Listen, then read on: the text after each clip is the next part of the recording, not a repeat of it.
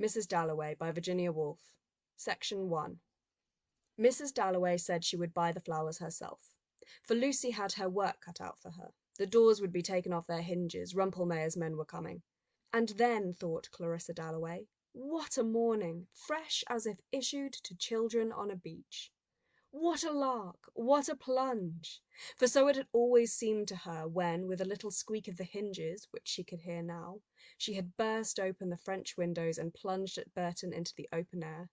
How fresh, how calm, stiller than this, of course, the air was in the early morning, like the flap of a wave, the kiss of a wave, chill and sharp and yet, for a girl of 18 as she then was, solemn. Feeling as she did, standing there at the open window, that something awful was about to happen. Looking at the flowers, at the trees with the smoke winding off them, and the rooks rising, falling, standing and looking until Peter Walsh said, "Musing among the vegetables? Was that it?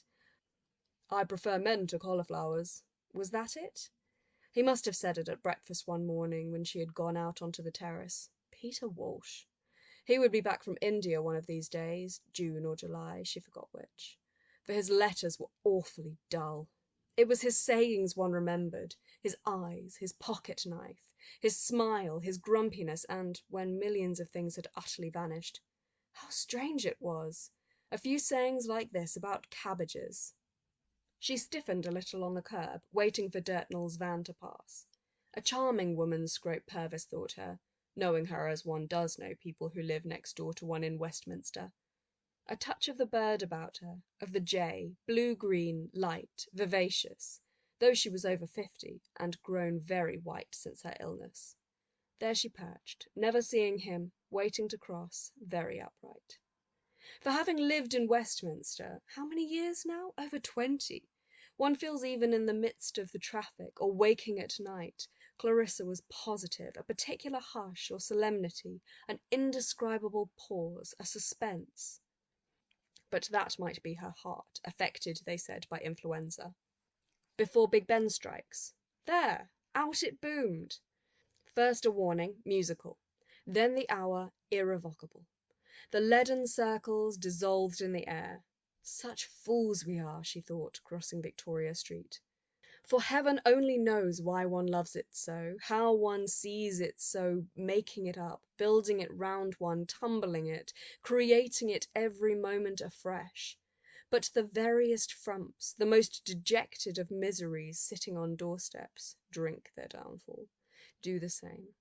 Can't be dealt with, she felt positive, by Acts of Parliament, for that very reason. They love life.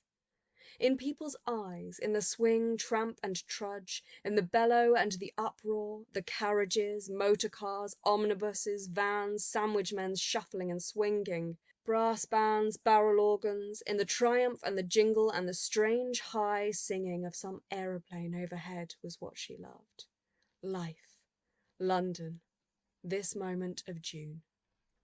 For it was the middle of June.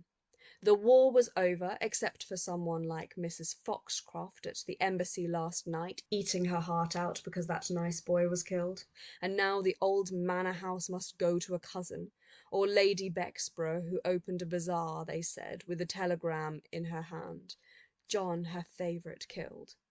But it was over, thank heaven, over. It was June. The king and queen were at the palace, and everywhere, though it was still so early, there was a beating, a stirring of galloping ponies, tapping of cricket bats. Lords, Ascot, Ranelagh, and all the rest of it, wrapped in the soft mesh of the grey-blue morning air, which, as the day wore on, would unwind them, and set down on their lawns and pitches the bouncing ponies whose 4 feet just struck the ground, and up they sprung. The whirling young men and laughing girls in their transparent muslins who, even now, after dancing all night, were taking their absurd woolly dogs for a run, and even now at this hour discreet old dowagers were shooting out in their motor cars on errands of mystery, and the shopkeepers were fidgeting in their windows with their paste and diamonds, their lovely old sea-green brooches in 18th century settings to tempt Americans. But one must economize, not buy things rashly for Elizabeth. and she too, loving it as she did with an absurd and faithful passion, being part of it since her people were courtiers once in the time of the Georges, she too was going that very night to kindle and illuminate, to give her party. But how strange, on entering the park, the silence, the mist, the hum, the slow swimming happy ducks, the pouched birds waddling. And who should be coming along with his back against the government buildings, most appropriately, carrying a despatch box stamped with the royal arms? Who but Hugh Whitbread, her old friend Hugh, the admirable Hugh. "Good morning to you, Clarissa," said Hugh, rather extravagantly, for they had known each other as children. "Where are you off to?" "I love walking in London," said Mrs. Dalloway. "Really, it's better than walking in the country." They had just come up, unfortunately, to see doctors. Other people came to see pictures, go to the opera, take their daughters out. The Whitbreads came to see doctors. Times without number, Clarissa had visited Evelyn Whitbread in a nursing home. Was Evelyn ill again? Evelyn was a good deal out of sorts, said Hugh, intimating by a kind of pout or swell of his very well-covered, manly, extremely handsome, perfectly upholstered body. He was almost too well-dressed always, but presumably had to be with his little job at court. That his wife had some internal ailment. Nothing serious, which as an old friend Clarissa Dalloway would quite understand without requiring him to specify. Ah, yes, she did, of course. What a nuisance! And felt very sisterly and oddly conscious at the same time of her hat. Not the right hat for the early morning, was that it? For Hugh had always made her feel, as he bustled on, raising his hat rather extravagantly, and assuring her that she might be a girl of 18, and of course he was coming to her party tonight. Evelyn absolutely insisted, only a little late he might be after the party at the palace, to which he had to take one of Jim's boys. She always felt a little skimpy beside Hugh, schoolgirlish, but attached to him, partly from having known him always, but she did think him a good sort in his own way, though Richard was nearly driven mad by him, and as for Peter Walsh, he had never to this day forgiven her for liking him. She could remember scene after scene at Burton, Peter furious, Hugh not, of course, his match in any way, but still not a positive imbecile as Peter made out, not a mere barber's block. When his old mother wanted him to give up shooting or to take her to Bath, he did it without a word. He was really unselfish. And as for saying, as Peter did, that he had no heart, no brain, nothing but the manners and breeding of an English gentleman, that was only her dear Peter at his worst. And he could be intolerable, he could be impossible, but adorable to walk with on a morning like this. June had drawn out every leaf on the trees. The mothers of Pimlico gave suck to their young. Messages were passing from the Fleet to the Admiralty. Arlington Street and Piccadilly seemed to chafe the very air in the park, and lift its leaves hotly, brilliantly, on waves of that divine vitality which Clarissa loved. To dance, to ride, she had adored all that. For they might be parted for hundreds of years, she and Peter. She never wrote a letter, and his were dry sticks. But suddenly it would come over her. If he were with me now, what would he say? Some days, some sights bringing him back to her calmly, without the old bitterness, which perhaps was the reward of having cared for people. They came back in the middle of St. James's Park on a fine morning. Indeed they did. But Peter, however beautiful the day might be, and the trees and the grass and the little girl in pink, Peter never saw a thing of all that. He would put on his spectacles if she told him to. He would look.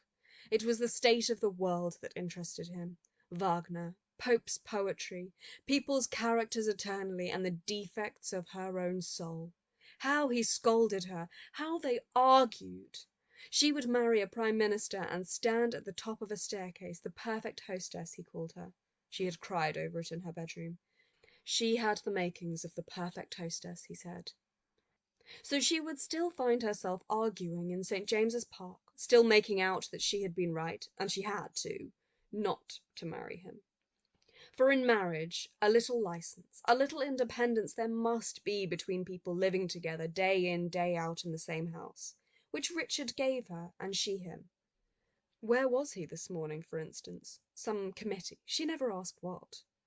But with Peter everything had to be shared, everything gone into, and it was intolerable. And when it came to that scene in the little garden by the fountain, she had to break with him or they would have been destroyed, both of them ruined, she was convinced. Though she had borne about with her for years like an arrow sticking in her heart, the grief, the anguish, and then the horror of the moment when someone told her at a concert that he had married a woman met on the boat going to India. Never should she forget all that. Cold, heartless, a prude, he called her. Never could she understand how he cared. But those Indian women did, presumably, silly, pretty, flimsy nincompoops, and she wasted her pity. For he was quite happy, he assured her, perfectly happy, though he had never done a thing that they talked of. His whole life had been a failure. It made her angry still. She had reached the park gates. She stood for a moment looking at the omnibuses in Piccadilly. She would not say of anyone in the world now that they were this or were that. She felt very young, at the same time unspeakably aged. She sliced like a knife through everything, at the same time was outside looking on. She had a perpetual sense, as she watched the taxicabs, of being out, far out to sea and alone. She always had the feeling that it was very, very dangerous to live even one day. Not that she thought herself clever or much out of the ordinary. How she had got through life on the few twigs of knowledge Fraulein Daniels gave them she could not think. She knew nothing, no language, no history. She scarcely read a book now except memoirs in bed. And yet to her it was absolutely absorbing. All this, the cabs passing, and she would not say of Peter, she would not say of herself, I am this, I am that. Her only gift was knowing people almost by instinct, she thought, walking on. If you put her in a room with someone, up went her back like a cat's, or she purred. Devonshire House, Bath House, the house with the china cockatoo, she had seen them all lit up once, and remembered Sylvia, Fred, Sally Seton, such hosts of people, and dancing all night, and the wagons plodding past to the market, and driving home across the park. She remembered once throwing a shilling into the Serpentine. But every one remembered. What she loved was this. Here, now, in front of her, the fat lady in the cab. Did it matter then, she asked herself, walking towards Bond Street, did it matter that she must inevitably cease completely? All this must go on without her. Did she resent it, or did it not become consoling to believe that death ended absolutely? But that somehow in the streets of London, on the ebb and flow of things here, there, she survived, Peter survived, lived in each other, she being part, she was positive, of the trees at home, of the house there, ugly, rambling all to bits and pieces as it was, part of people she had never met, being laid out like a mist between the people she knew best, who lifted her on their branches as she had seen the trees lift the mist. But it spread ever so far, her life, herself. But what was she dreaming as she looked into Hatchard's shop window? What was she trying to recover? What image of white dawn in the country as she read in the book spread open? Fear no more the heat of the sun, nor the furious winter's rages. Section 2. This late age of the world's experience had bred in them all men and women, a well of tears. Tears and sorrows, courage and endurance, a perfectly upright and stoical bearing. Think, for example, of the woman she admired most, Lady Bexborough, opening the bazaar. There were Jorrocks' Jaunts and Jollities, there were Soapy Sponge and Mrs. Asquith's memoirs, and big game shooting in Nigeria, all spread open. Ever so many books there were, but none that seemed exactly right to take to Evelyn Whitbread in her nursing home. Nothing that would serve to amuse her and make that indescribably dried-up little woman look, as Clarissa came in, just for a moment cordial, before they settled down for the usual interminable talk of women's ailments. How much she wanted it. That people should look pleased as she came in, Clarissa thought, and turned and walked back towards Bond Street, annoyed, because it was silly to have other reasons for doing things. Much rather would she have been one of those people like Richard who did things for themselves. Whereas, she thought, waiting to cross, half the time she did things not simply, not for themselves, but to make people think this or that. Perfect idiocy, she knew. And now the policeman held up his hand. For no one was ever for a second taken in. Oh, if she could have had her life over again, she thought, stepping onto the pavement, could have looked even differently. She would have been, in the first place, dark like Lady Bexborough, with a skin of crumpled leather and beautiful eyes. She would have been like Lady Bexborough, slow and stately, rather large, interested in politics like a man, with a country house, very dignified, very sincere. Instead of which she had a narrow pea-stick figure, a ridiculous little face, beaked like a bird's. That she held herself well was true, and had nice hands and feet, and dressed well, considering that she spent little. But often now this body she wore, she stopped to look at a Dutch picture. This body, with all its capacities, seemed nothing, nothing at all. She had the oddest sense of being herself invisible, unseen, unknown. There being no more marrying, no more having of children now, but only this astonishing and rather solemn progress with the rest of them, up Bond Street, this being Mrs. Dalloway, not even Clarissa any more, this being Mrs. Richard Dalloway. Bond Street fascinated her. Bond Street early in the morning in the season, its flags flying, its shops, no splash, no glitter, one roll of tweed in the shop where her father had bought his suits for 50 years, a few pearls, salmon on an ice block. That is all, she said, looking at the fishmongers. That is all, she repeated, pausing for a moment at the window of a glove shop where, before the war, you could buy almost perfect gloves. And her old Uncle William used to say, a lady is known by her shoes and her gloves. He had turned on his bed one morning in the middle of the war. He had said, I have had enough. Gloves and shoes. She had a passion for gloves, but her own daughter, her Elizabeth, cared not a straw for either of them. Not a straw, she thought, going on up Bond Street to a shop where they kept flowers for her when she gave a party. Elizabeth really cared for her dog most of all. The whole house this morning smelt of tar. Still, better poor Grizzle than Miss Kilman. Better distemper and tar and all the rest of it than sitting mewed in a stuffy bedroom with a prayer book. Better anything, she was inclined to say. But it might be only a phase, as Richard said, such as all girls go through. It might be falling in love. But why with Miss Kilman? Who had been badly treated, of course, one must make allowances for that, and Richard said she was very able, had a really historical mind. Anyhow, they were inseparable, and Elizabeth, her own daughter, went to communion, and how she dressed, how she treated people who came to lunch, she did not care a bit, it being her experience that the religious ecstasy made people callous, so did causes. Dulled their feelings, for Miss Kilman would do anything for the Russians, starved herself for the Austrians, but in private inflicted positive torture, so insensitive was she, dressed in a green mackintosh coat. Year in, year out, she wore that coat. She perspired. She was never in the room 5 minutes without making you feel her superiority, your inferiority. How poor she was, how rich you were, how she lived in a slum without a cushion or a bed or a rug or whatever it might be, all her soul rusted with that grievance sticking in it, her dismissal from school during the war, poor, embittered, unfortunate creature.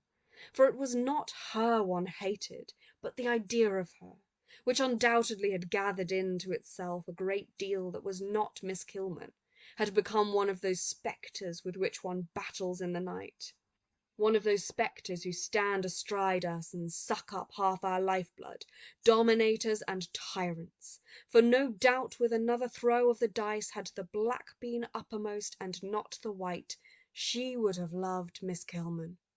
But not in this world, no.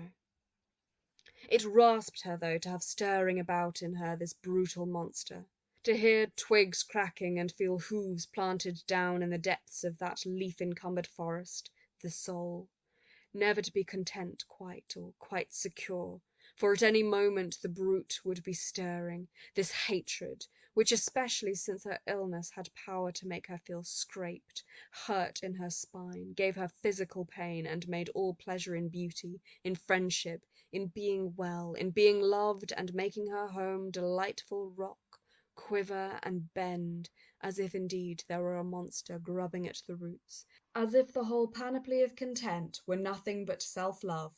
This hatred! Nonsense, nonsense, she cried to herself, pushing through the swing doors of Mulberry's the florist's. She advanced, light, tall, very upright, to be greeted at once by button-faced Miss Pym, whose hands were always bright red, as if they had been stood in cold water with the flowers. There were flowers, delphiniums, sweet peas, bunches of lilac and carnations, masses of carnations. There were roses, there were irises. Ah, yes.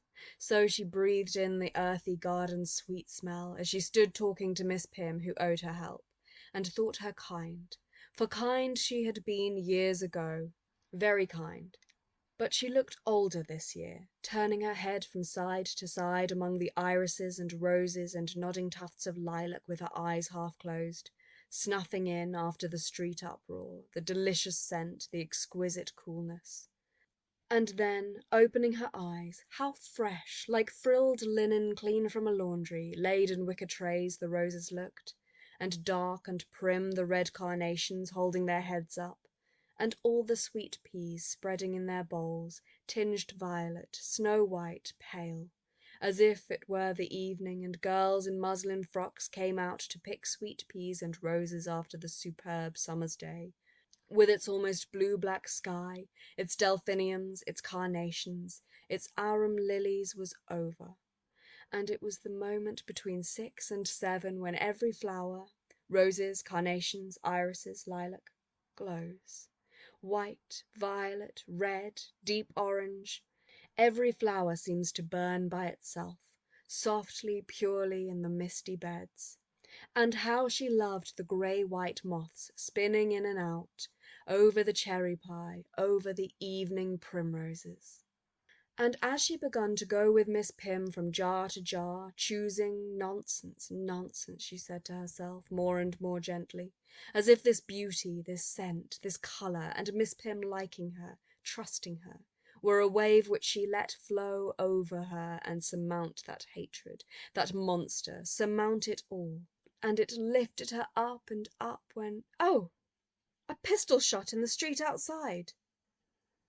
"Dear, those motor cars," said Miss Pym, going to the window to look, and coming back and smiling apologetically with her hands full of sweet peas, as if those motor cars, those tires of motor cars, were all her fault. The violent explosion which made Mrs. Dalloway jump and Miss Pym go to the window and apologize came from a motor car which had drawn to the side of the pavement precisely opposite Mulberry's shop window. Passers-by, who, of course, stopped and stared, had just time to see a face of the very greatest importance against the dove-grey upholstery before a male hand drew the blind and there was nothing to be seen except a square of dove-grey. Yet rumours were at once in circulation from the middle of Bond Street to Oxford Street on one side, to Atkinson's scent shop on the other, passing invisibly, inaudibly, like a cloud, swift, veil-like upon hills, falling indeed with something of a cloud's sudden sobriety and stillness upon faces which a second before had been utterly disorderly.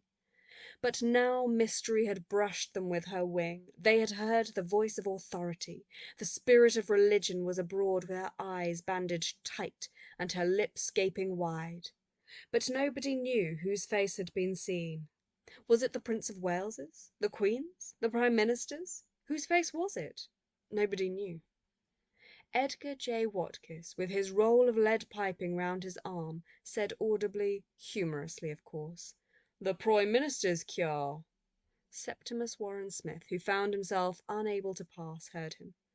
Septimus Warren Smith, aged about 30, pale-faced, beak-nosed, wearing brown shoes and a shabby overcoat, with hazel eyes which had that look of apprehension in them which makes complete strangers apprehensive too. The world has raised its whip. Where will it descend? Everything had come to a standstill. The throb of the motor engine sounded like a pulse, irregularly drumming through an entire body. The sun became extraordinarily hot because the motor-car had stopped outside Mulberry's shop window. Old ladies on the tops of omnibuses spread their black parasols. Here a green, here a red parasol opened with a little pop. Mrs. Dalloway, coming to the window with her arms full of sweet peas, looked out with her little pink face pursed in inquiry. Everyone looked at the motor-car. Septimus looked. Boys on bicycles sprang off. Traffic accumulated. And there the motor-car stood, with drawn blinds, and upon them a curious pattern, like a tree, Septimus thought, and this gradual drawing together of everything to one centre before his eyes, as if some horror had come almost to the surface and was about to burst into flames, terrified him. The world wavered and quivered and threatened to burst into flames. It is I who am blocking the way, he thought. Was he not being looked at and pointed at? Was he not weighted there, rooted to the pavement for a purpose? But for what purpose? "Let us go on, Septimus," said his wife, a little woman with large eyes and a sallow pointed face, an Italian girl. But Lucretia herself could not help looking at the motor-car and the tree pattern on the blinds. Was it the Queen in there? The Queen going shopping? The chauffeur, who had been opening something, turning something, shutting something, got onto the box. "Come on," said Lucretia. But her husband, for they had been married 4 or 5 years now, jumped, started, and said, "All right!" angrily, as if she had interrupted him. People must notice, people must see. People, she thought, looking at the crowd standing at the motor-car, the English people with their children and their horses and their clothes, which she admired in a way, but they were people now because Septimus had said, "I will kill myself." An awful thing to say. Suppose they had heard him. She looked at the crowd. Help, help, she wanted to cry out to the butchers' boys and women. Help! Only last autumn she and Septimus had stood on the embankment wrapped in the same cloak, and Septimus reading a paper instead of talking. She had snatched it from him and laughed in the old man's face who saw them. But failure one conceals. She must take him away into some park. "Now we will cross," she said. She had a right to his arm, though it was without feeling. He would give her, who was so simple, so impulsive, only 24, without friends in England, who had left Italy for his sake, a piece of bone. Section 3. The motor-car, with its blinds drawn and an air of inscrutable reserve, proceeded towards Piccadilly, still gazed at, still ruffling the faces on both sides of the street, with the same dark breath of veneration, whether for the Queen, Prince, or Prime Minister, nobody knew. The face itself had been seen only once by 3 people for a few seconds. Even the sex was now in dispute, but there could be no doubt that greatness was seated within. Greatness was passing, hidden, down Bond Street, removed only by a hand's breadth from ordinary people who might now, for the first and last time, be within speaking distance of the majesty of England, of the enduring symbol of the state which will be known to curious antiquaries, sifting the ruins of time, when London is a grass-grown path, and all those hurrying along the pavement this Wednesday are but bones with a few wedding rings mixed up in their dust, and the gold stoppings of innumerable decayed teeth. The face in the motor-car will then be known. It is probably the Queen, thought Mrs. Dalloway, coming out of Mulberry's with her flowers. The Queen. And for a second she wore a look of extreme dignity, standing by the flower shop in the sunlight while the car passed at a foot's pace, with its blinds drawn. The Queen going to some hospital, the Queen opening some bazaar, thought Clarissa. The crush was terrific for the time of day. Lord's, Ascot, Hurlingham, what was it? She wondered, for the street was blocked. The British middle classes sitting sideways on the tops of omnibuses with parcels and umbrellas, yes, even furs, on a day like this, were, she thought, more ridiculous, more unlike anything there has ever been than one could conceive. And the Queen herself held up. The Queen herself unable to pass. Clarissa was suspended on one side of Brook Street, Sir John Buckhurst, the old judge, on the other, with the car between them. Sir John had laid down the law for years and liked a well-dressed woman. When the chauffeur, leaning ever so slightly, said or showed something to the policeman, who saluted and raised his arm and jerked his head and moved the omnibus to the side, and the car passed through. Slowly and very silently it took its way. Clarissa guessed. Clarissa knew, of course. She had seen something white, magical, circular in the footman's hand, a disc inscribed with a name. The Queen's, the Prince of Wales's, the Prime Minister's, which, by force of its own lustre, burnt its way through. Clarissa saw the car diminishing, disappearing, to blaze among candelabras, glittering stars, breasts stiff with oak leaves. Hugh Whitbread and all his colleagues, the gentlemen of England, that night in Buckingham Palace. And Clarissa, too, gave a party. She stiffened a little, so she would stand at the top of the stairs.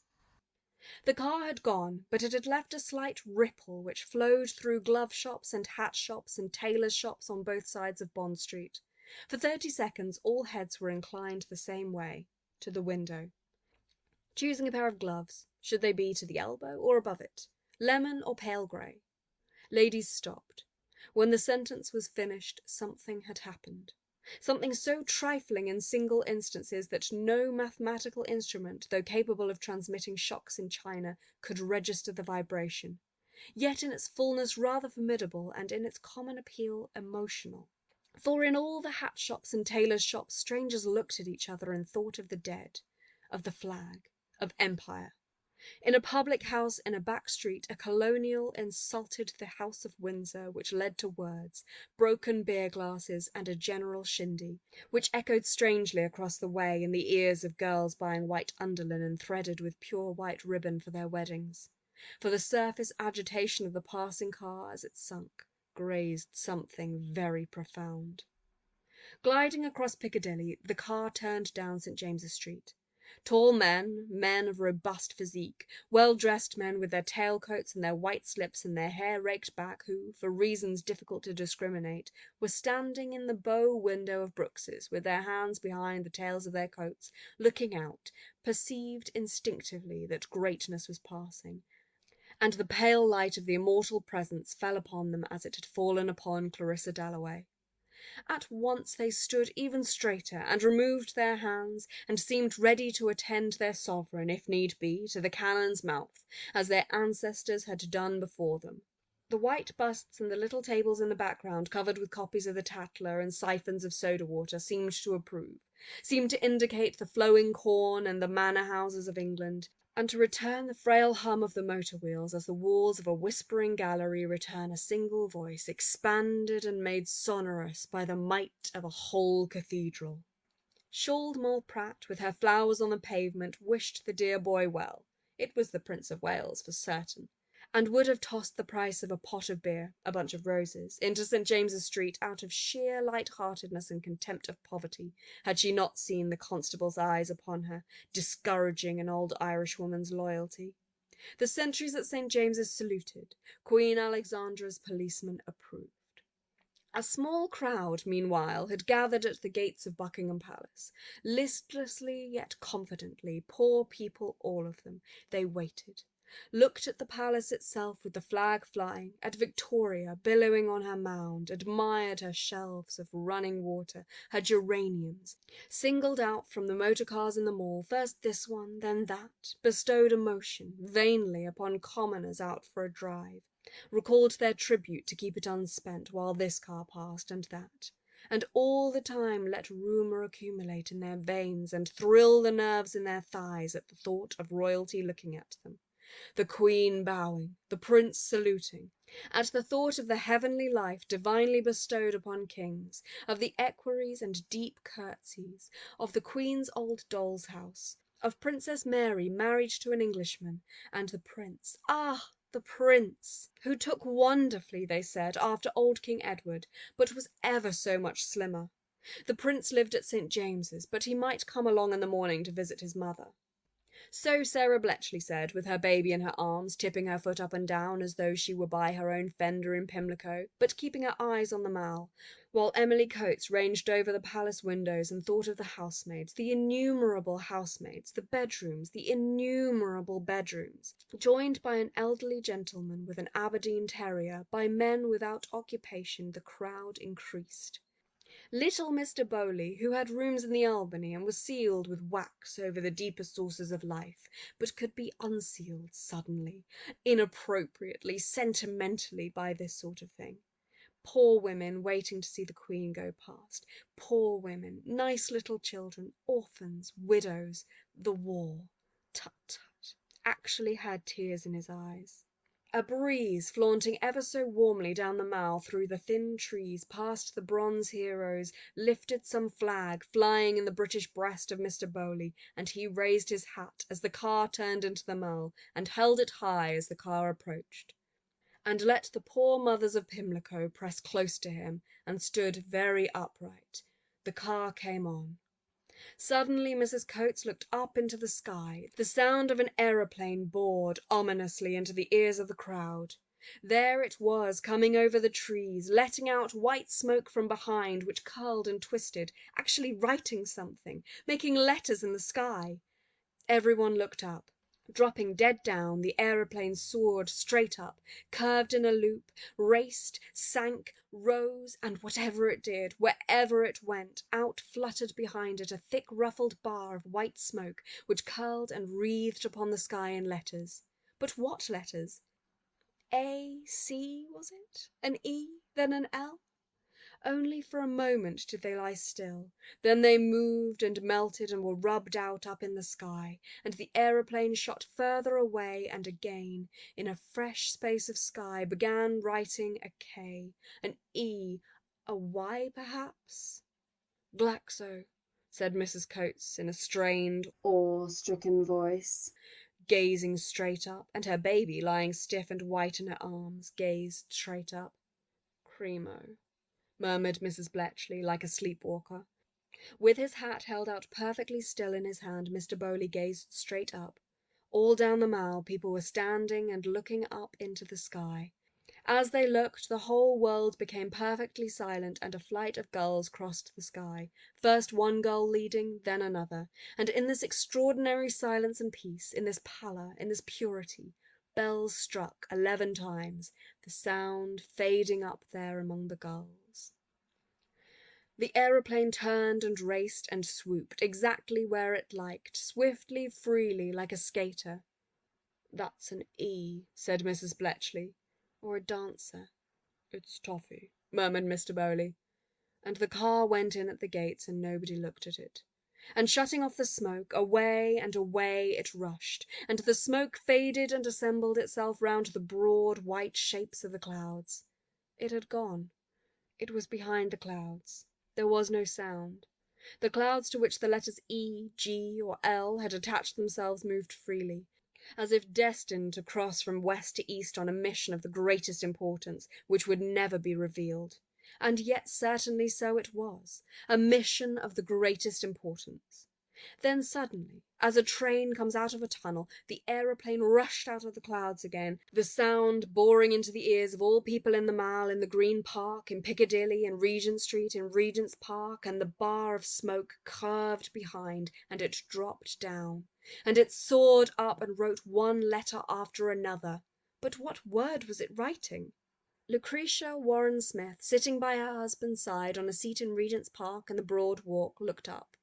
"Look, look, Septimus!" she cried, for Dr. Holmes had told her to make her husband, who had nothing whatever seriously the matter with him, but was a little out of sorts, take an interest in things outside himself. So, thought Septimus, looking up, they are signalling to me. Not indeed in actual words, that is, he could not read the language yet, but it was plain enough, this beauty, this exquisite beauty, and tears filled his eyes as he looked at the smoke words languishing and melting in the sky, and bestowing upon him in their inexhaustible charity and laughing goodness one shape after another of unimaginable beauty, and signalling their intention to provide him for nothing, for ever, for looking merely, with beauty, more beauty. Tears ran down his cheeks. It was toffee. They were advertising toffee, a nursemaid told Regia. Together they began to spell T-O-F-K-R,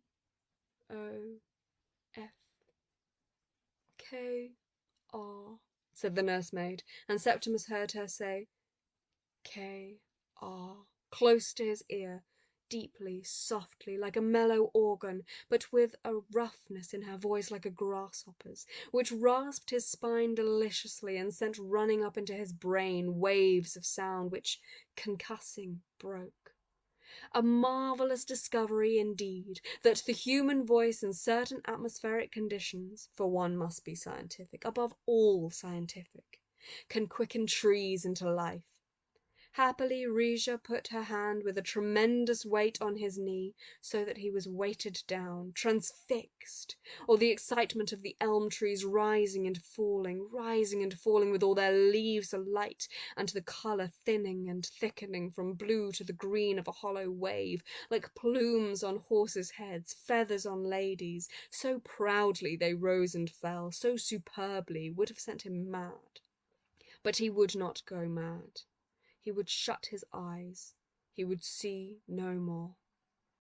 Section 4. But they beckoned. Leaves were alive. Trees were alive. And the leaves being connected by millions of fibres within his own body, there on the seat, fanned it up and down. When the branch stretched, he too made that statement.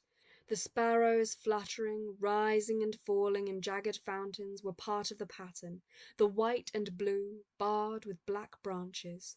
Sounds made harmonies with premeditation. The spaces between them were as significant as the sounds. A child cried. Rightly far away a horn sounded. All taken together meant the birth of a new religion. "Septimus," said Risha. He started violently. People must notice. "I am going to walk to the fountain and back," she said, for she could stand it no longer. Dr. Holmes might say there was nothing the matter. Far rather would she that he were dead. She could not sit beside him when he stared so and did not see her and made everything terrible. Sky and tree, children playing, dragging carts, blowing whistles, falling down, all were terrible. And he would not kill himself, and she could tell no one. Septimus has been working too hard. That was all she could say to her own mother. To love makes one solitary, she thought. She could tell nobody, not even Septimus now, and looking back, she saw him sitting in his shabby overcoat alone on the seat, hunched up, staring. And it was cowardly for a man to say he would kill himself. But Septimus had fought. He was brave. He was not Septimus now. She put on her lace collar. She put on her new hat, and he never noticed. And he was happy without her. Nothing could make her happy without him. Nothing. He was selfish. So men are. For he was not ill. Dr. Holmes said there was nothing the matter with him. She spread her hand before her. Look. Her wedding ring slipped. She had grown so thin. It was she who suffered, but she had nobody to tell. Far was Italy and the white houses and the room where her sisters sat making hats, and the streets crowded every evening with people walking, laughing out loud, not half alive like people here, huddled up in bath chairs looking at a few ugly flowers stuck in pots. "For you should see the Milan gardens," she said aloud. But to whom? There was nobody. Her words faded. So a rocket fades. Its sparks, having grazed their way into the night, surrender to it. Dark descends, pours over the outlines of houses and towers. Bleak hillsides soften and fall in. But though they are gone, the night is full of them. Robbed of colour, blank of windows, they exist more ponderously, give out what the frank daylight fails to transmit, the trouble and suspense of things conglomerated there in the darkness, huddled together in the darkness. Reft of the relief which dawn brings when, washing the walls white and grey, spotting each window pane, lifting the mist from the fields, showing the red-brown cows peacefully grazing, all is once more decked out to the eye, exists again. "I am alone, I am alone," she cried, by the fountain in Regent's Park, staring at the Indian and his cross, as perhaps at midnight, when all boundaries are lost, the country reverts to its ancient shape, as the Romans saw it, lying cloudy when they landed, and the hills had no names and rivers wound they knew not where. Such was her darkness. when suddenly, as if a shelf were shot forth and she stood on it, she said how she was his wife, married years ago in Milan, his wife, and would never, never tell that he was mad. Turning, the shelf fell. Down, down she dropped. For he was gone, she thought, gone as he threatened to kill himself, to throw himself under a cart. But no, there he was, still sitting alone on the seat in his shabby overcoat, his legs crossed, staring, talking aloud. Men must not cut down trees. There is a God. He noted such revelations on the backs of envelopes. Change the world. No one kills from hatred. Make it known. He wrote it down. He waited. He listened. A sparrow perched on the railing opposite chirped Septimus, Septimus, 4 or 5 times over, and went on, drawing its notes out, to sing freshly and piercingly in Greek words how there is no crime, and, joined by another sparrow, they sang in voices prolonged and piercing in Greek words, from trees in the meadow of life beyond a river where the dead walk, how there is no death. There was his hand. There the dead. White things were assembling behind the railings opposite, but he dared not look. Evans was behind the railings. "What are you saying?" said Regia suddenly, sitting down by him. Interrupted again. She was always interrupting. "Away from people. They must get away from people," he said, jumping up. "Right away, over there, where there were chairs beneath a tree, and the long slope of the park dipped like a length of green stuff with a ceiling cloth of blue and pink smoke high above, and there was a rampart of far irregular houses, hazed in smoke, the traffic hummed in a circle, and on the right, dun-coloured animals stretched long necks over the zoo palings, barking, howling. There they sat down under a tree. Look," she implored him, pointing at a little troop of boys carrying cricket stumps, and one shuffled, spun round on his heel and shuffled, as if he were acting a clown at the music hall. "Look," she implored him, for Dr. Holmes had told her to make him notice real things, go to a music hall, play cricket. That was the very game, Dr. Holmes said, a nice out-of-door game, the very game for her husband. "Look," she repeated. Look, the unseen bade him, the voice which now communicated with him who was the greatest of mankind, Septimus, lately taken from life to death, the lord who had come to renew society, who lay like a coverlet, a snow blanket smitten only by the sun, forever unwasted, suffering forever, the scapegoat, the eternal sufferer, but he did not want it, he moaned, putting from him with a wave of his hand that eternal suffering, that eternal loneliness. "Look," she repeated, for he must not talk aloud to himself out of doors. "Oh, look," she implored him. But what was there to look at? A few sheep. That was all. The way to Regent's Park Tube Station. Could they tell her the way to Regent's Park Tube Station? Maisie Johnson wanted to know. She was only up from Edinburgh 2 days ago. "Not this way, over there," Risha exclaimed, waving her aside lest she should see Septimus. Both seemed queer, Maisie Johnson thought. Everything seemed very queer. In London for the first time, come to take up a post at her uncle's in Leadenhall Street, and now walking through Regent's Park in the morning. This couple on the chairs gave her quite a turn. The young woman seeming foreign, the man looking queer, so that should she be very old, she would still remember and make it jangle again among her memories how she had walked through Regent's Park on a fine summer's morning 50 years ago. For she was only 19 and had got her way at last, to come to London, and now how queer it was. This couple she had asked the way of, and the girl started and jerked her hand, and the man, he seemed awfully odd. Quarrelling, perhaps, parting forever, perhaps. Something was up, she knew, and now all these people, for she returned to the broad walk, the stone basins, the prim flowers, the old men and women, invalids most of them in bath chairs, all seemed, after Edinburgh, so queer. And Maisie Johnson, as she joined that gently trudging, vaguely gazing, breeze-kissed company, squirrels perching and preening, sparrow fountains fluttering for crumbs, dogs busy with the railings, busy with each other, while the soft warm air washed over them and lent to the fixed, unsurprised gaze with which they received life something whimsical and mollified.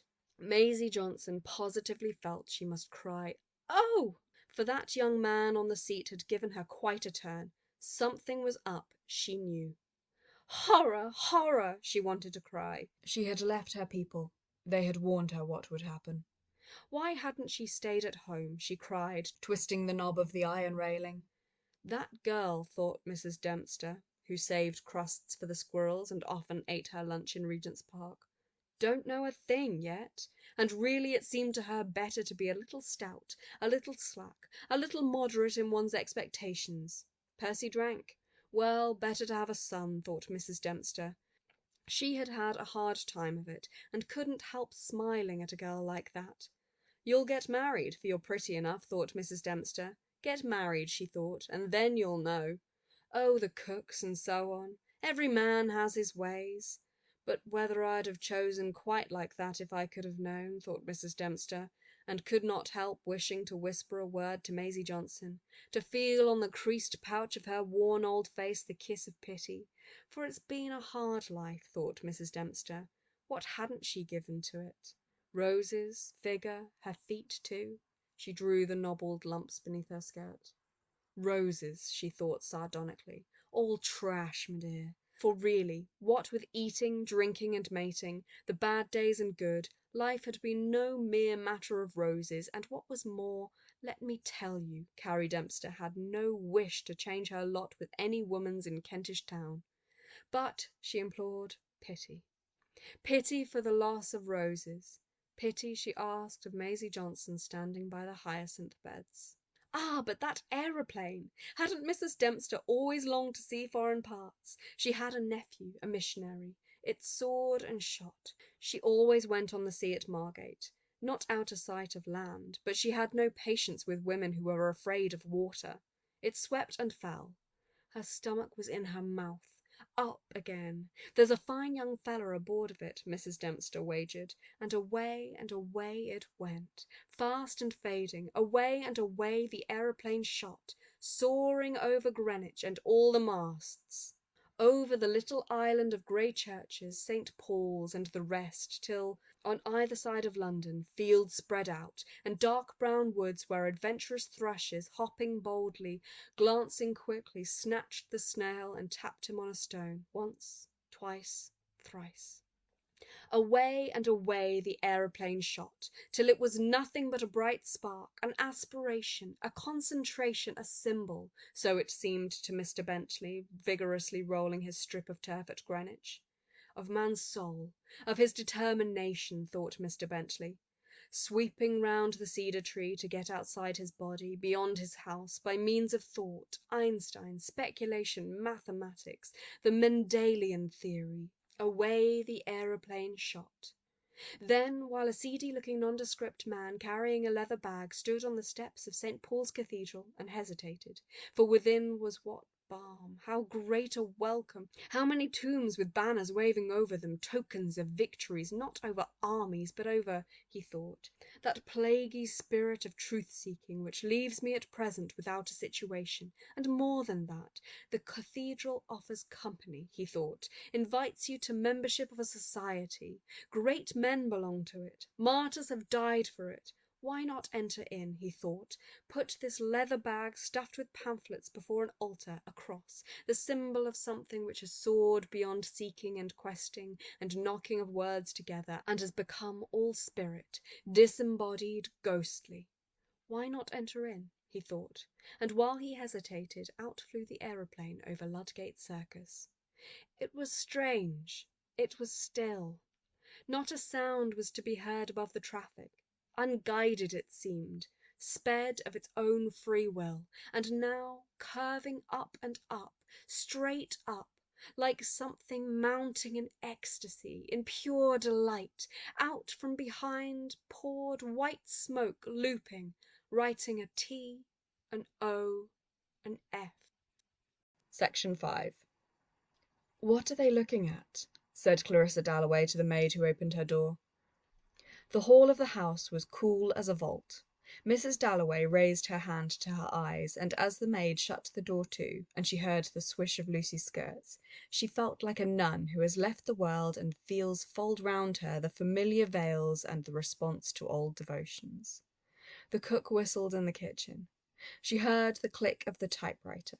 It was her life, and, bending her head over the hall table, she bowed beneath the influence, felt blessed and purified, saying to herself, as she took the pad with a telephone message on it, "How moments like this are the buds on the tree of life. Flowers of darkness they are," she thought, as if some lovely rose had blossomed for her eyes only. Not for a moment did she believe in God, but all the more, she thought, taking up the pad, must one repay in daily life to servants, yes, to dogs and canaries, above all to Richard her husband, who was the foundation of it, of the gay sounds, of the green lights, of the cook even whistling, for Mrs. Walker was Irish and whistled all day long. One must pay back from this secret deposit of exquisite moments, she thought, lifting the pad, while Lucy stood by her, trying to explain how. "Mr. Dalloway, ma'am," Clarissa read on the telephone pad. "Lady Bruton wishes to know if Mr. Dalloway will lunch with her today." "Mr. Dalloway, ma'am, told me to tell you he would be lunching out." "Dear," said Clarissa, and Lucy shared, as she meant her to, her disappointment, but not the pang. Felt the concord between them, took the hint, thought how the gentry love, gilded her own future with calm, and, taking Mrs. Dalloway's parasol, handed it like a sacred weapon which a goddess, having acquitted herself honourably in the field of battle, sheds, and placed it in the umbrella stand. "Fear no more," said Clarissa. "Fear no more the heat of the sun." For the shock of Lady Bruton asking Richard to lunch without her made the moment in which she had stood shiver, as a plant on the river bed feels the shock of a passing oar and shivers. So she rocked, so she shivered. Millicent Bruton, whose lunch parties were said to be extraordinarily amusing, had not asked her.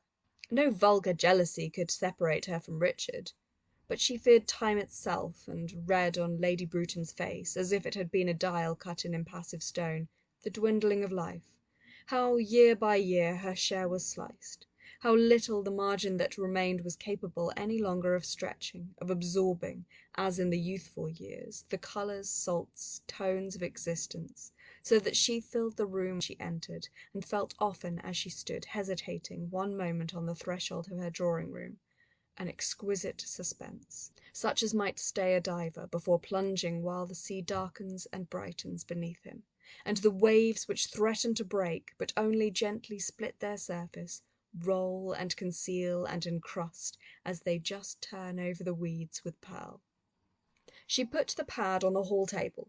She began to go slowly upstairs, with her hand on the banisters, as if she had left a party, where now, this friend now that had flashed back her face, her voice, had shut the door and gone out and stood alone, a single figure against the appalling night, or rather, to be accurate, against the stare of this matter-of-fact June morning, soft with the glow of rose petals for some, she knew, and felt it, as she paused by the open staircase window, which let in blinds flapping, dogs barking, let in, she thought, feeling herself suddenly shrivelled, aged, breastless, the grinding, blowing, flowering of the day, out of doors, out of the window, out of her body and brain, which now failed, since Lady Bruton, whose lunch parties were said to be extraordinarily amusing, had not asked her.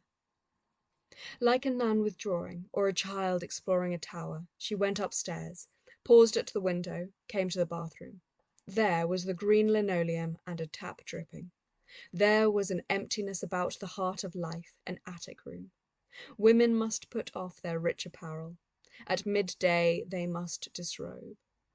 She pierced the pincushion and laid her feathered yellow hat on the bed. The sheets were clean, tight, stretched in a broad white band from side to side.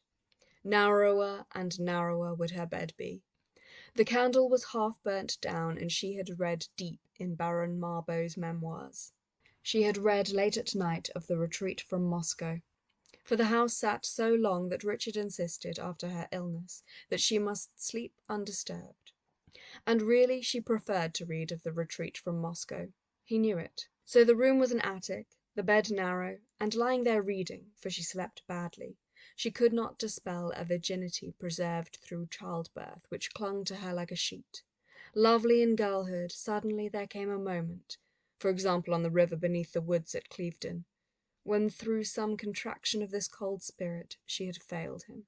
And then at Constantinople, and again and again. She could see what she lacked. It was not beauty, it was not mind. It was something central which permeated, something warm which broke up surfaces and rippled the cold contact of man and woman, or of women together. For that she could dimly perceive. She resented it, had a scruple picked up heaven knows where, or, as she felt, sent by nature, who was invariably wise. Yet she could not resist sometimes yielding to the charm of a woman, not a girl, of a woman confessing, as to her they often did, some scrape, some folly. And whether it was pity, or their beauty, or that she was older, or some accident, like a faint scent, or a violin next door, so strange is the power of sounds at certain moments, she did undoubtedly then feel what men felt. Only for a moment, but it was enough. It was a sudden revelation, a tinge like a blush which one tried to check, and then, as it spread, one yielded to its expansion, and rushed to the farthest verge, and there quivered, and felt the world come closer, swollen with some astonishing significance, some pressure of rapture, which split its thin skin and gushed and poured with an extraordinary alleviation over the cracks and sores. Then, for that moment, she had seen an illumination, a match burning in a crocus, an inner meaning almost expressed. But the close withdrew, the hard softened. It was over, the moment. Against such moments, with women too, there contrasted, as she laid her hat down, the bed and Baron Marbo and the candle half burnt. Lying awake, the floor creaked, the lit house was suddenly darkened, and if she raised her head she could just hear the click of the handle, released as gently as possible by Richard, who slipped upstairs in his socks and then, as often as not, dropped his hot water bottle and swore. How she laughed! But this question of love, she thought, putting her coat away, this falling in love with women. Take Sally Seton, her relation in the old days with Sally Seton. Had not that, after all, been love? She sat on the floor. That was her first impression of Sally. She sat on the floor with her arms round her knees, smoking a cigarette. Where could it have been? The Mannings? The Kinloch Joneses? At some party, where she could not be certain, for she had a distinct recollection of saying to the man she was with, "Who is that?" And he had told her, and said that Sally's parents did not get on. How that shocked her, that one's parents should quarrel. But all that evening she could not take her eyes off Sally. It was an extraordinary beauty of the kind she most admired, dark, large-eyed, with that quality which, since she hadn't got it herself, she always envied, a sort of abandonment, as if she could say anything, do anything, a quality much commoner in foreigners than in Englishwomen. Sally always said she had French blood in her veins. An ancestor had been with Marie Antoinette, had his head cut off, left a ruby ring. Perhaps that summer she came to stay at Burton, walking in quite unexpectedly without a penny in her pocket, one night after dinner, and upsetting poor Aunt Helena to such an extent that she never forgave her. There had been some quarrel at home. She literally hadn't a penny that night when she came to them, had pawned a brooch to come down. She had rushed off in a passion. They sat up till all hours of the night talking. Sally it was who made her feel, for the first time, how sheltered the life at Burton was. She knew nothing about sex, nothing about social problems. She had once seen an old man who had dropped dead in a held. She had seen cows just after their calves were born. But Aunt Helena never liked discussion of anything. When Sally gave her William Morris, it had to be wrapped in brown paper. There they sat, hour after hour, talking in her bedroom at the top of the house, talking about life, how they were to reform the world. They meant to found a society to abolish private property, and actually had a letter written, though not sent out. The ideas were Sally's, of course, but very soon she was just as excited. Read Plato in bed before breakfast, read Morris, read Shelley by the hour. Sally's power was amazing, her gift, her personality. There was her way with flowers, for instance. At Burton they always had stiff little vases all the way down the table. Sally went out, picked hollyhocks, dahlias, all sorts of flowers that had never been seen together, cut their heads off and made them swim on the top of water in bowls. The effect was extraordinary, coming in to dinner in the sunset.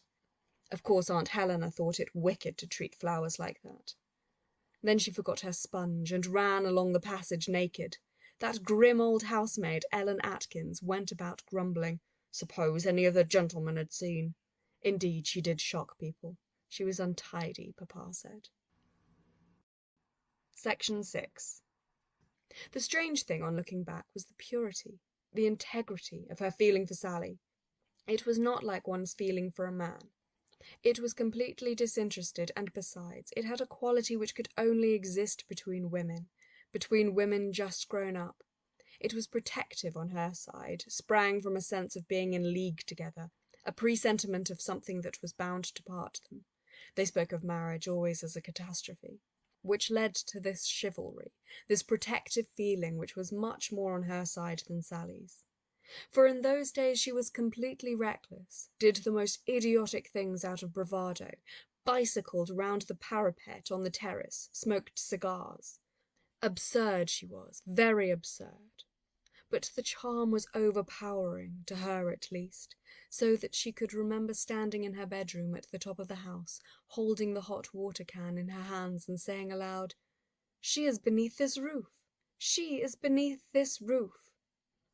No, the words meant absolutely nothing to her now. She could not even get an echo of her old emotion.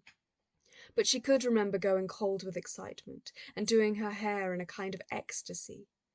Now the old feelings began to come back to her as she took out her hairpins, laid them on the dressing table, began to do her hair.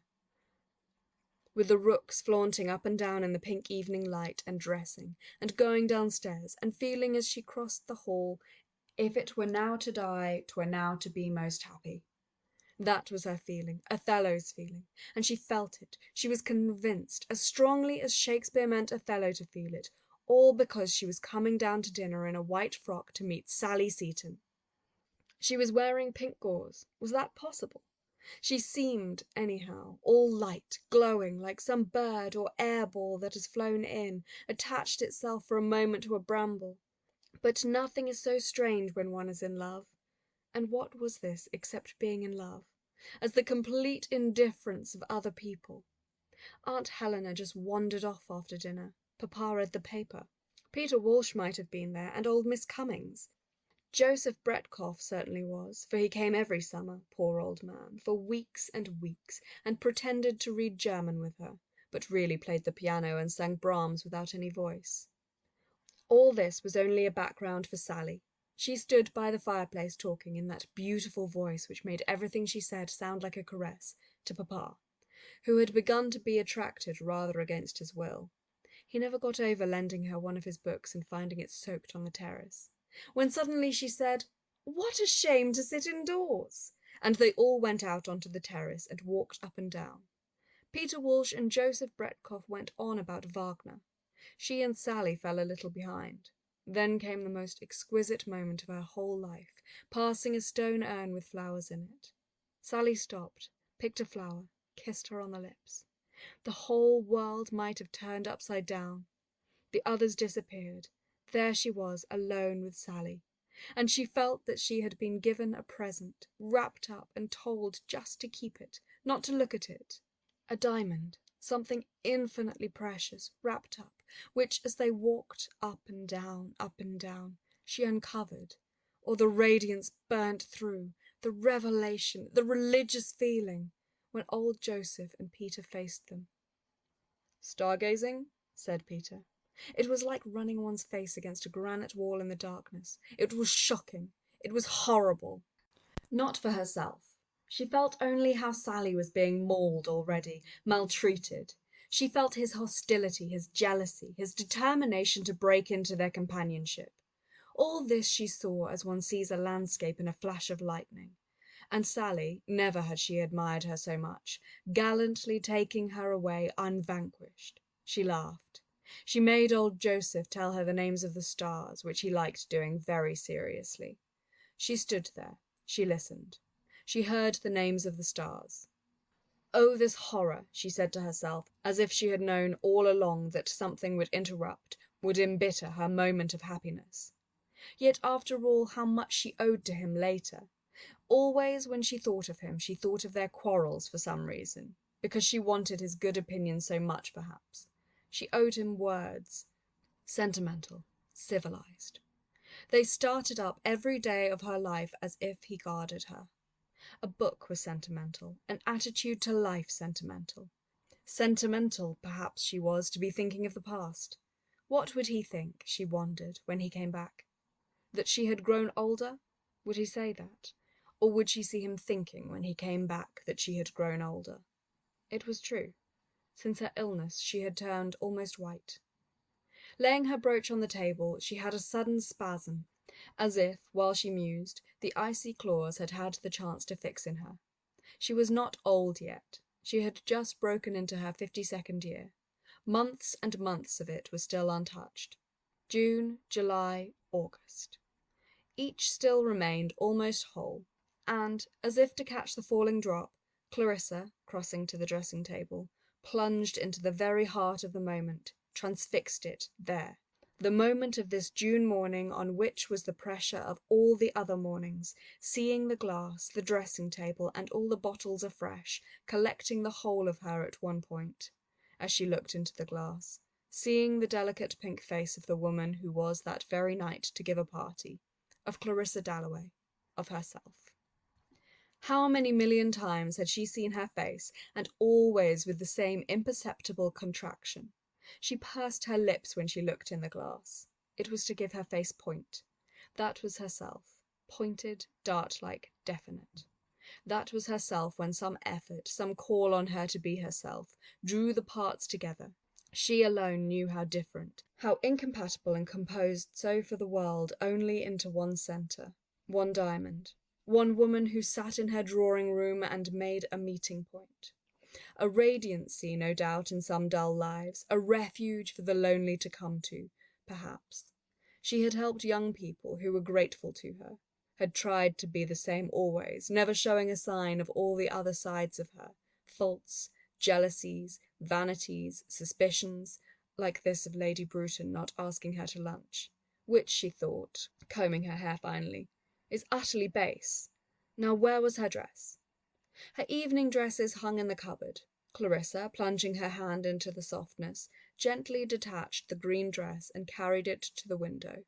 She had torn it. Someone had trod on the skirt. She had felt it give at the embassy party at the top among the folds. By artificial light the green shone, but lost its colour now in the sun. She would mend it. Her maids had too much to do. She would wear it tonight. She would take her silks, her scissors, what was it? Her thimble, of course, down into the drawing-room, for she must also write, and see that things generally were more or less in order. Strange, she thought, pausing on the landing and assembling that diamond shape, that single person. Strange how a mistress knows the very moment, the very temper of her house. Faint sounds rose in spirals up the well of the stairs, the swish of a mop, tapping, knocking, a loudness when the front door opened, a voice repeating a message in the basement, the chink of silver on a tray, clean silver for the party. All was for the party. And Lucy, coming into the drawing-room with her tray held out, put the giant candlesticks on the mantelpiece, the silver casket in the middle, turned the crystal dolphin towards the clock. They would come.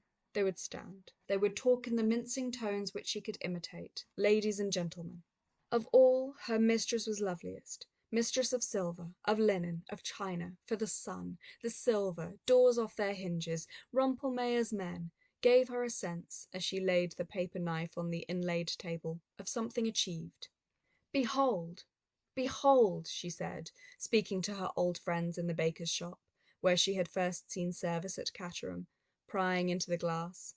She was Lady Angela, attending Princess Mary, when in came Mrs. Dalloway. "Oh, Lucy," she said, "the silver does look nice."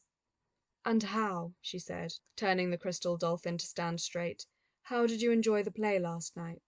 "Oh, they had to go before the end," she said. "They had to be back at 10, she said. "So they don't know what happened," she said.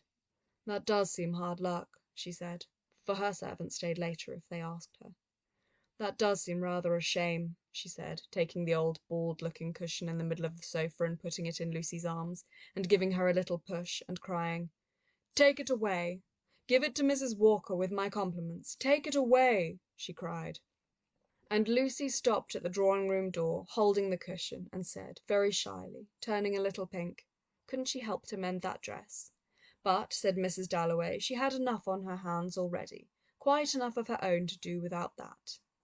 "But thank you, Lucy, oh, thank you," said Mrs. Dalloway, and thank you, she went on saying, sitting down on the sofa with her dress over her knees, her scissors, her silks.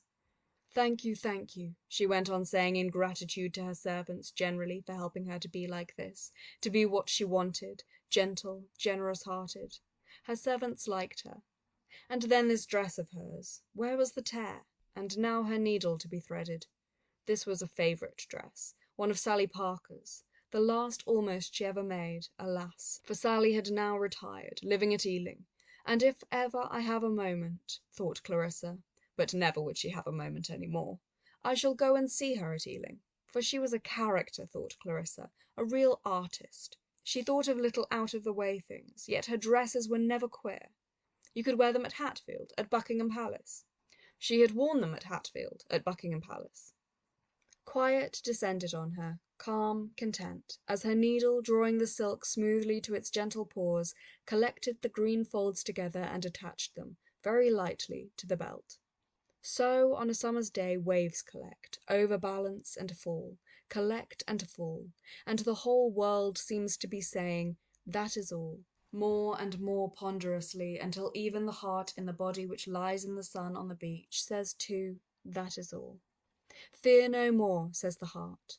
Fear no more, says the heart, committing its burden to some sea, which sighs collectively for all sorrows, and renews, begins, collects, lets fall, and the body alone listens to the passing bee, the wave breaking, the dog barking, far away barking and barking. Section 7. Heavens, the front door bell! Exclaimed Clarissa, staying her needle. Roused, she listened. "Mrs. Dalloway will see me," said the elderly man in the hall. "Oh, yes, she will see me," he repeated, putting Lucy aside very benevolently and running upstairs ever so quickly. Yes, he muttered as he ran upstairs. "She will see me. After 5 years in India, Clarissa will see me." What can, asked Mrs. Dalloway, thinking it was outrageous to be interrupted at 11 o'clock on the morning of the day she was giving a party, hearing a step on the stairs. She heard a hand upon the door. She made to hide her dress like a virgin protecting chastity, respecting privacy. Now the brass knob slipped. Now the door opened, and in came, for a single second she could not remember what he was called. So surprised she was to see him, so glad, so shy, so utterly taken aback to have Peter Walsh come to her unexpectedly in the morning. She had not read his letter. "And how are you?" said Peter Walsh, positively trembling, taking both her hands, kissing both her hands. She's grown older, he thought, sitting down. I shan't tell her anything about it, he thought, for she's grown older. She's looking at me, he thought, a sudden embarrassment coming over him, though he had kissed her hands. Putting his hand into his pocket, he took out a large pocket-knife and half-opened the blade. Exactly the same, thought Clarissa. The same queer look, the same check suit. A little out of the straight his face is, a little thinner, drier perhaps, but he looks awfully well, and just the same. "How heavenly it is to see you again!" she exclaimed. He had his knife out. That's so like him, she thought. He had only reached town last night, he said. Would have to go down into the country at once. And how was everything? How was everybody? Richard? Elizabeth? "And what's all this?" he said, tilting his penknife towards her green dress. He's very well dressed, thought Clarissa, yet he always criticizes me. Here she is mending her dress as usual, he thought. Here she's been sitting all the time I've been in India, mending her dress, playing about, going to parties, running to the house and back, and all that, he thought, growing more and more irritated, more and more agitated, For there's nothing in the world so bad for some women as marriage, he thought, and politics, and having a conservative husband like the admirable Richard. So it is, he thought, shutting his knife with a snap. Richard's very well. Richard's at a committee, said Clarissa, and she opened her scissors and said, did he mind her just finishing what she was doing to her dress, for they had a party that night. Which I shan't ask you to, she said. My dear Peter, she said. But it was delicious to hear her say that. My dear Peter. Indeed, it was all so delicious. The silver, the chairs, all so delicious. Why wouldn't she ask him to her party, he asked. Now, of course, thought Clarissa, he's enchanting, perfectly enchanting. Now I remember how impossible it was ever to make up my mind, and why did I make up my mind not to marry him, she wondered, that awful summer. But it's so extraordinary that you should have come this morning, she cried, putting her hands one on top of another, down on her dress.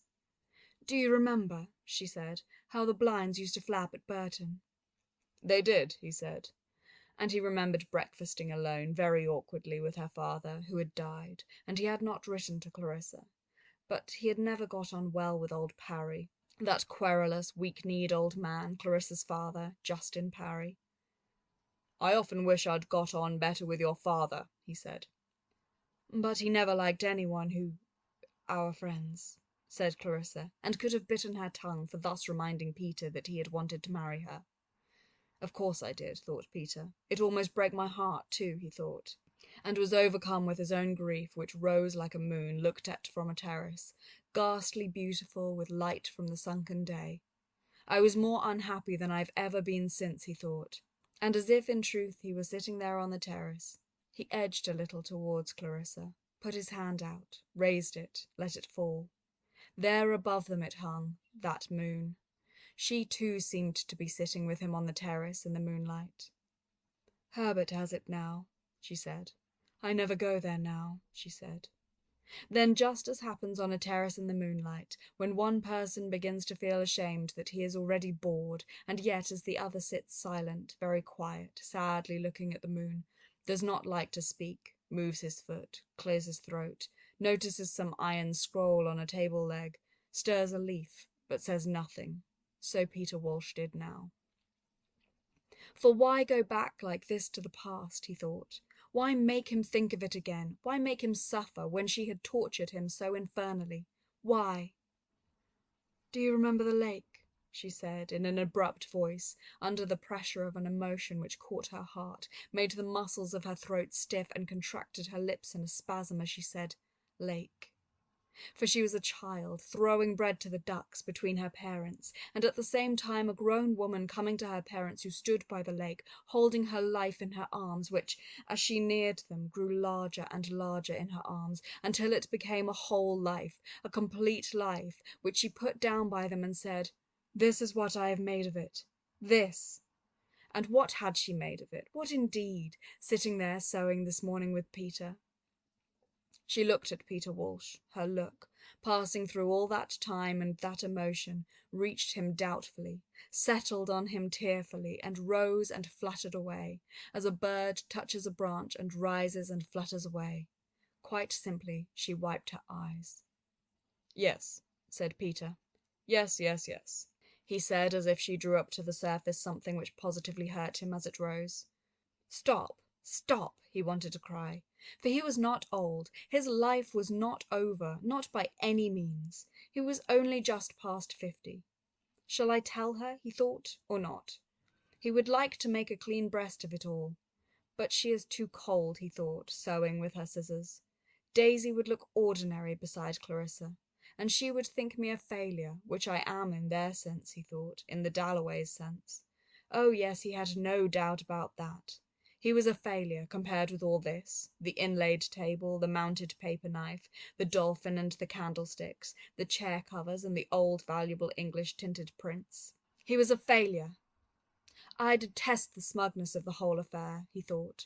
Richard's doing, not Clarissa's, save that she married him.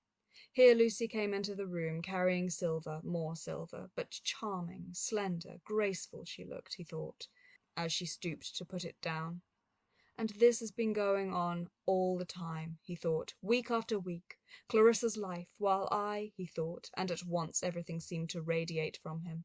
Journeys, rides, quarrels, adventures, bridge parties, love affairs, work, work, work.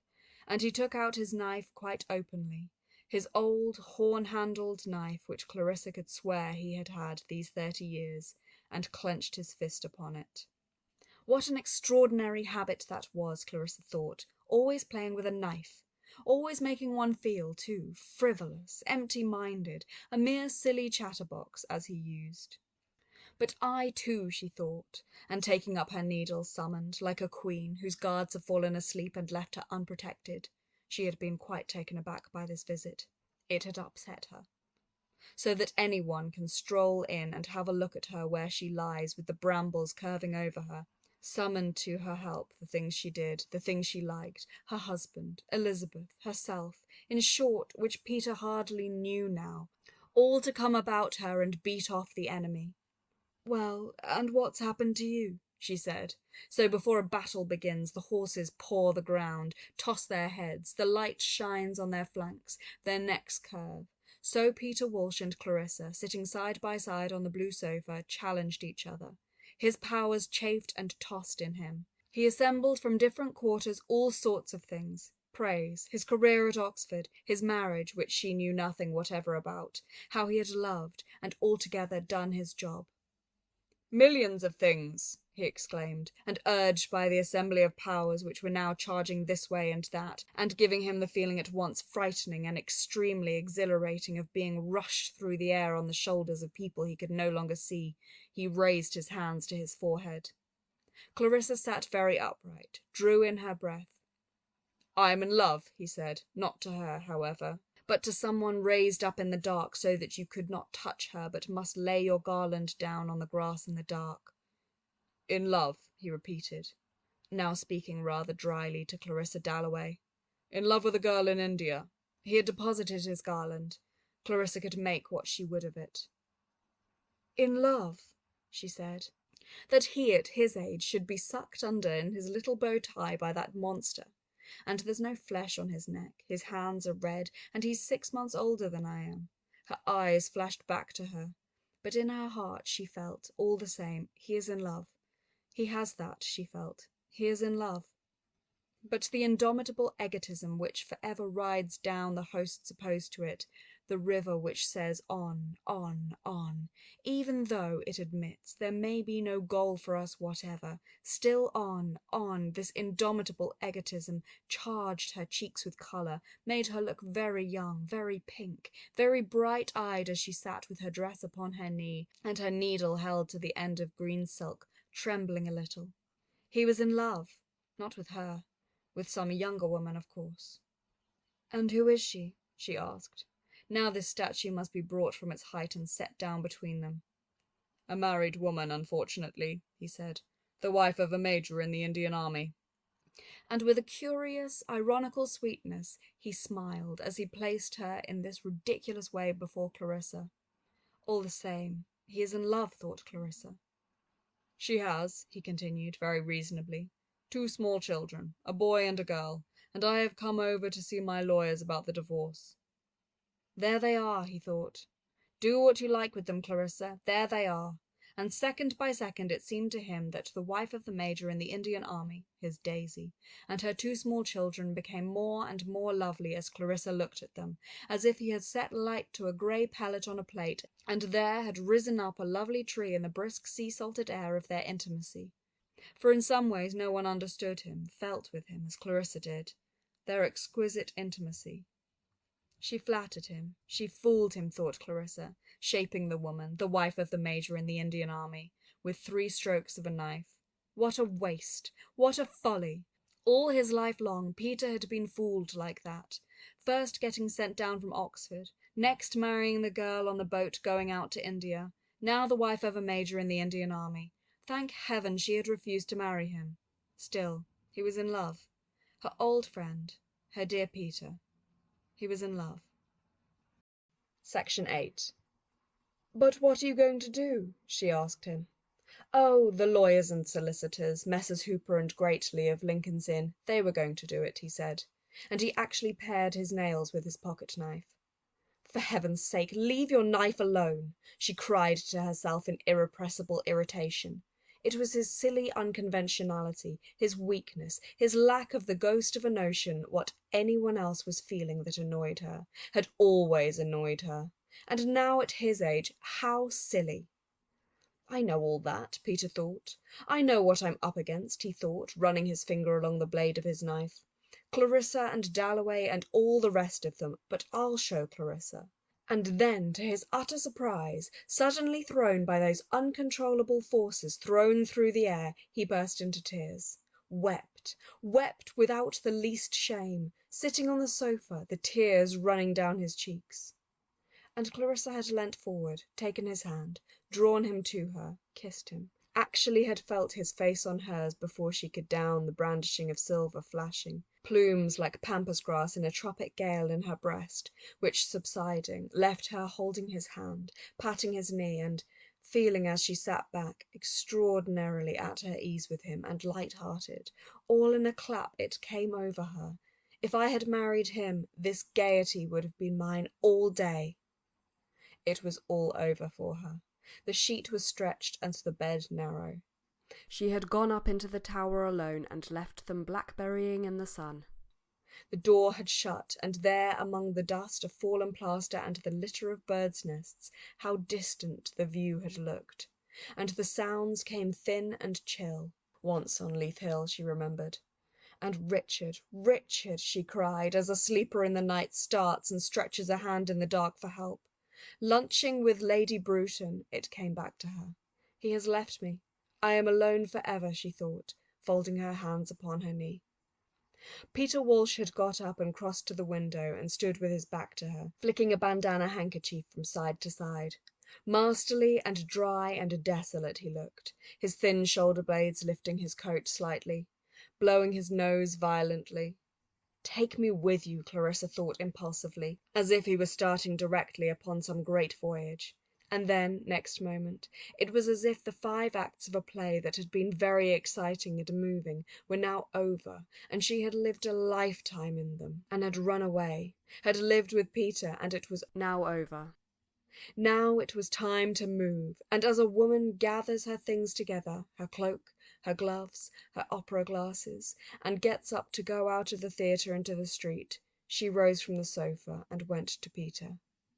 And it was awfully strange, he thought, how she still had the power, as she came tinkling, rustling, still had the power as she came across the room to make the moon, which he detested, rise at Burton on the terrace in the summer sky. "Tell me," he said, seizing her by the shoulders, "are you happy, Clarissa? Does Richard—" The door opened. "Here is my Elizabeth," said Clarissa, emotionally, histrionically perhaps. "How do you do?" said Elizabeth, coming forward. The sound of Big Ben striking the half-hour struck out between them with extraordinary vigour, as if a young man, strong, indifferent, inconsiderate, were swinging dumbbells this way and that. "Hullo, Elizabeth!" cried Peter, stuffing his handkerchief into his pocket, going quickly to her, saying "Good-bye, Clarissa," without looking at her, leaving the room quickly, and running downstairs and opening the hall door. "Peter! Peter!" cried Clarissa, following him out onto the landing. "My party tonight! Remember my party tonight!" she cried, having to raise her voice against the roar of the open air, and overwhelmed by the traffic and the sound of all the clocks striking, her voice crying, "Remember my party tonight!" sounded frail and thin and very far away as Peter Walsh shut the door. "Remember my party. Remember my party," said Peter Walsh as he stepped down the street, speaking to himself rhythmically, in time with the flow of the sound, the direct, downright sound of Big Ben striking the half-hour. The leaden circles dissolved in the air. Oh, these parties, he thought. Clarissa's parties. Why does she give these parties, he thought. Not that he blamed her, or this effigy of a man in a tailcoat with a carnation in his buttonhole coming towards him. Only one person in the world could be as he was, in love. And there he was, this fortunate man, himself, reflected in the plate-glass window of a motor-car manufacturer in Victoria Street. All India lay behind him, plains, mountains, epidemics of cholera, a district twice as big as Ireland, decisions he had come to alone. He, Peter Walsh, who was now really for the first time in his life in love. Clarissa had grown hard, he thought, and a trifle sentimental into the bargain, he suspected, looking at the great motor cars capable of doing how many miles on how many gallons? For he had a turn for mechanics, had invented a plough in his district, had ordered wheelbarrows from England, but the coolies wouldn't use them, all of which Clarissa knew nothing whatever about. The way she had said, "Here is my Elizabeth," that annoyed him. Why not "Here's Elizabeth," simply? It was insincere, and Elizabeth didn't like it either. Still, the last tremors of the great booming voice shook the air round him. The half-hour, still early, only 11:30 still. For he understood young people, he liked them. There was always something cold in Clarissa, he thought. She had always, even as a girl, a sort of timidity, which in middle age becomes conventionality, and then it's all up, he thought, looking rather drearily into the glassy depths, and wondering whether, by calling at that hour, he had annoyed her, overcome with shame suddenly at having been a fool, wept, been emotional, told her everything as usual.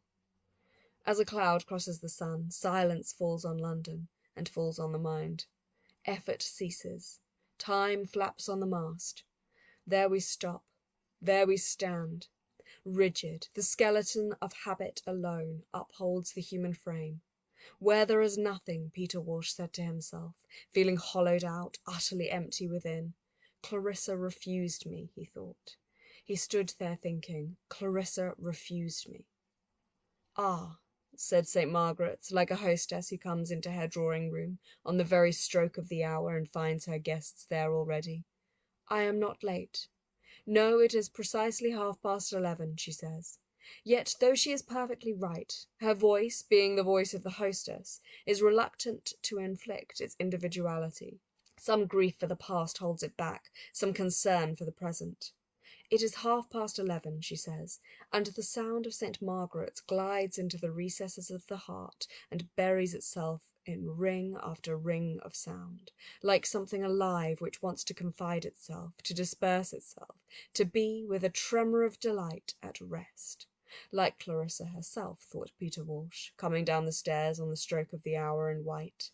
It is Clarissa herself, he thought, with a deep emotion, and an extraordinarily clear yet puzzling recollection of her, as if this belle had come into the room years ago, where they sat at some moment of great intimacy, and had gone from one to the other and had left, like a bee with honey, laden with the moment. But what room, what moment, and why had he been so profoundly happy when the clock was striking? Then, as the sound of St. Margaret's languished, he thought, she has been ill, and the sound expressed languor and suffering. It was her heart, he remembered, and the sudden loudness of the final stroke told for death that surprised in the midst of life, Clarissa falling where she stood in her drawing-room. "No, no," he cried, "she is not dead. I am not old," he cried, and marched up Whitehall as if there, rolled down to him, vigorous, unending, his future. He was not old, or set, or dried in the least. As for caring what they said of him, the Dalloways, the Whitbreads and their set, he cared not a straw, though it was true he would have, some time or other, to see whether Richard couldn't help him to some job. Striding, staring, he glared at the statue of the Duke of Cambridge.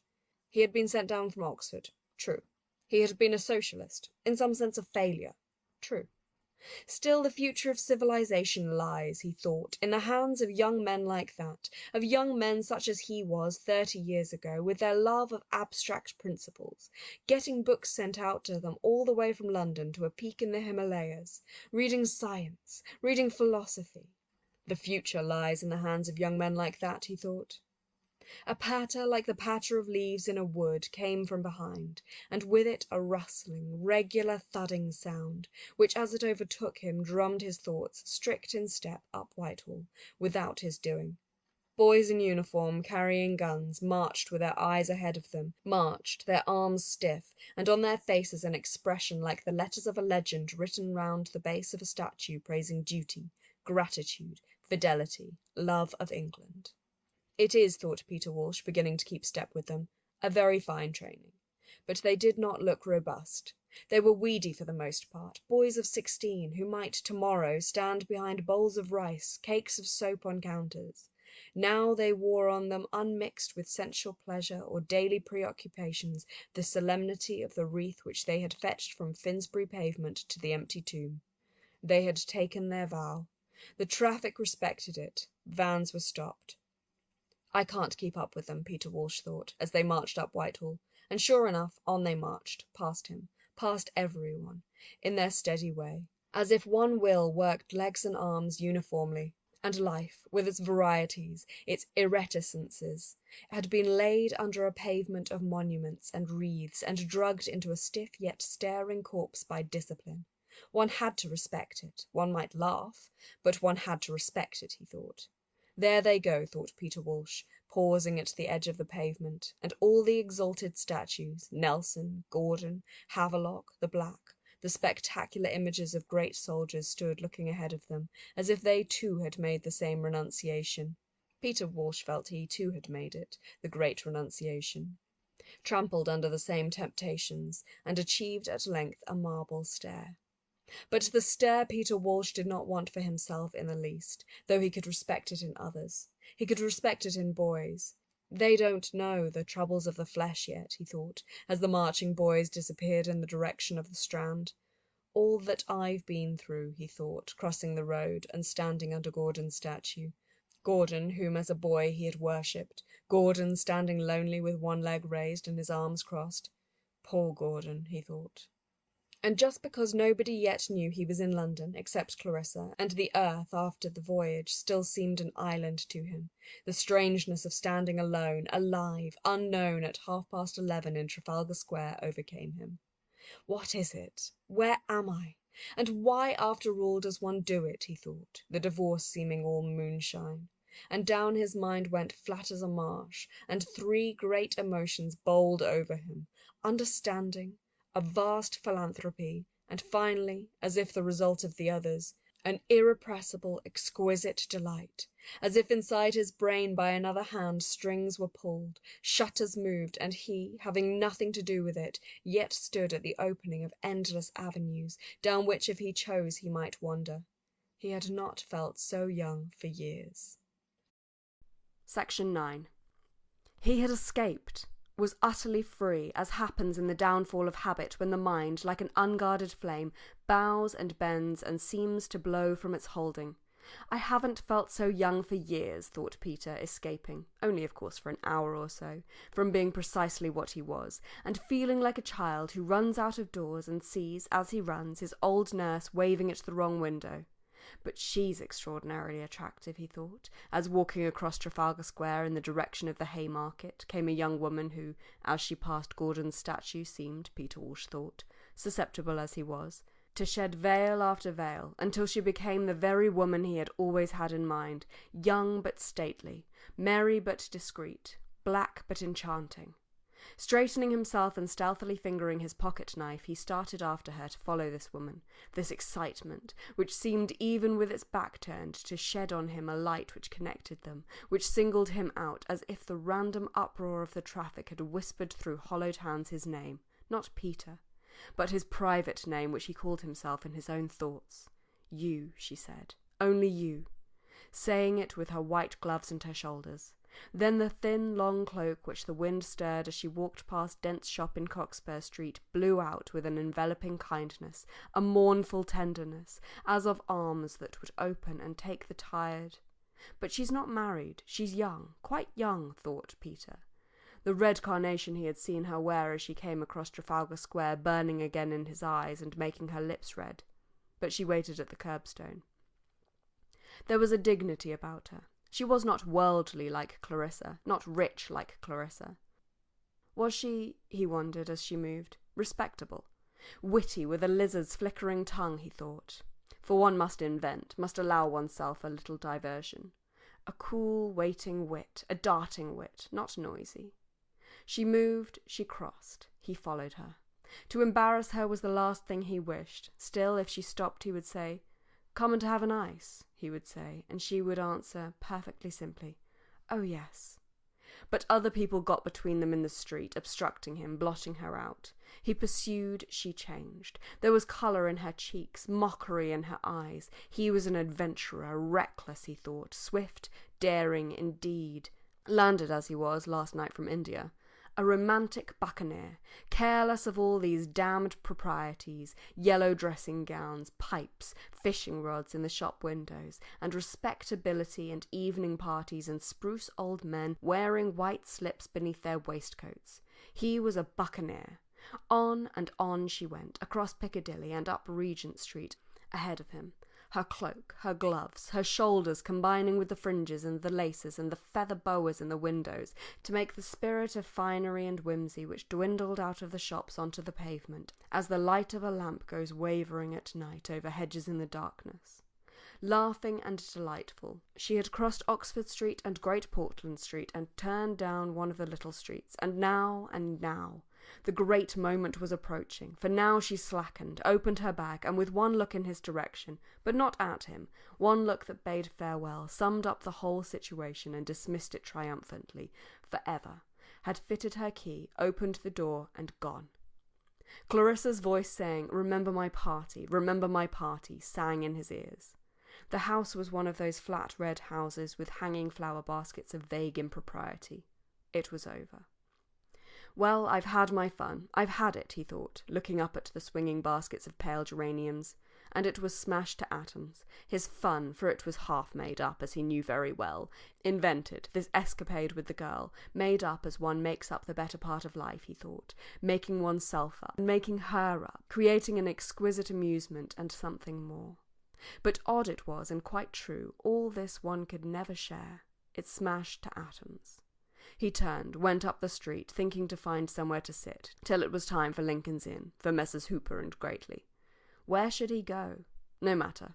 Up the street, then, towards Regent's Park. His boots on the pavement struck out, no matter, for it was early, still very early. It was a splendid morning, too. Like the pulse of a perfect heart, life struck straight through the streets. There was no fumbling, no hesitation.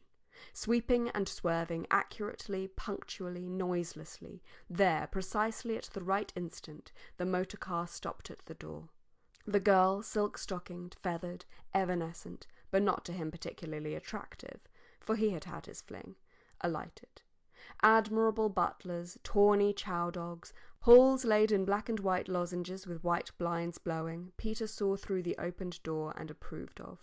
A splendid achievement in its own way, after all, London, the season, civilization, coming as he did from a respectable Anglo-Indian family which for at least 3 generations had administered the affairs of a continent. It's strange, he thought, what a sentiment I have about that, disliking India and empire and army as he did. There were moments when civilization, even of this sort, seemed dear to him as a personal possession, moments of pride in England, in butlers, chow-dogs, girls in their security. Ridiculous enough, still there it is, he thought. And the doctors and men of business, and capable women all going about their business, punctual, alert, robust, seemed to him wholly admirable, good fellows, to whom one would entrust one's life, companions in the art of living who would see one through. What with one thing and another, the show was really very tolerable, and he would sit down in the shade and smoke. There was Regent's Park, yes. As a child he had walked in Regent's Park. Odd, he thought, how the thought of childhood keeps coming back to me, the result of seeing Clarissa, perhaps, for women live much more in the past than we do, he thought. They attach themselves to places, and their fathers. A woman's always proud of her father. Burton was a nice place, a very nice place, but I could never get on with the old man, he thought. There was quite a scene one night, an argument about something or other, what he could not remember. Politics, presumably. Yes, he remembered Regent's Park, the long straight walk, the little house where one bought air-balls to the left, an absurd statue with an inscription somewhere or other. He looked for an empty seat. He did not want to be bothered, feeling a little drowsy as he did, by people asking him the time. An elderly grey nurse with a baby asleep in its perambulator, that was the best he could do for himself, sit down at the far end of the seat by that nurse. She's a queer-looking girl, he thought, suddenly remembering Elizabeth as she came into the room and stood by her mother. Grown big, quite grown up, not exactly pretty, handsome rather, and she can't be more than 18. Probably she doesn't get on with Clarissa. There's my Elizabeth, that sort of thing. Why not here's Elizabeth simply? Trying to make out, like most mothers, that things are what they're not. She trusts to her charm too much, he thought. She overdoes it. The rich, benignant cigar smoke eddied coolly down his throat. He puffed it out again in rings which breasted the air bravely for a moment. Blue, circular. I shall try and get a word alone with Elizabeth tonight, he thought, then began to wobble into hourglass shapes and taper away. Odd shapes they take, he thought. Suddenly he closed his eyes, raised his hand with an effort, and threw away the heavy end of his cigar. A great brush swept smooth across his mind, sweeping across it moving branches, children's voices, the shuffle of feet, and people passing, and humming traffic, rising and falling traffic. Down, down he sank into the plumes and feathers of sleep, sank and was muffled over. The grey nurse resumed her knitting as Peter Walsh, on the hot seat beside her, began snoring.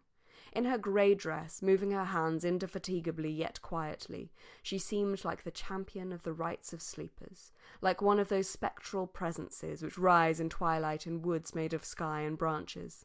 The solitary traveller, haunter of lanes, disturber of ferns, and devastator of great hemlock plants, looking up, suddenly sees the giant figure at the end of the ride. By conviction an atheist, perhaps, he is taken by surprise with moments of extraordinary exaltation. Nothing exists outside us except a state of mind, he thinks, a desire for solace, for relief, for something outside these miserable pygmies, these feeble, these ugly, these craven men and women. But if he can conceive of her, then in some sort she exists, he thinks, and advancing down the path with his eyes upon sky and branches, he rapidly endows them with womanhood, sees with amazement how grave they become, how majestically, as the breeze stirs them, they dispense with a dark flutter of the leaves charity, comprehension, absolution, and then, flinging themselves suddenly aloft, confound the piety of their aspect with the wild carouse. Such are the visions which proffer great cornucopias full of fruit to the solitary traveller, or murmur in his ear like sirens lolloping away on the green sea waves, or are dashed in his face like bunches of roses, or rise to the surface like pale faces, which fishermen flounder through floods to embrace. Such are the visions which ceaselessly float up, pace beside, put their faces in front of, the actual thing, often overpowering the solitary traveller and taking away from him the sense of the earth, the wish to return, and giving him for substitute a general peace, as if, so he thinks as he advances down the forest ride, all this fever of living was simplicity itself, and myriads of things merged in one thing, and this figure, made of sky and branches as it is, had risen from the troubled sea. He is elderly, past 50 now, as a shape might be sucked up out of the waves to shower down from her magnificent hands compassion, comprehension, absolution. So, he thinks, may I never go back to the lamplight, to the sitting-room, never finish my book, never knock out my pipe, never ring for Mrs. Turner to clear away, rather let me walk straight on to this great figure, who will, with a toss of her head, mount me on her streamers and let me blow to nothingness with the rest. Such are the visions. The solitary traveller is soon beyond the wood, and there, coming to the door with shaded eyes, possibly to look for his return, with hands raised, with white apron blowing, is an elderly woman who seems, so powerful is this infirmity, to seek, over a desert, a lost son, to search for a rider destroyed to be the figure of the mother whose sons have been killed in the battles of the world. So, as the solitary traveller advances down the village street where the women stand knitting and the men dig in the garden, the evening seems ominous, the figures still, as if some august fate, known to them, awaited without fear, were about to sweep them into complete annihilation. Indoors, among ordinary things, the cupboard, the table, the window-sill with its geraniums, suddenly the outline of the landlady, bending to remove the cloth, becomes soft with light. An adorable emblem, which only the recollection of cold human contacts forbids us to embrace. She takes the marmalade. She shuts it in the cupboard. There is nothing more tonight, sir?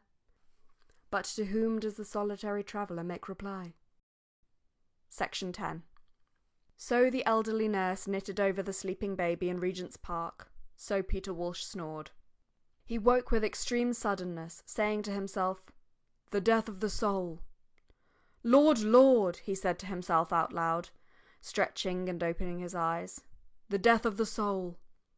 The words attached themselves to some scene, to some room, to some past he had been dreaming of.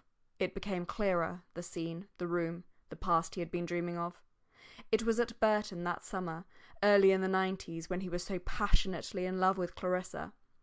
There were a great many people there, laughing and talking, sitting round a table after tea, and the room was bathed in yellow light and full of cigarette smoke. They were talking about a man who had married his housemaid, one of the neighbouring squires. He had forgotten his name. He had married his housemaid, and she had been brought to Burton to call. An awful visit it had been. She was absurdly overdressed, like a cockatoo, Clarissa had said, imitating her, and she never stopped talking. On and on she went, on and on. Clarissa imitated her. Then somebody said, Sally Seton it was, did it make any real difference to one's feelings to know that before they'd married she had had a baby? In those days, in mixed company, it was a bold thing to say. He could see Clarissa now turning bright pink, somehow contracting and saying, "Oh, I shall never be able to speak to her again," whereupon the whole party sitting round the tea-table seemed to wobble. It was very uncomfortable. He hadn't blamed her for minding the fact, since in those days a girl brought up as she was knew nothing. But it was her manner that annoyed him. Timid, hard, something arrogant, unimaginative, prudish. The death of the soul. He had said that instinctively, ticketing the moment as he used to do. The death of her soul. Everyone wobbled. Everyone seemed to bow as she spoke, and then to stand up different. He could see Sally Seton, like a child who has been in mischief, leaning forward, rather flushed, wanting to talk, but afraid, and Clarissa did frighten people. She was Clarissa's greatest friend, always about the place, totally unlike her, an attractive creature, handsome, dark, with a reputation in those days of great daring, and he used to give her cigars, which she smoked in her bedroom. She had either been engaged to somebody or quarrelled with her family, and old Parry disliked them both equally, which was a great bond. Then Clarissa, still with an air of being offended with them all, got up, made some excuse, and went off alone. As she opened the door, in came that great shaggy dog which ran after sheep. She flung herself upon him, went into raptures. It was as if she said to Peter, it was all aimed at him, he knew, "I know you thought me absurd about that woman just now, but see how extraordinarily sympathetic I am. See how I love my Rob." They had always had this queer power of communicating without words. She knew directly he criticised her. Then she would do something quite obvious to defend herself, like this fuss with the dog, but it never took him in. He always saw through Clarissa. Not that he said anything, of course, just sat looking glum. It was the way their quarrels often began. She shut the door. At once he became extremely depressed. It all seemed useless, going on being in love, going on quarrelling, going on making it up, and he wandered off alone among outhouses, stables, looking at the horses. The place was quite a humble one. The Parrys were never very well off. But there were always grooms and stable boys about. Clarissa loved riding, and an old coachman. What was his name? An old nurse, old Moody, old Goody, some such name they called her, whom one was taken to visit in a little room with lots of photographs, lots of bird cages. It was an awful evening. He grew more and more gloomy. Not about that only, about everything. And he couldn't see her, couldn't explain to her, couldn't have it out. There were always people about. She'd go on as if nothing had happened. That was the devilish part of her, this coldness, this woodenness, something very profound in her, which he had felt again this morning talking to her, an impenetrability. Yet heaven knows he loved her. She had some queer power of fiddling on one's nerves, turning one's nerves to fiddle strings, yes. He had gone into dinner rather late from some idiotic idea of making himself felt, and had sat down by old Miss Parry, Aunt Helena, Mr. Parry's sister, who was supposed to preside. There she sat in her white cashmere shawl, with her head against the window, a formidable old lady, but kind to him, for he had found her some rare flower, and she was a great botanist, marching off in thick boots with a black collecting box slung between her shoulders. He sat down beside her and couldn't speak. Everything seemed to race past him.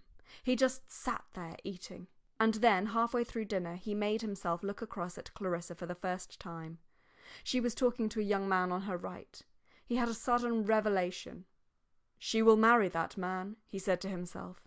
He didn't even know his name.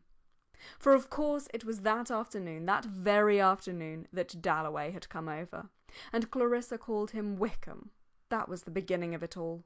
Somebody had brought him over, and Clarissa got his name wrong. She introduced him to everybody as Wickham. At last he said, "My name is Dalloway." That was his first view of Richard, a fair young man, rather awkward, sitting on a deck chair and blurting out, "My name is Dalloway." Sally got hold of it. Always after that she called him, "My name is Dalloway." He was a prey to revelations at that time. This one, that she would marry Dalloway, was blinding, overwhelming at the moment. There was a sort of, how could he put it, a sort of ease in her manner to him, something maternal, something gentle. They were talking about politics. All through dinner he tried to hear what they were saying. Afterwards he could remember standing by old Miss Parry's chair in the drawing-room. Clarissa came up with her perfect manners like a real hostess and wanted to introduce him to someone, spoke as if they had never met before, which enraged him. Yet even then he admired her for it. He admired her courage, her social instinct. He admired her power of carrying things through. "The perfect hostess," he said to her, whereupon she winced all over. But he meant her to feel it. He would have done anything to hurt her after seeing her with Dalloway. So she left him, and he had a feeling that they were all gathered together in a conspiracy against him, laughing and talking behind his back. There he stood by Miss Parry's chair as though he had been cut out of wood, he talking about wildflowers. Never, never had he suffered so infernally.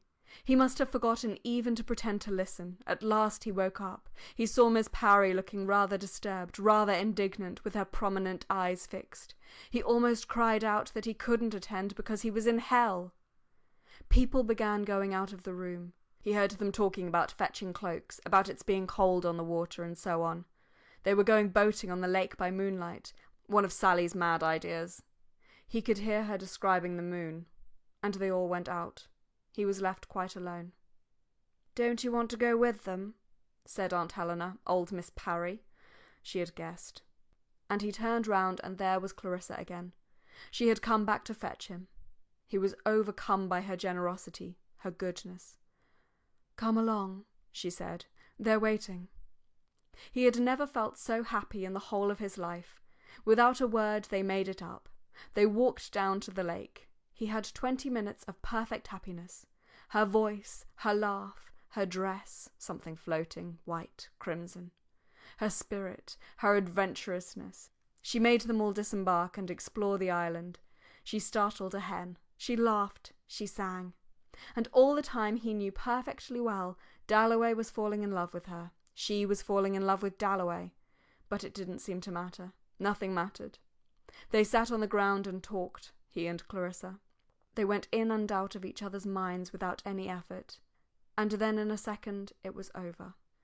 He said to himself as they were getting into the boat, "She will marry that man," dully, without any resentment.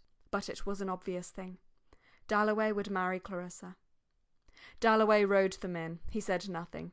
But somehow, as they watched him start, jumping onto his bicycle to ride 20 miles through the woods, wobbling off down the drive, waving his hand and disappearing, he obviously did feel, instinctively, tremendously, strongly, all that.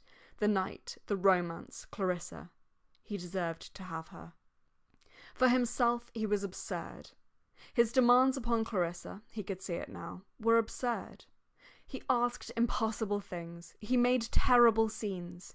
She would have accepted him still, perhaps, if he had been less absurd. Sally thought so. She wrote him all that summer long letters, how they had talked of him, how she had praised him, how Clarissa burst into tears. It was an extraordinary summer, all letters, scenes, telegrams, arriving at Burton early in the morning, hanging about till the servants were up, appalling tete-a-tetes with old Mr. Parry at breakfast, Aunt Helena formidable but kind, Sally sweeping him off for talks in the vegetable garden, Clarissa in bed with headaches. The final scene, the terrible scene which he believed had mattered more than anything in the whole of his life, it might be an exaggeration, but still so it did seem now, happened at 3 o'clock in the afternoon of a very hot day. It was a trifle that led up to it. Sally at lunch saying something about Dalloway and calling him My name is Dalloway." Whereupon Clarissa suddenly stiffened, coloured, in a way she had, and rapped out sharply, "We've had enough of that feeble joke." That was all. But for him it was precisely as if she had said, "I'm only amusing myself with you. I've an understanding with Richard Dalloway." So he took it. He had not slept for nights. "It's got to be finished one way or the other," he said to himself. He sent a note to her by Sally asking her to meet him by the fountain at 3. "Something very important has happened," he scribbled at the end of it.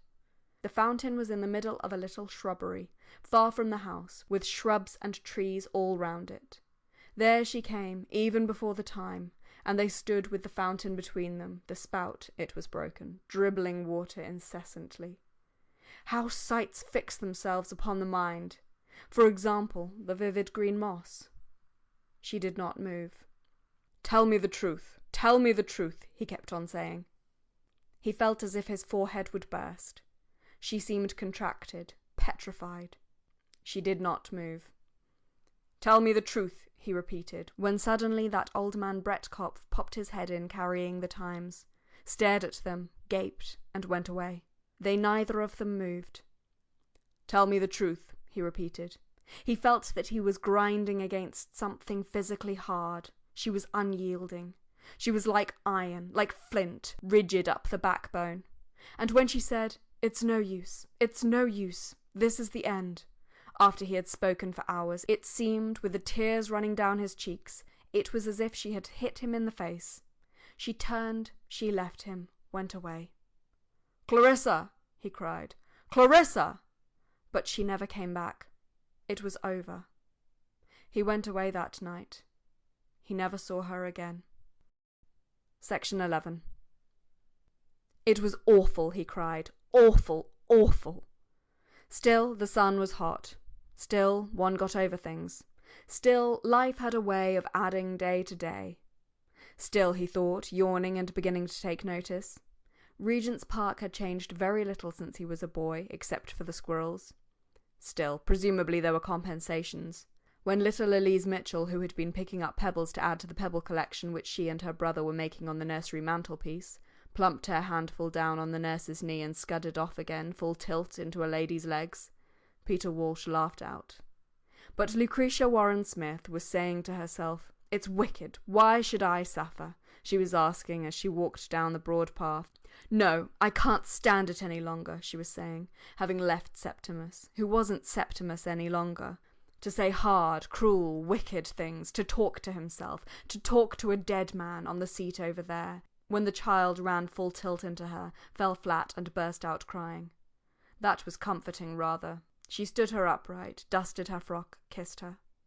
But for herself she had done nothing wrong. She had loved Septimus. She had been happy. She had had a beautiful home, and there her sisters lived still, making hats. Why should she suffer? The child ran straight back to its nurse, and Risha saw her scolded, comforted, taken up by the nurse who put down her knitting, and the kind-looking man gave her his watch to blow open to comfort her. But why should she be exposed? Why not left in Milan? Why tortured? Why? Slightly waved by tears, the broad path, the nurse, the man in grey, the perambulator, rose and fell before her eyes. To be rocked by this malignant torturer was her lot. But why? She was like a bird sheltering under the thin hollow of a leaf, who blinks at the sun when the leaf moves, starts at the crack of a dry twig. She was exposed. She was surrounded by the enormous trees, vast clouds of an indifferent world, exposed, tortured. And why should she suffer? Why? She frowned. She stamped her foot. She must go back again to Septimus, since it was almost time for them to be going to Sir William Bradshaw. She must go back and tell him. Go back to him sitting there on the green chair under the tree, talking to himself, or to that dead man Evans, whom she had only seen once for a moment in the shop. He had seemed a nice, quiet man, a great friend of Septimus's, and he had been killed in the war. But such things happen to everyone. Everyone has friends who are killed in the war. Everyone gives up something when they marry. She had given up her home. She had come to live here in this awful city. But Septimus let himself think about horrible things, as she could too if she tried. He had grown stranger and stranger. He said people were talking behind the bedroom walls. Mrs. Filmer thought it odd. He saw things too. He had seen an old woman's head in the middle of a fern. Yet he could be happy when he chose. They went to Hampton Court on top of a bus, and they were perfectly happy. All the little red and yellow flowers were out on the grass, like floating lamps, he said, and talked and chattered and laughed, making up stories. Suddenly he said, "Now we will kill ourselves," when they were standing by the river, and he looked at it with a look which she had seen in his eyes when a train went by, or an omnibus, a look as if something fascinated him, and she felt he was going from her, and she caught him by the arm. But going home he was perfectly quiet, perfectly reasonable. He would argue with her about killing themselves, and explain how wicked people were, how he could see them making up lies as they passed in the street. He knew all their thoughts, he said. He knew everything. He knew the meaning of the world, he said. Then, when they got back, he could hardly walk. He lay on the sofa and made her hold his hand to prevent him from falling down, down, he cried, into the flames, and saw faces laughing at him, calling him horrible, disgusting names from the walls, and hands pointing round the screen. Yet they were quite alone. But he began to talk aloud, answering people, arguing, laughing, crying, getting very excited and making her write things down. Perfect nonsense it was, about death, about Miss Isabel Pole. She could stand it no longer. She would go back. She was close to him now, could see him staring at the sky, muttering, clasping his hands. Yet Dr. Holmes said there was nothing the matter with him. What then had happened? Why had he gone then? Why, when she sat by him, did he start, frown at her, move away and point at her hand, take her hand, look at it terrified? Was it that she had taken off her wedding ring? "My hand has grown so thin," she said. "I have put it in my purse," she told him. He dropped her hand. Their marriage was over, he thought, with agony, with relief. The rope was cut. He mounted. He was free, as it was decreed that he, Septimus, the lord of men, should be free, alone, since his wife had thrown away her wedding ring, since she had left him. He, Septimus, was alone, called forth in advance of the mass of men to hear the truth, to learn the meaning which now, at last, after all the toils of civilization, Greeks, Romans, Shakespeare, Darwin, and now himself, was to be given whole to whom? He asked aloud. To the Prime Minister, the voices which rustled above his head replied. The supreme secret must be told to the cabinet. First, that trees were alive. Next, there is no crime. Next, love. Universal love, he muttered, gasping, trembling, painfully drawing out these profound truths which needed, so deep were they, so difficult, an immense effort to speak out. But the world was entirely changed by them forever. No crime, love, he repeated, fumbling for his card and pencil, when a Skye terrier snuffed his trousers and he started in an agony of fear. It was turning into a man. He could not watch it happen. It was horrible, terrible to see a dog become a man. At once the dog trotted away. Heaven was divinely merciful, infinitely benignant. It spared him, pardoned his weakness. But what was the scientific explanation? For one must be scientific above all things. Why could he see through bodies, see into the future when dogs will become men? It was the heat wave, presumably, operating upon a brain made sensitive by eons of evolution. Scientifically speaking, the flesh was melted off the world. His body was macerated until only the nerve fibres were left. It was spread like a veil upon a rock. He lay back in his chair, exhausted but upheld. He lay resting, waiting, before he again interpreted with effort, with agony, to mankind. He lay very high on the back of the world. The earth thrilled beneath him. Red flowers grew through his flesh, their stiff leaves rustled by his head. Music began clanging against the rocks up here. It is a motor horn down in the street, he muttered, but up here it cannoned from rock to rock, divided, met in shocks of sound which rose in smooth columns. That music should be visible was a discovery, and became an anthem twined round now by a shepherd's boy piping. That's an old man playing a penny whistle by the public house, he muttered, which as the boy stood still came bubbling from his pipe, and then as he climbed higher made its exquisite plaint while the traffic passed beneath. This boy's elegy is played among the traffic, thought Septimus. Now he withdraws up into the snows, and roses hang about him. "The thick red roses which grow on my bedroom wall," he reminded himself. The music stopped. He has his penny, he reasoned it out, and has gone on to the next public house. But he himself remained high on his rock, like a drowned sailor on a rock. "I leant over the edge of the boat and fell down," he thought. "I went under the sea. I have been dead and yet am now alive. But let me rest still," he begged. He was talking to himself again. It was awful, awful. And as, before waking, the voices of birds and the sound of wheels chime and chatter in a queer harmony, grow louder and louder, and the sleeper feels himself drawing to the shores of life, so he felt himself drawing towards life, the sun growing hotter, cries sounding louder, something tremendous about to happen. He had only to open his eyes, but a weight was on them, a fear. He strained, he pushed, he looked. He saw Regent's Park before him. Long streamers of sunlight fawned at his feet. The trees waved, brandished. "We welcome," the world seemed to say. "We accept, we create." Beauty, the world seemed to say.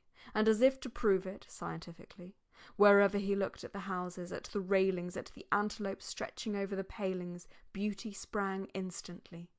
To watch a leaf quivering in the rush of air was an exquisite joy. Up in the sky, swallows swooping, swerving, flinging themselves in and out, round and round, yet always with perfect control, as if elastics held them, and the flies rising and falling, and the sun spotting now this leaf, now that, in mockery, dazzling it with soft gold in pure good temper, and now and again some chime, it might be a motor horn, tinkling divinely on the grass stalks. All of this, calm and reasonable as it was, made out of ordinary things as it was the truth now. Beauty, that was the truth now. Beauty was everywhere. "It is time," said Risha. The word time split its husk, poured its riches over him, and from his lips fell like shells, like shavings from a plane, without his making them, hard, white, imperishable words, and flew to attach themselves to their places in an ode to time, an immortal ode to time. He sang.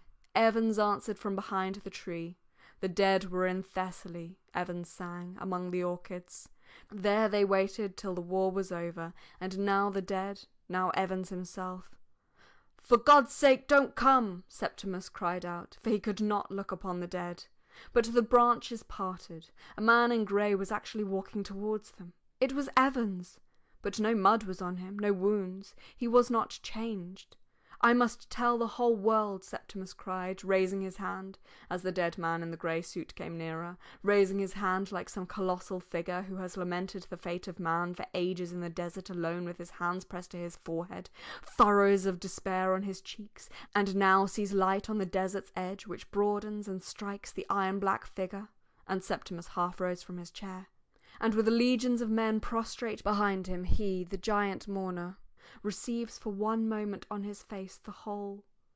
"But I am so unhappy, Septimus," said Risha, trying to make him sit down.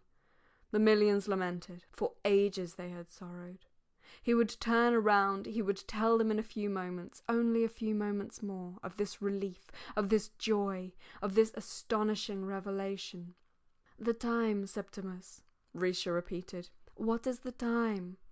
He was talking. He was starting. This man must notice him. He was looking at them. "I will tell you the time." Section 12.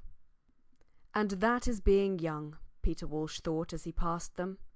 To be having an awful scene, the poor girl looked absolutely desperate, in the middle of the morning. But what was it about? He wondered. What had the young man in the overcoat been saying to her to make her look like that? What awful fix had they got themselves into, both to look so desperate as that on a fine summer morning? The amusing thing about coming back to England, after 5 years, was the way it made, anyhow, the first days, things stand out as if one had never seen them before. Lovers squabbling under a tree, the domestic family life of the parks. Never had he seen London look so enchanting. The softness of the distances, the richness, the greenness, the civilization after India, he thought, strolling across the grass. This susceptibility to impressions had been his undoing, no doubt. Still, at his age, he had, like a boy or a girl even, these alternations of mood. Good days, bad days, for no reason whatever. Happiness from a pretty face, downright misery at the sight of a frump. After India, of course, one fell in love with every woman one met. There was a freshness about them. Even the poorest dressed better than 5 years ago, surely. And to his eye, the fashions had never been so becoming. The long black cloaks, the slimness, the elegance, and then the delicious and apparently universal habit of paint. Every woman, even the most respectable, had roses blooming under glass, lips cut with a knife, curls of Indian ink. There was design, art, everywhere. A change of some sort had undoubtedly taken place. What did the young people think about? Peter Walsh asked himself. Those 5 years, 1918 to 1923, had been, he suspected, somehow very important.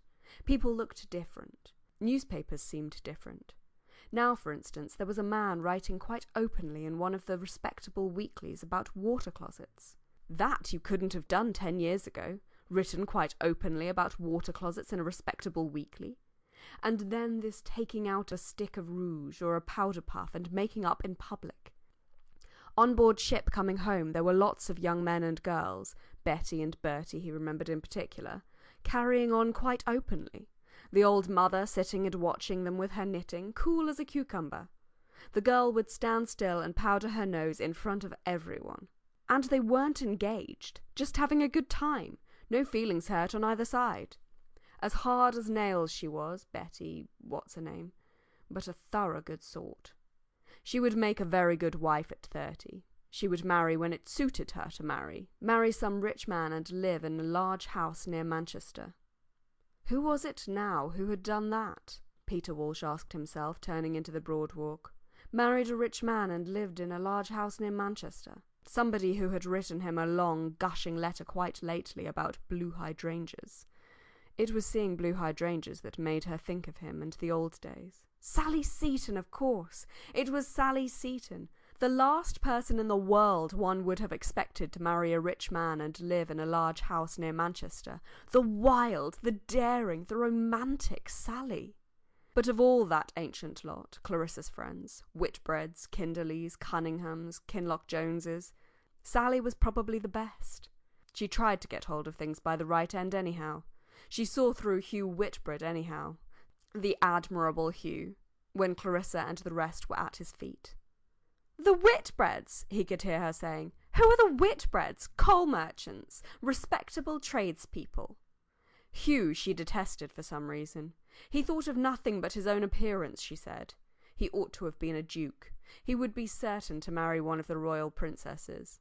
And of course Hugh had the most extraordinary, the most natural, the most sublime respect for the British aristocracy of any human being he had ever come across. Even Clarissa had to own that. Oh, but he was such a dear, so unselfish, gave up shooting to please his old mother, remembered his aunt's birthdays, and so on. Sally, to do her justice, saw through all that. One of the things he remembered best was an argument one Sunday morning at Burton about women's rights, that antediluvian topic, when Sally suddenly lost her temper, flared up, and told Hugh that he represented all that was most detestable in British middle-class life. She told him that she considered him responsible for the state of those poor girls in Piccadilly. Hugh, the perfect gentleman, poor Hugh. Never did a man look more horrified. She did it on purpose, she said afterwards, for they used to get together in the vegetable garden and compare notes. "He's read nothing, thought nothing, felt nothing," he could hear her saying in that very emphatic voice which carried so much farther than she knew. The stable boys had more life in them than Hugh, she said. He was a perfect specimen of the public school type, she said. No country but England could have produced him. She was really spiteful for some reason, had some grudge against him. Something had happened. He forgot what. In the smoking room. He had insulted her? Kissed her? Incredible. Nobody believed a word against Hugh, of course. Who could? Kissing Sally in the smoking room? If it had been some Honourable Edith or Lady Violet, perhaps. But not that ragamuffin Sally without a penny to her name, and a father or a mother gambling at Monte Carlo. For of all the people he had ever met, Hugh was the greatest snob, the most obsequious. No, he didn't cringe exactly. He was too much of a prig for that. A first-rate valet was the obvious comparison. Somebody who walked behind carrying suitcases, could be trusted to send telegrams, indispensable to hostesses. And he had found his job, married his Honourable Evelyn, got some little post at court, looked after the king's cellars, polished the imperial shoe buckles, went about in knee breeches and lace ruffles. How remorseless life is! A little job at court! He had married this lady, the Honourable Evelyn, and they lived hereabouts, so he thought, looking at the pompous houses overlooking the park, for he had lunched there once in a house which had, like all Hugh's possessions, something that no other house could possibly have. Linen cupboards it might have been. You had to go and look at them. You had to spend a great deal of time always admiring whatever it was. Linen cupboards, pillowcases, old oak furniture, pictures, which Hugh had picked up for an old song. But Mrs. Hugh sometimes gave the show away. She was one of those obscure, mouse-like little women who admire big men. She was almost negligible. Then suddenly she would say something quite unexpected, something sharp. She had the relics of the grand manner, perhaps. The steam coal was a little too strong for her. It made the atmosphere thick. And so there they lived, with their linen cupboards and their old masters and their pillowcases fringed with real lace at the rate of 5,000 or 10,000 a year, presumably, while he, who was 2 years older than Hugh, cadged for a job.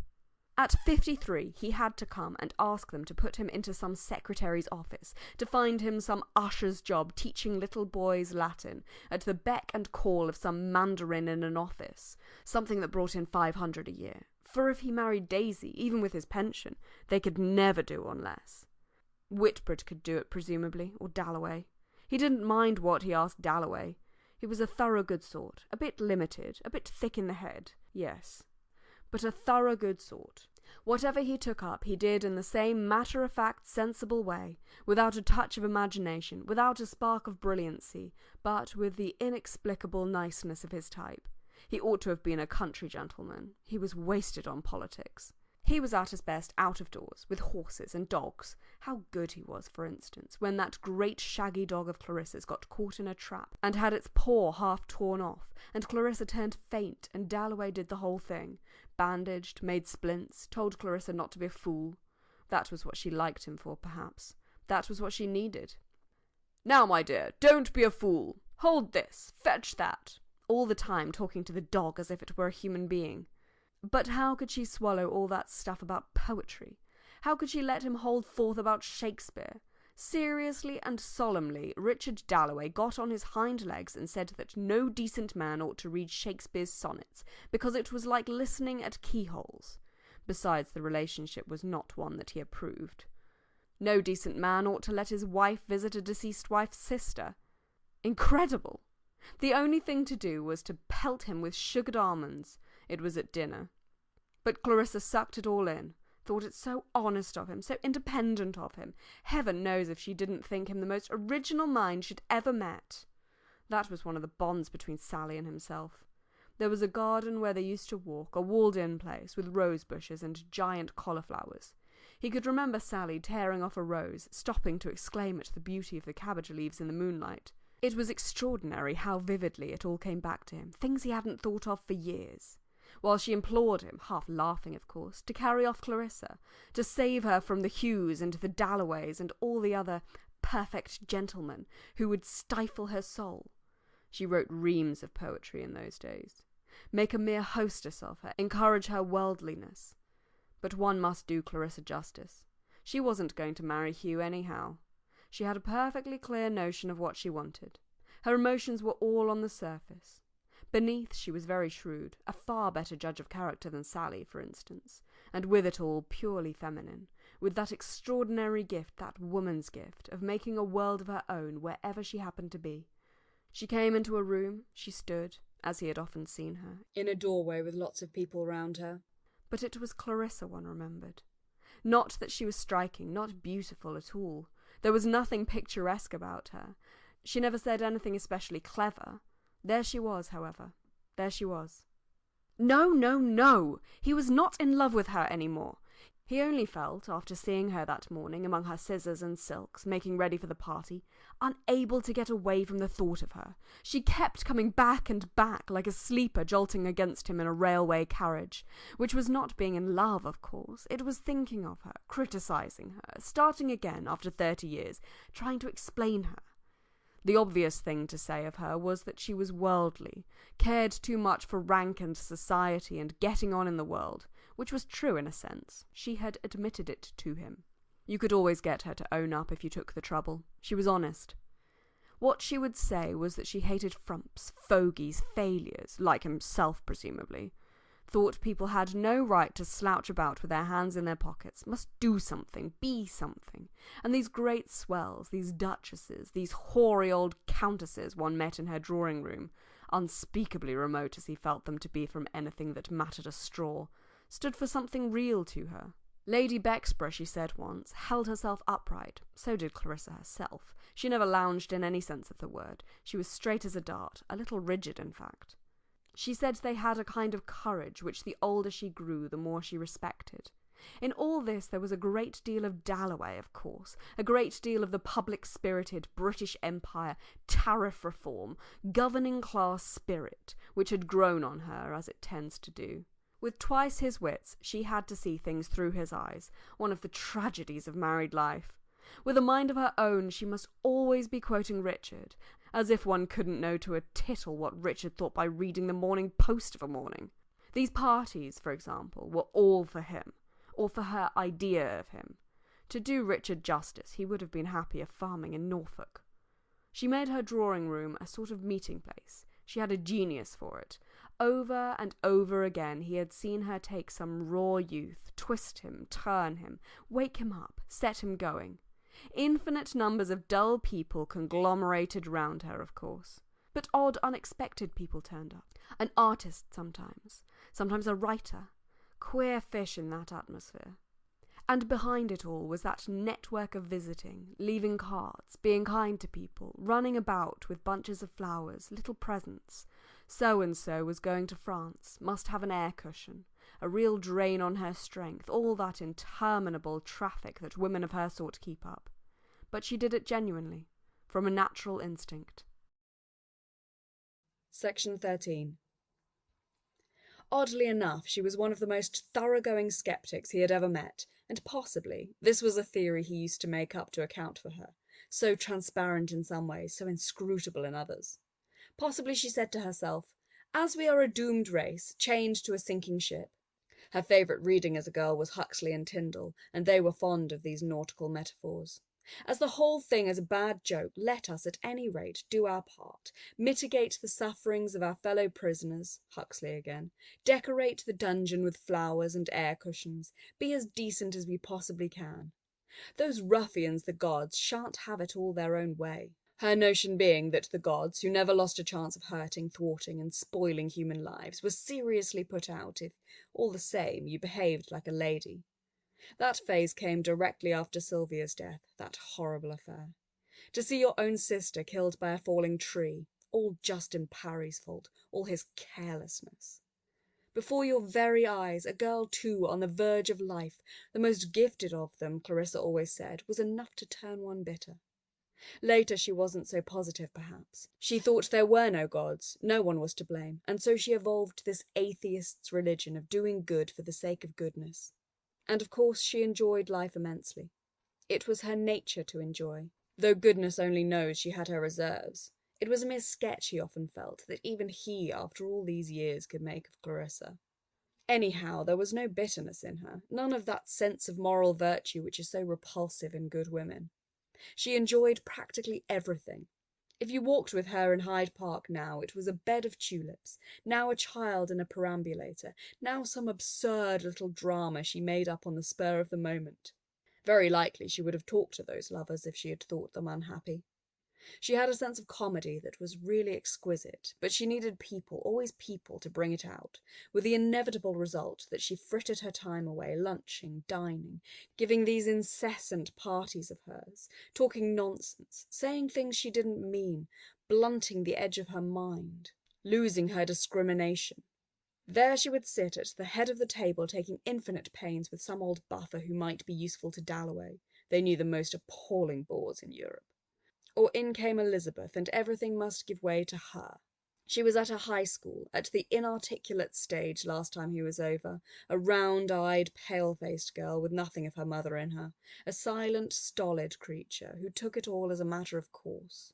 Let her mother make a fuss of her, and then said, "May I go now?" Like a child of 4, going off, Clarissa explained, with that mixture of amusement and pride which Dalloway himself seemed to rouse in her, to play hockey. And now Elizabeth was out, presumably, thought him an old fogey, laughed at her mother's friends. Ah, well, so be it. The compensation of growing old, Peter Walsh thought, coming out of Regent's Park and holding his hat in hand, was simply this, that the passions remained as strong as ever, but one has gained, at last, the power which adds the supreme flavour to existence, the power of taking hold of experience, of turning it round slowly in the light. A terrible confession it was. He put his hat on again. But now, at the age of 53, one scarcely needed people any more. Life itself, every moment of it, every drop of it, here, this instant, now, in the sun, in Regent's Park, was enough. Too much, indeed.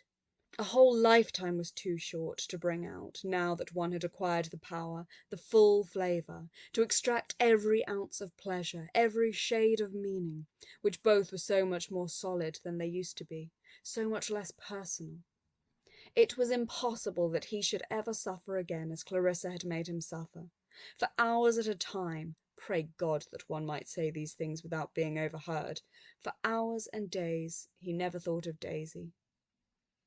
Could it be that he was in love with her then, remembering the misery, the torture, the extraordinary passion of those days? It was a different thing altogether, a much pleasanter thing. The truth being, of course, that now she was in love with him.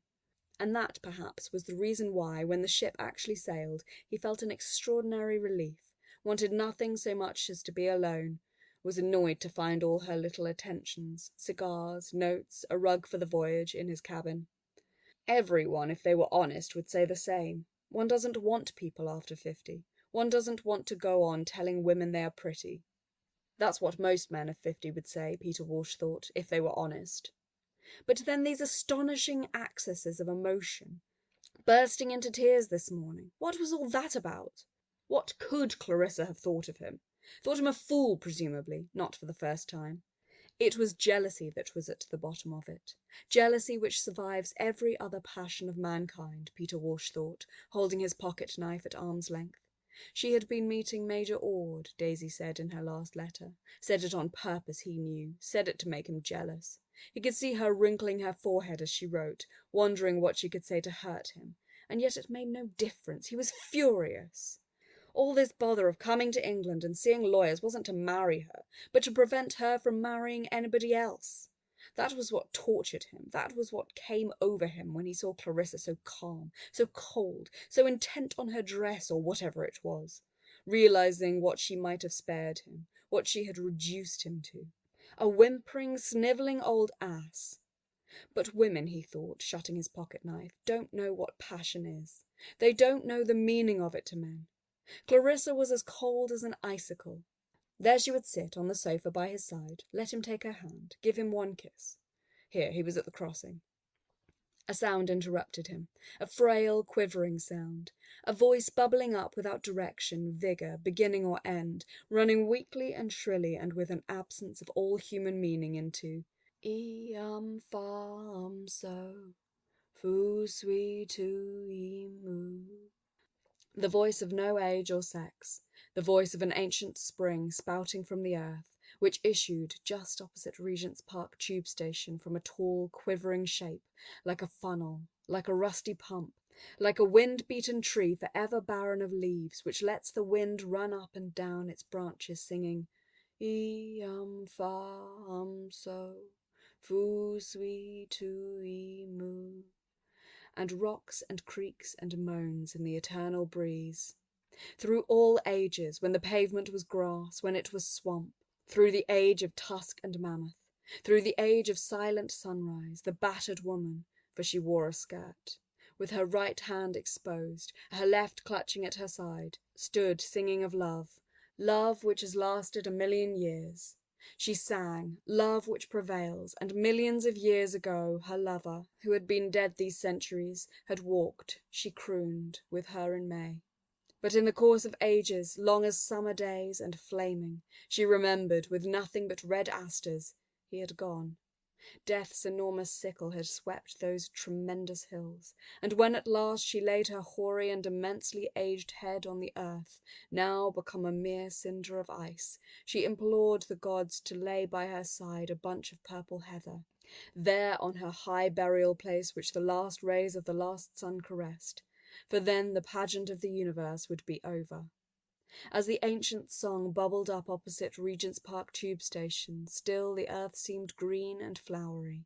Still, though it issued from so rude a mouth, a mere hole in the earth, muddy too, matted with root fibres and tangled grasses, still the old bubbling, burbling song, soaking through the knotted roots of infinite ages and skeletons and treasure, streamed away in rivulets over the pavement and all along the Marylebone Road and down towards Euston, fertilizing, leaving a damp stain. Still remembering how once in some primeval May she had walked with her lover, this rusty pump, this battered old woman with one hand exposed for coppers, the other clutching her side, would still be there in 10,000,000 years, remembering how once she had walked in May, where the sea flows now, with whom it did not matter. He was a man, oh yes, a man who had loved her. But the passage of ages had blurred the clarity of that ancient May day.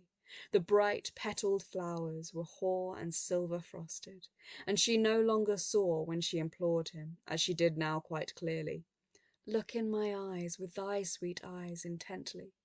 She no longer saw brown eyes, black whiskers, or sunburnt face, but only a looming shape, a shadow shape, to which, with the bird-like freshness of the very aged, she still twittered, "Give me your hand and let me press it gently." Peter Walsh couldn't help giving the poor creature a coin as he stepped into his taxi. And if someone should see, what matter they? And her fist clutched at her side, and she smiled, pocketing her shilling, and all peering inquisitive eyes seemed blotted out, and the passing generations, the pavement was crowded with bustling middle-class people, vanished like leaves, to be trodden under, to be soaked and steeped and made mould of by that eternal spring. Fa so, fu sweet to emu. Poor old woman, said Risha Warren-Smith, waiting to cross. Oh, poor old wretch. Suppose it was a wet night. Suppose one's father or somebody who had known one in better days had happened to pass and saw one standing there in the gutter. And where did she sleep at night? Cheerfully, almost gaily, the invincible thread of sound wound up into the air like the smoke from a cottage chimney, winding up clean beech trees and issuing in a tuft of blue smoke among the topmost leaves. And if someone should see, what matter they? Section 14. Since she was so unhappy, for weeks and weeks now, Risha had given meanings to things that happened, almost felt sometimes that she must stop people in the street if they looked good, kind people, just to say to them, "I am unhappy." And this old woman singing in the street, "If someone should see, what matter they," made her suddenly quite sure that everything was going to be right. They were going to Sir William Bradshaw. She thought his name sounded nice. He would cure Septimus at once. And then there was a brewer's cart, and the grey horses had upright bristles of straw in their tails. There were newspaper placards. It was a silly, silly dream, being unhappy. So they crossed, Mr. and Mrs. Septimus Warren-Smith. And was there, after all, anything to draw attention to them, anything to make a passer-by suspect here is a young man who carries in him the greatest message in the world, and is, moreover, the happiest man in the world, and the most miserable? Perhaps they walked more slowly than other people, and there was something hesitating, trailing in the man's walk, But what more natural for a clerk who has not been in the West End on a weekday at this hour for years than to keep looking at the sky, looking at this, that, and the other, as if Portland Place were a room he had come into when the family are away, the chandeliers being hung in holland bags, and the caretaker, as she lets in long shafts of dusty light upon deserted, queer-looking armchairs, lifting one corner of the long blinds, explains to the visitors what a wonderful place it is, how wonderful, but at the same time he thinks, as he looks at chairs and tables, how strange. To look at, he might have been a clerk, but of the better sort, for he wore brown boots, his hands were educated, so too his profile, his angular, big-nosed, intelligent, sensitive profile, but not his lips altogether, for they were loose, and his eyes, as eyes tend to be, eyes merely, hazel, large, so that he was, on the whole, a border case, neither one thing nor the other, might end with a house at Purley and a motor car, or continue renting apartments in back streets all his life. One of those half-educated, self-educated men whose education is all learnt from books borrowed from public libraries, read in the evening after the day's work, on the advice of well-known authors consulted by letter. As for the other experiences, the solitary ones, which people go through alone in their bedrooms, in their offices, walking the fields and the streets of London, he had them. Had left home a mere boy because of his mother. She lied. Because he came down to tea for the 50th time with his hands unwashed. Because he could see no future for a poet in Stroud. And so, making a confidant of his little sister, had gone to London, leaving an absurd note behind him, such as great men have written, and the world has read later when the story of their struggles has become famous. London has swallowed up many millions of young men called Smith, thought nothing of fantastic Christian names like Septimus, with which their parents have thought to distinguish them. Lodging off the Euston Road, there were experiences, again experiences, such as change a face in 2 years from a pink innocent oval to a face lean, contracted, hostile. But of all this, what could the most observant of friends have said, except what a gardener says when he opens the conservatory door in the morning and finds a new blossom on his plant? It has flowered. Flowered from vanity, ambition, idealism, passion, loneliness, courage, laziness, the usual seeds, which all muddled up, in a room off the Euston Road, made him shy and stammering, made him anxious to improve himself, made him fall in love with Miss Isabel Pole, lecturing in the Waterloo Road upon Shakespeare. Was he not like Keats, she asked, and reflected how she might give him a taste of Antony and Cleopatra and the rest. Lent him books, wrote him scraps of letters, and lit in him such a fire as burns only once in a lifetime, without heat, flickering a red-gold flame infinitely ethereal and insubstantial over Miss Pole, Antony and Cleopatra, and the Waterloo Road. He thought her beautiful, believed her impeccably wise, dreamed of her, wrote poems to her, which, ignoring the subject, she corrected in red ink. He saw her one summer evening, walking in a green dress in a square. It has flowered, the gardener might have said, had he opened the door, had he come in, that is to say, any night about this time, and found him writing, found him tearing up his writing, found him finishing a masterpiece at 3 o'clock in the morning, and running out to pace the streets, and visiting churches, and fasting one day, drinking another, devouring Shakespeare, Darwin, the history of civilization, and Bernard Shaw. Something was up, Mr. Brewer knew. Mr. Brewer, managing clerk at Sibley's and Arrowsmith's, auctioneers, valuers, land and estate agents. Something was up, he thought, and being paternal with his young men, and thinking very highly of Smith's abilities, and prophesying that he would, in 10 or 15 years, succeed to the leather armchair in the inner room under the skylight with the deed boxes round him. If he keeps his health, said Mr. Brewer, and that was the danger. He looked weakly, advised football, invited him to supper, and was seeing his way to consider recommending a rise of salary, when something happened which threw out many of Mr. Brewer's calculations, took away his ablest young fellows, and eventually, so prying and insidious were the fingers of the European war, smashed a plaster cast of Sarah's, ploughed a hole in the geranium beds, and utterly ruined the cook's nerves at Mr. Brewer's establishment at Muswell Hill. Septimus was one of the first to volunteer. He went to France to save an England which consisted almost entirely of Shakespeare's plays and Miss Isabel Pole in a green dress walking in a square. There in the trenches the change which Mr. Brewer desired when he advised football was produced instantly. He developed manliness. He was promoted. He drew the attention, indeed the affection, of his officer, Evans by name. It was a case of two dogs playing on a hearthrug, one worrying a paper screw, snarling, snapping, giving a pinch now and then at the old dog's ear, the other lying somnolent, blinking at the fire, raising a paw, turning and growling good-temperedly. They had to be together, share with each other, fight with each other, quarrel with each other. But when Evans, Risha, who had only seen him once, called him a quiet man, a sturdy red-haired man, undemonstrative in the company of women, when Evans was killed just before the armistice in Italy, Septimus, far from showing any emotion or recognizing that here was the end of a friendship, congratulated himself upon feeling very little and very reasonably. The war had taught him. It was sublime. He had gone through the whole show, friendship, European war, death, had won promotion, was still under 30 and was bound to survive. He was right there. The last shells missed him. He watched them explode with indifference.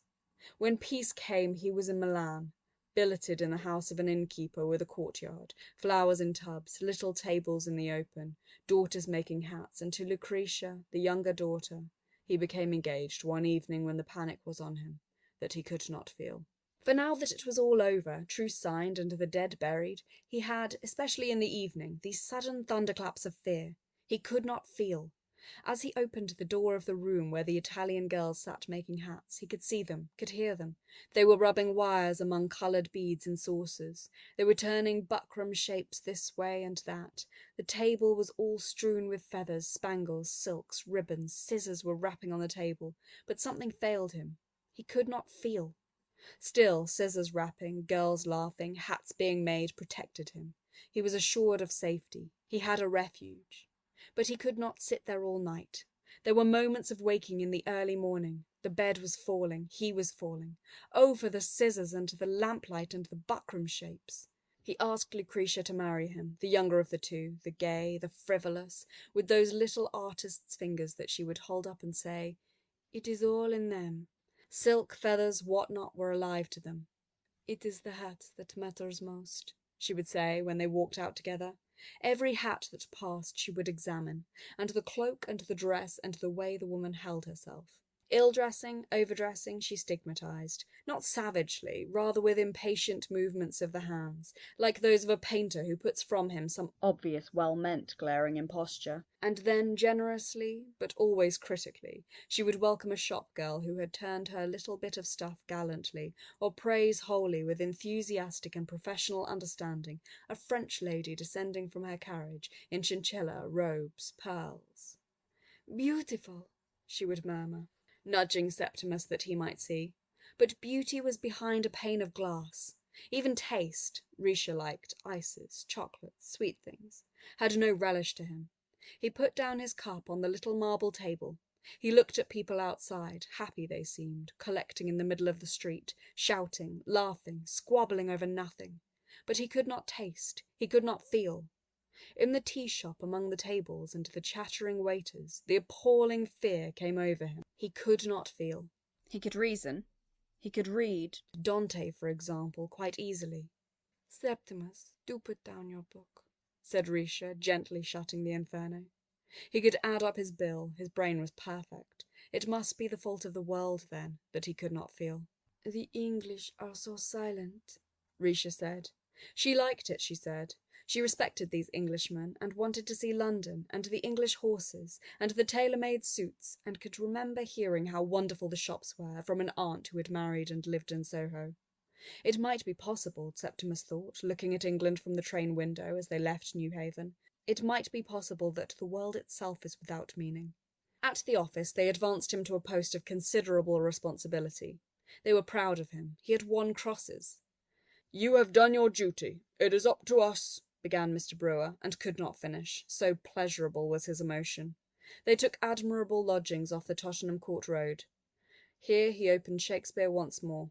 That boy's business of the intoxication of language, Antony and Cleopatra, had shrivelled utterly. How Shakespeare loathed humanity, the putting on of clothes, the getting of children, the sordidity of the mouth and the belly. This was now revealed to Septimus, the message hidden in the beauty of words, the secret signal which one generation passes under disguise to the next is loathing, hatred, despair.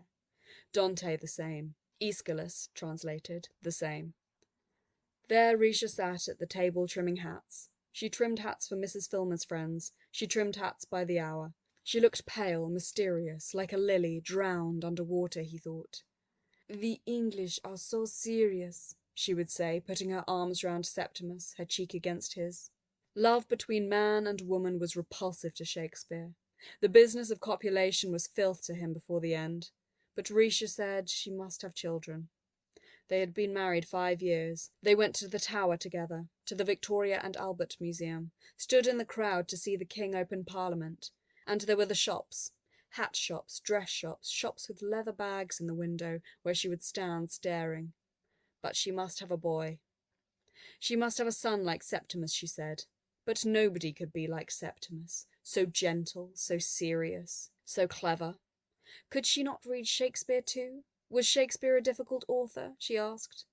One cannot bring children into a world like this. One cannot perpetuate suffering or increase the breed of these lustful animals who have no lasting emotions, but only whims and vanities, eddying them now this way, now that. Section 15. He watched her snip, shape, as one watches a bird hop, flit in the grass, without daring to move a finger. For the truth is, let her ignore it, that human beings have neither kindness nor faith nor charity beyond what serves to increase the pleasure of the moment. They hunt in packs. Their packs scour the desert and vanish screaming into the wilderness. They desert the fallen. They are plastered over with grimaces. There was Brewer at the office with his waxed moustache, coral tie-pin, white slip and pleasurable emotions, all coldness and clamminess within. His geraniums ruined in the war. His cook's nerves destroyed. Or Amelia What's-her-name, handing round cups of tea punctually at 5, a leering, sneering, obscene little harpy. And the Toms and Berties in their starched shirt fronts oozing thick drops of vice. They never saw him drawing pictures of them naked at their antics in his notebook. In the street, vans roared past him, brutality blared out on placards. Men were trapped in mines, women burnt alive, and once a maimed file of lunatics being exercised or displayed for the diversion of the populace, who laughed aloud, ambled and nodded and grinned past him in the Tottenham Court Road, each half apologetically, yet triumphantly, inflicting his hopeless woe. And would he go mad? At tea, Risha told him that Mrs. Fillmore's daughter was expecting a baby. She could not grow old and have no children. She was very lonely. She was very unhappy. She cried for the first time since they were married. Far away he heard her sobbing. He heard it accurately. He noticed it distinctly.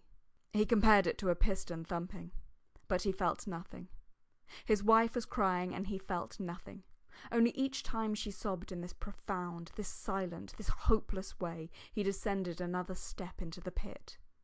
At last, with a melodramatic gesture, which he assumed mechanically and with complete consciousness of its insincerity, he dropped his head on his hands. Now he had surrendered. Now other people must help him. People must be sent for. He gave in. Nothing could rouse him. Risha put him to bed. She sent for a doctor, Mrs. Filmer's Dr. Holmes. Dr. Holmes examined him.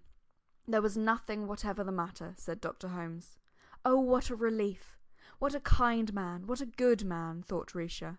When he felt like that, he went to the music hall, said Dr. Holmes. He took a day off with his wife and played golf.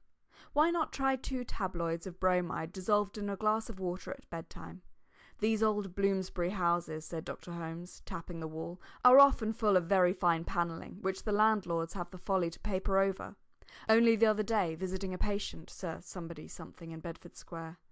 So there was no excuse, nothing whatever the matter, except the sin for which human nature had condemned him to death, that he did not feel.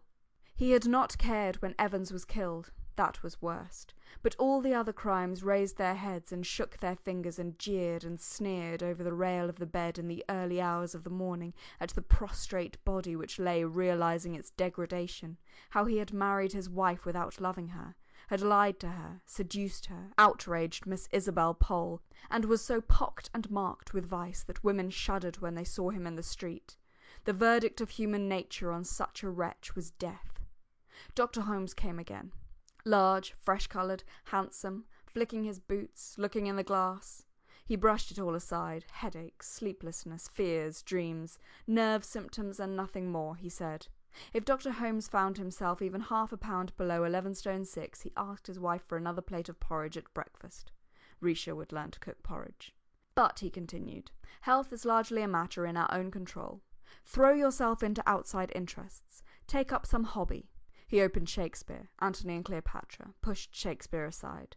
Some hobby, said Dr. Holmes, for did he not owe his own excellent health, and he worked as hard as any man in London, to the fact that he could always switch off from his patients onto old furniture? And what a very pretty comb, if he might say so, Mrs. Warren Smith was wearing. When the damned fool came again, Septimus refused to see him. Did he indeed? Said Dr. Holmes, smiling agreeably. Really, he had to give that charming little lady, Mrs. Smith, a friendly push before he could get past her into her husband's bedroom. So you're in a funk, he said agreeably, sitting down by his patient's side. He had actually talked of killing himself to his wife, quite a girl, foreigner, wasn't she? Didn't that give her a very odd idea of English husbands? Didn't one owe perhaps a duty to one's wife? Wouldn't it be better to do something instead of lying in bed? For he had had 40 years' experience behind him, and Septimus could take Dr. Holmes's word for it. There was nothing whatever the matter with him. And next time Dr. Holmes came, he hoped to find Smith out of bed and not making that charming little lady, his wife, anxious about him. Human nature, in short, was on him. The repulsive brute with the blood-red nostrils. Holmes was on him. Dr. Holmes came quite regularly every day. Once you stumble, Septimus wrote on the back of a postcard. Human nature is on you. Holmes is on you. Their only chance was to escape, without letting Holmes know, to Italy, anywhere away from Dr. Holmes. But Risha could not understand him. Dr. Holmes was such a kind man. He was so interested in Septimus. He only wanted to help them, he said. He had 4 little children, and he had asked her to tea, she told Septimus. So he was deserted. The whole world was clamouring, kill yourself for our sakes. But why should he kill himself for their sakes? Food was pleasant, the sun hot, and this killing oneself. How does one set about it? With a table knife? Uglily? With floods of blood? By sucking a gas pipe? He was too weak. He could scarcely raise his hand. Besides, now that he was quite alone, condemned, deserted, as those who are about to die are alone, there was a luxury in it, an isolation full of sublimity, a freedom which the attached can never know. Holmes had won, of course. The brute with the red nostrils had won. But even Holmes himself could not touch this last relic straying on the edge of the world, this outcast who gazed back at the inhabited regions, who lay, like a drowned sailor, on the shore of the world. It was at that moment, Risha had gone shopping, that the great revelation took place. A voice spoke from behind the screen. Evans was speaking. The dead were with him. "Evans! Evans!" he cried.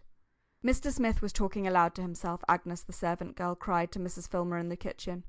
"Evans! Evans!" he had said as she brought in the tray. "She jumped, she did. She scuttled downstairs." And Risha came in with her flowers and walked across the room and put the roses in a vase, upon which the sun struck directly, and it went laughing, leaping round the room. She had had to buy the roses, Risha said, from a poor man in the street. But they were almost dead already, she said, arranging the roses. So there was a man outside, Evans presumably, and the roses, which Risha said were half dead, had been picked by him in the fields of Greece. "Communication is health. Communication is happiness. Communication," he muttered. "What are you saying, Septimus?" Risha asked, wild with terror, for he was talking to himself. She sent Agnes running for Dr. Holmes. Her husband, she said, was mad.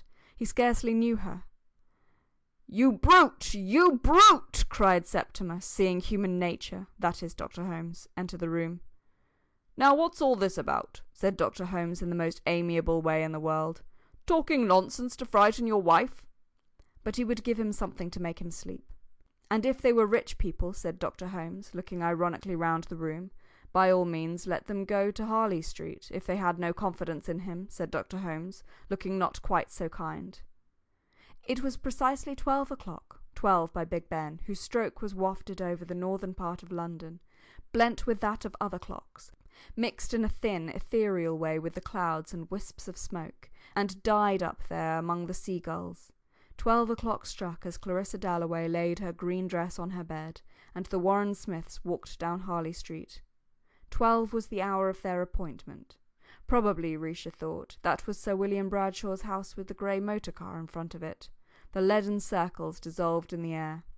Indeed it was Sir William Bradshaw's motor-car, low, powerful, grey, with plain initials interlocked on the panel, as if the pomps of heraldry were incongruous, this man being the ghostly helper, the priest of science. And as the motor-car was grey, so to match its sober suavity, grey furs, silver-grey rugs were heaped in it, to keep her ladyship warm while she waited. For often Sir William would travel 60 miles or more down into the country to visit the rich, the afflicted, who could afford the very large fee which Sir William very properly charged for his advice. Her ladyship waited with the rugs about her knees an hour or more, leaning back, thinking sometimes of the patient, sometimes, excusably, of the wall of gold, mounting minute by minute while she waited. The wall of gold that was mounting between them and all shifts and anxieties. She had borne them bravely. They had had their struggles. Until she felt wedged on a calm ocean, where only spice winds blow, respected, admired, envied, with scarcely anything left to wish for, though she regretted her stoutness. Large dinner parties every Thursday night to the profession. An occasional bazaar to be opened. Royalty greeted. Too little time, alas, with her husband, whose work grew and grew.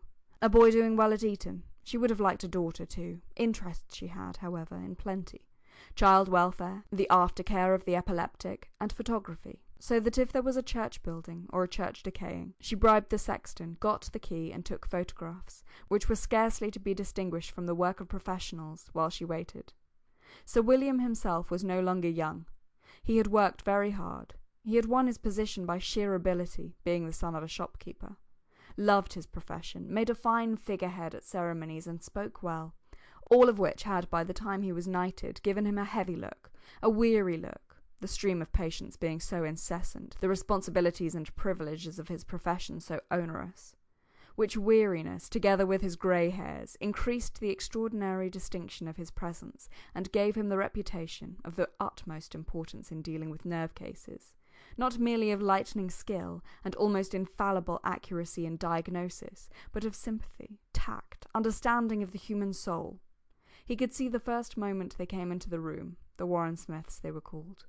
He was certain directly he saw the man. It was a case of extreme gravity. It was a case of complete breakdown, complete physical and nervous breakdown, with every symptom in advanced stage.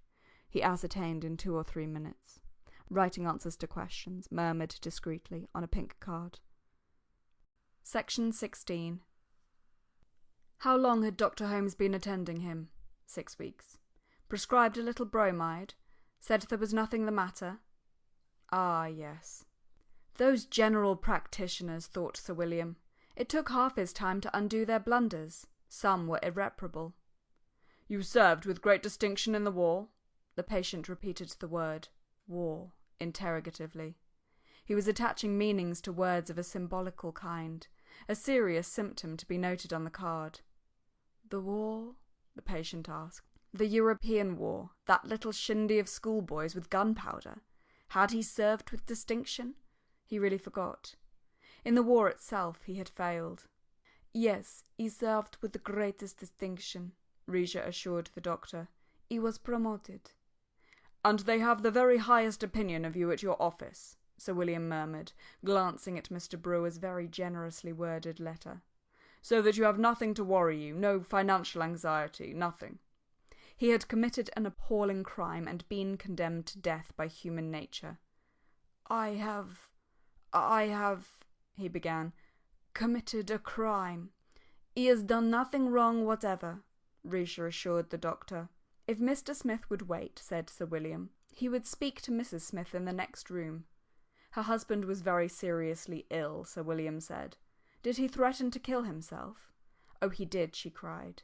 But he did not mean it, she said. Of course not. It was merely a question of rest, said Sir William. Of rest, rest, rest. A long rest in bed. There was a delightful home down in the country where her husband would be perfectly looked after. Away from her, she asked. Unfortunately, yes. The people we care for most are not good for us when we are ill. But he was not mad, was he? Sir William said he never spoke of madness. He called it not having a sense of proportion. But her husband did not like doctors. He would refuse to go there. Shortly and kindly, Sir William explained to her the state of the case. He had threatened to kill himself. There was no alternative. It was a question of law. He would lie in bed in a beautiful house in the country.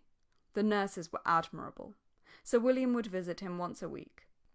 If Mrs. Warren Smith was quite sure she had no more questions to ask, he never hurried his patients. They would return to her husband. She had nothing more to ask, not of Sir William. So they returned to the most exalted of mankind, the criminal who faced his judges, the victim exposed on the heights, the fugitive, the drowned sailor, the poet of the immortal ode, the lord who had gone from life to death, to Septimus Warren Smith, who sat in the armchair under the skylight, staring at a photograph of Lady Bradshaw in court dress, muttering messages about beauty. "We have had our little talk," said Sir William. "He says you are very, very ill," Risha cried. "We have been arranging that you should go into a home," said Sir William. "One of Holmes's homes," sneered Septimus. The fellow made a distasteful impression, for there was in Sir William, whose father had been a tradesman, a natural respect for breeding and clothing, which shabbiness nettled. Again, more profoundly, there was in Sir William, who had never had time for reading, a grudge, deeply buried, against cultivated people who came into his room and intimated that doctors, whose profession is a constant strain upon all the highest faculties, are not educated men. "One of my homes, Mr. Warren Smith," he said, "where we will teach you to rest." And there was just one thing more. He was quite certain that when Mr. Warren Smith was well he was the last man in the world to frighten his wife. But he had talked of killing himself. "We all have our moments of depression," said Sir William. "Once you fall," Septimus repeated to himself, "human nature is on you. Holmes and Bradshaw are on you. They scour the desert. They fly screaming into the wilderness. The rack and the thumbscrew are applied. Human nature is remorseless." "Impulses came upon him sometimes?" Sir William asked with his pencil on a pink card. "That was his own affair," said Septimus.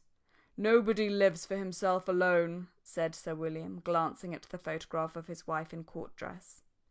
"And you have a brilliant career before you," said Sir William. There was Mr. Brewer's letter on the table. "An exceptionally brilliant career." But if he confessed? If he communicated? Would they let him off then, his torturers?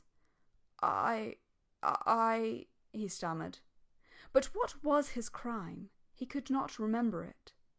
"Yes," Sir William encouraged him, but it was growing late. Love, trees, there is no crime. What was his message?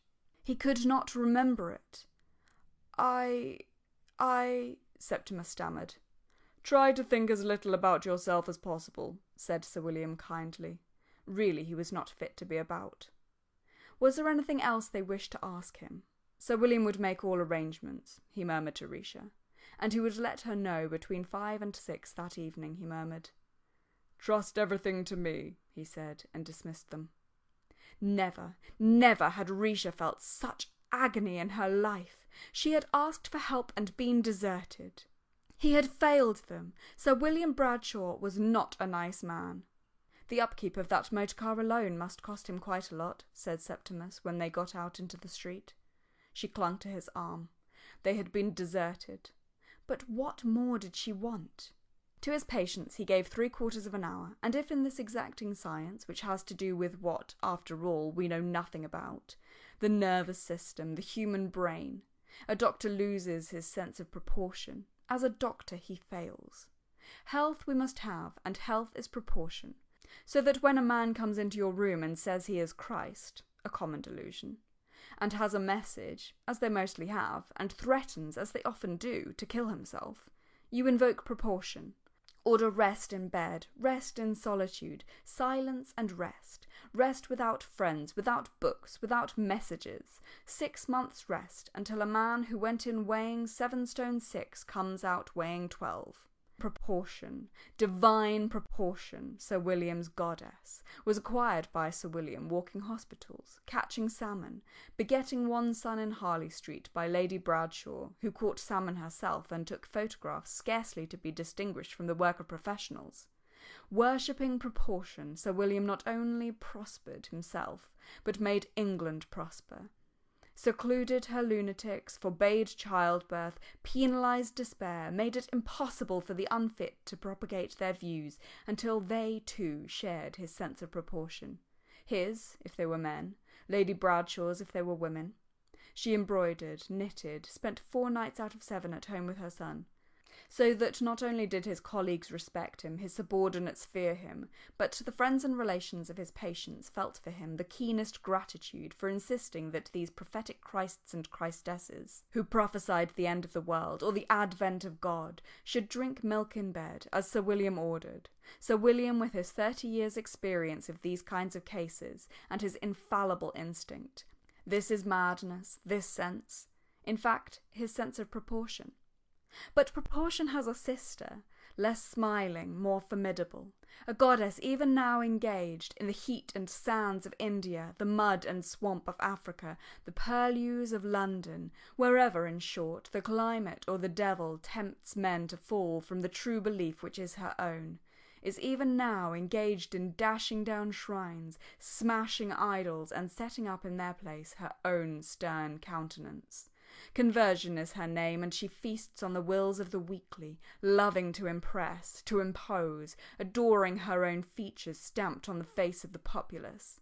At Hyde Park Corner on a tub she stands preaching, shrouds herself in white, and walks penitentially disguised as brotherly love through factories and parliaments, offers help but desires power, smites out of her way roughly the dissentient, the dissatisfied, bestows her blessing on those who, looking upward, catch submissively from her eyes the light of their own.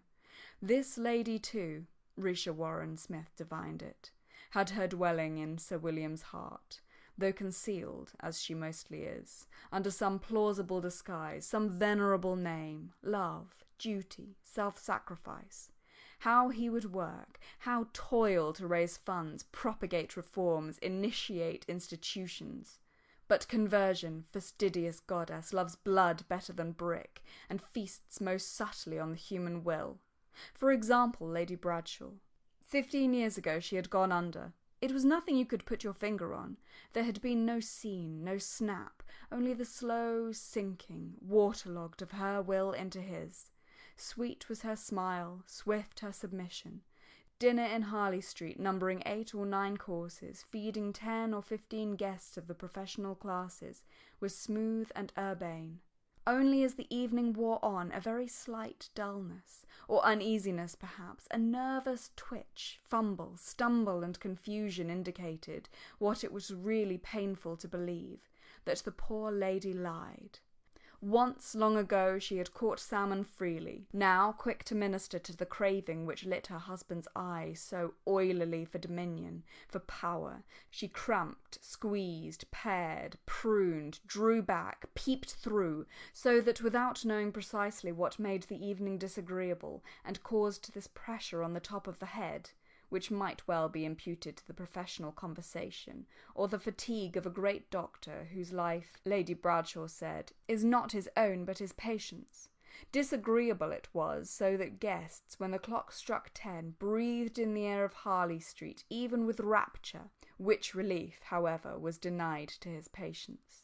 There, in the grey room with the pictures on the wall and the valuable furniture, under the ground-glass skylight, they learnt the extent of their transgressions. Huddled up in armchairs, they watched him go through, for their benefit, a curious exercise with the arms, which he shot out, brought sharply back to his hip, to prove, if the patient was obstinate, that Sir William was master of his own actions, which the patient was not.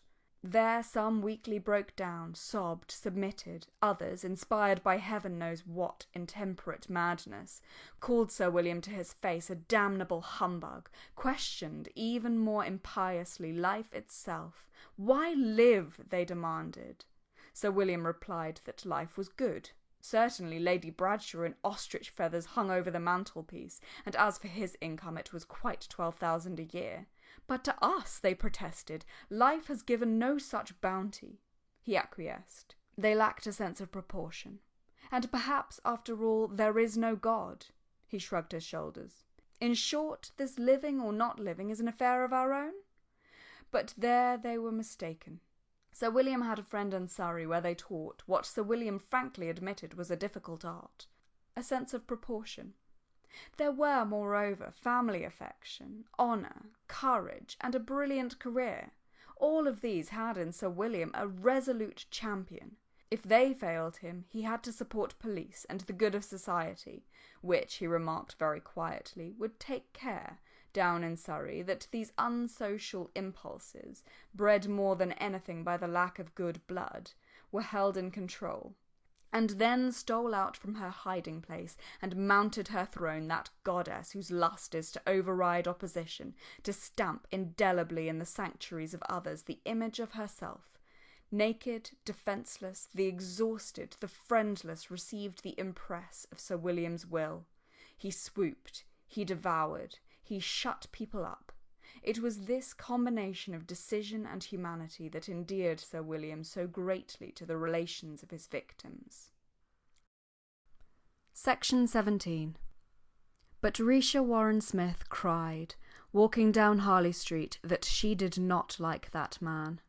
Shredding and slicing, dividing and subdividing, the clocks of Harley Street nibbled at the June day, counselled submission, upheld authority, and pointed out in chorus the supreme advantages of a sense of proportion, until the mound of time was so far diminished that a commercial clock, suspended above a shop in Oxford Street, announced, genially and fraternally, as if it were a pleasure to Messrs. Rigby and Lowndes to give the information gratis, that it was 1:30. Looking up, it appeared that each letter of their names stood for one of the hours. Subconsciously one was grateful to Rigby and Lowndes for giving one time ratified by Greenwich, and this gratitude, so Hugh Whitbread ruminated, dallying there in front of the shop window, naturally took the form later of buying off Rigby and Lowndes' socks or shoes. So he ruminated. It was his habit. He did not go deeply. He brushed surfaces, the dead languages, the living, life in Constantinople, Paris, Rome, riding, shooting, tennis it had been once. The malicious asserted that he now kept guard at Buckingham Palace, dressed in silk stockings and knee breeches, over what nobody knew. But he did it extremely efficiently. He had been afloat on the cream of English society for 55 years. He had known prime ministers. His affections were understood to be deep. And if it were true that he had not taken part in any of the great movements of the time, or held important office, 1 or 2 humble reforms stood to his credit. An improvement in public shelters was one, the protection of owls in Norfolk another. Servant girls had reason to be grateful to him, and his name at the end of letters to the Times, asking for funds, appealing to the public to protect, to preserve, to clear up litter, to abate smoke, and stamp out immorality in parks, commanded respect. A magnificent figure he cut, too, pausing for a moment, as the sound of the half-hour died away, to look critically, magisterially, at socks and shoes, impeccable, substantial, as if he beheld the world from a certain eminence and dressed to match, but realised the obligations which size, wealth, health entail, and observed punctiliously, even when not absolutely necessary, little courtesies, old-fashioned ceremonies which gave a quality to his manner, something to imitate, something to remember him by. For he would never lunch, for example, with Lady Bruton, whom he had known these 20 years, without bringing her in his outstretched hand a bunch of carnations and asking Miss Brush, Lady Bruton's secretary, after her brother in South Africa, which, for some reason, Miss Brush, deficient though she was in every attribute of female charm, so much resented that she said, "Thank you, he's doing very well in South Africa," when for 6 years he had been doing badly in Portsmouth. Lady Bruton herself preferred Richard Dalloway, who arrived at the next moment. Indeed, they met on the doorstep. Lady Bruton preferred Richard Dalloway, of course. He was made of much finer material, but she wouldn't let them run down her poor dear Hugh. She could never forget his kindness. He had been really remarkably kind. She forgot precisely upon what occasion. But he had been remarkably kind. Anyhow, the difference between one man and another does not amount to much. She had never seen the sense of cutting people up, as Clarissa Dalloway did, cutting them up and sticking them together again, not at any rate when one was 62. She took Hugh's carnations with her angular grim smile. There was nobody else coming, she said. She had got them there on false pretences, to help her out of a difficulty. "But let us eat first," she said. And so there began a soundless and exquisite passing to and fro through swing doors of aproned, white-capped maids, handmaidens not of necessity, but adepts in a mystery or grand deception practised by hostesses in Mayfair, from 1:30 to 2.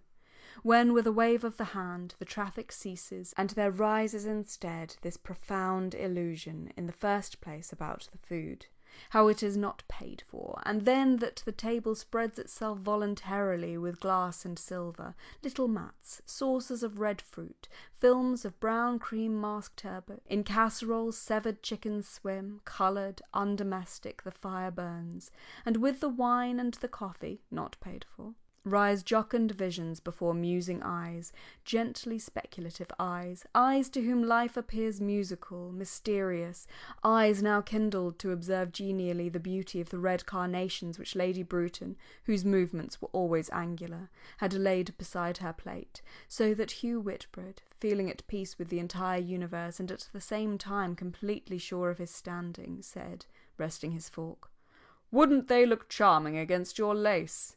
Miss Brush resented this familiarity intensely. She thought him an underbred fellow. She made Lady Bruton laugh. Lady Bruton raised the carnations, holding them rather stiffly with much the same attitude with which the General held the scroll in the picture behind her. She remained fixed, tranced. Which was she now? The General's great-granddaughter? Great-great-granddaughter? Richard Dalloway asked himself. Sir Roderick, Sir Miles, Sir Talbot, that was it. It was remarkable how in that family the likeness persisted in the women. She should have been a general of dragoons herself, and Richard would have served under her, cheerfully. He had the greatest respect for her.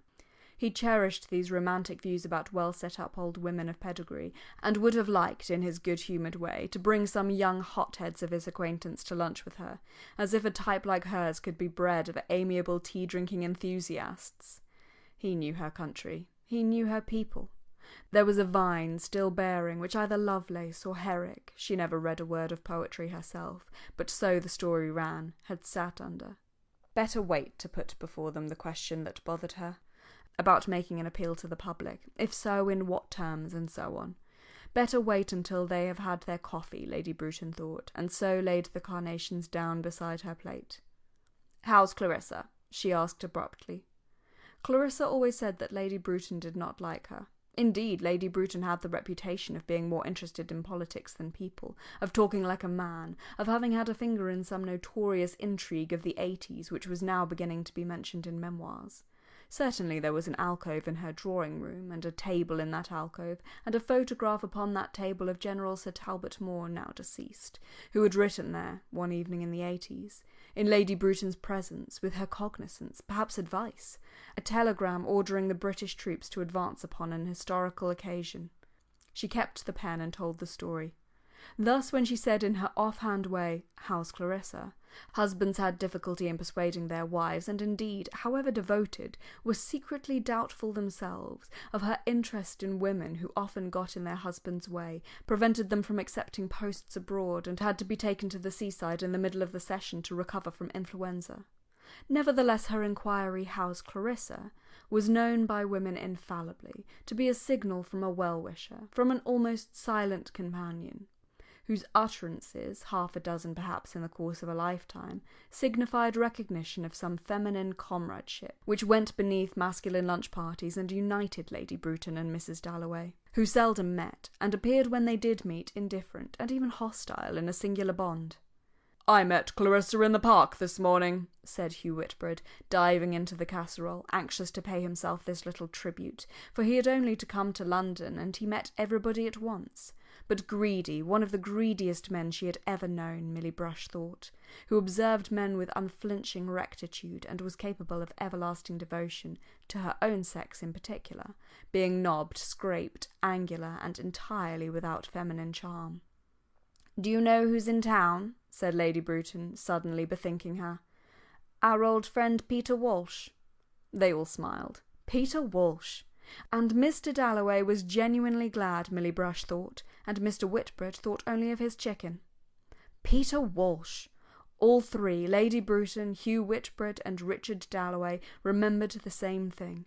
How passionately Peter had been in love, been rejected, gone to India, come a cropper, made a mess of things, and Richard Dalloway had a very great liking for the dear old fellow too. Millie Brush saw that, saw a depth in the brown of his eyes, saw him hesitate, consider, which interested her, as Mr. Dalloway always interested her, for what was he thinking, she wondered, about Peter Walsh? That Peter Walsh had been in love with Clarissa, that he would go back directly after lunch and find Clarissa, that he would tell her, in so many words, that he loved her. Yes, he would say that.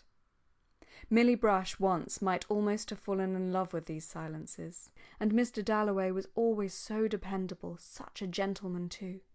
Now being 40, Lady Bruton had only to nod or turn her head a little abruptly, and Millie Brush took the signal, however deeply she might be sunk in these reflections of a detached spirit, of an uncorrupted soul whom life could not bamboozle, because life had not offered her a trinket of the slightest value, not a curl, smile, lip, cheek, nose, nothing whatever.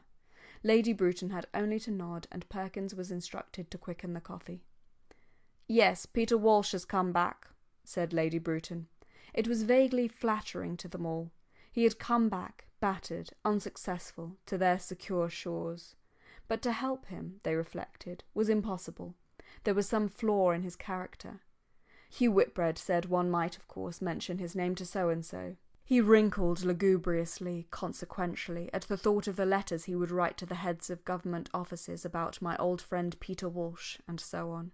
But it wouldn't lead to anything, not to anything permanent, because of his character. "In trouble with some woman," said Lady Bruton. They had all guessed that that was at the bottom of it.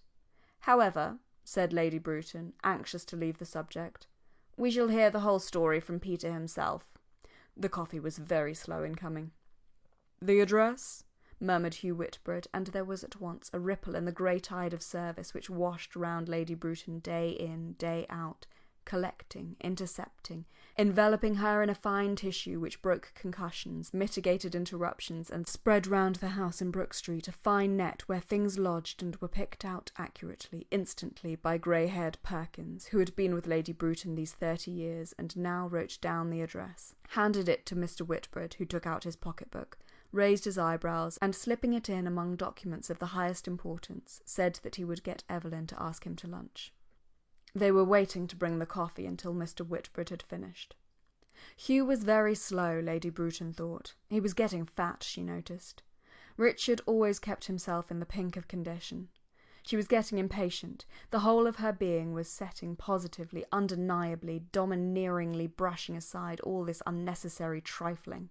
Peter Walsh and his affairs, upon that subject which engaged her attention, and not merely her attention, but that fibre which was the ramrod of her soul, that essential part of her without which Millicent Bruton would not have been Millicent Bruton, that project for emigrating young people of both sexes born of respectable parents and setting them up with a fair prospect of doing well in Canada. She exaggerated. She had perhaps lost her sense of proportion.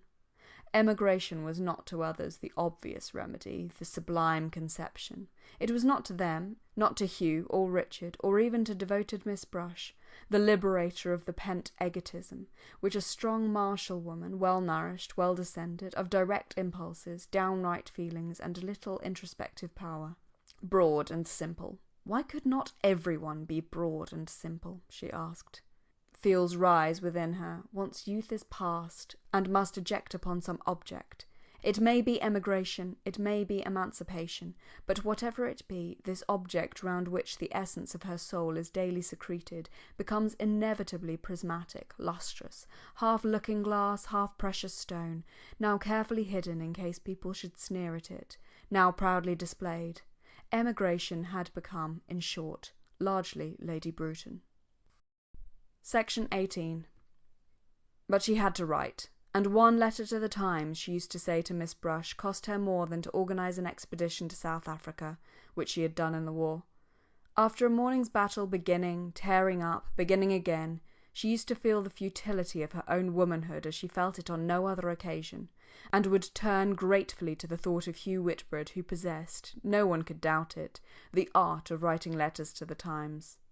A being so differently constituted from herself, with such a command of language, able to put things as editors like them put, had passions which one could not call simply greed. Lady Bruton often suspended judgment upon men in deference to the mysterious accord in which they, but no woman, stood to the laws of the universe, knew how to put things, knew what was said, so that if Richard advised her, and Hugh wrote for her, she was sure of being somehow right. So she let Hugh eat his souffle, asked after poor Evelyn, waited until they were smoking, and then said, "Milly, would you fetch the papers?" And Miss Brush went out, came back, laid papers on the table, and Hugh produced his fountain pen, his silver fountain pen, which had done 20 years' service, he said, unscrewing the cap. It was still in perfect order. He had shown it to the makers. There was no reason, they said, why it should ever wear out, which was somehow to Hugh's credit, and to the credit of the sentiments which his pen expressed, so Richard Dalloway felt, as Hugh began carefully writing capital letters with rings round them in the margin, and thus marvellously reduced Lady Bruton's tangles to sense, to grammar, such as the editor of the Times, Lady Bruton felt, watching the marvellous transformation, must respect.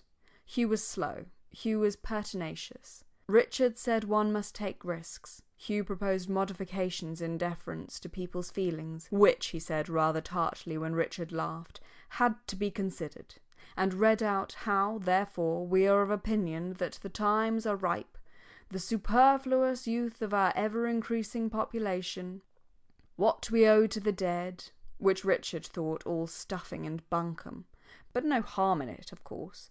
And Hugh went on drafting sentiments in alphabetical order of the highest nobility, brushing the cigar ash from his waistcoat, and summing up now and then the progress they had made, until finally he read out the draft of a letter which Lady Bruton felt certain was a masterpiece. Could her own meaning sound like that? Hugh could not guarantee that the editor would put it in, but he would be meeting somebody at luncheon. Whereupon Lady Bruton, who seldom did a graceful thing, stuffed all Hugh's carnations into the front of her dress, and flinging her hands out, called him "My Prime Minister." What she would have done without them both she did not know.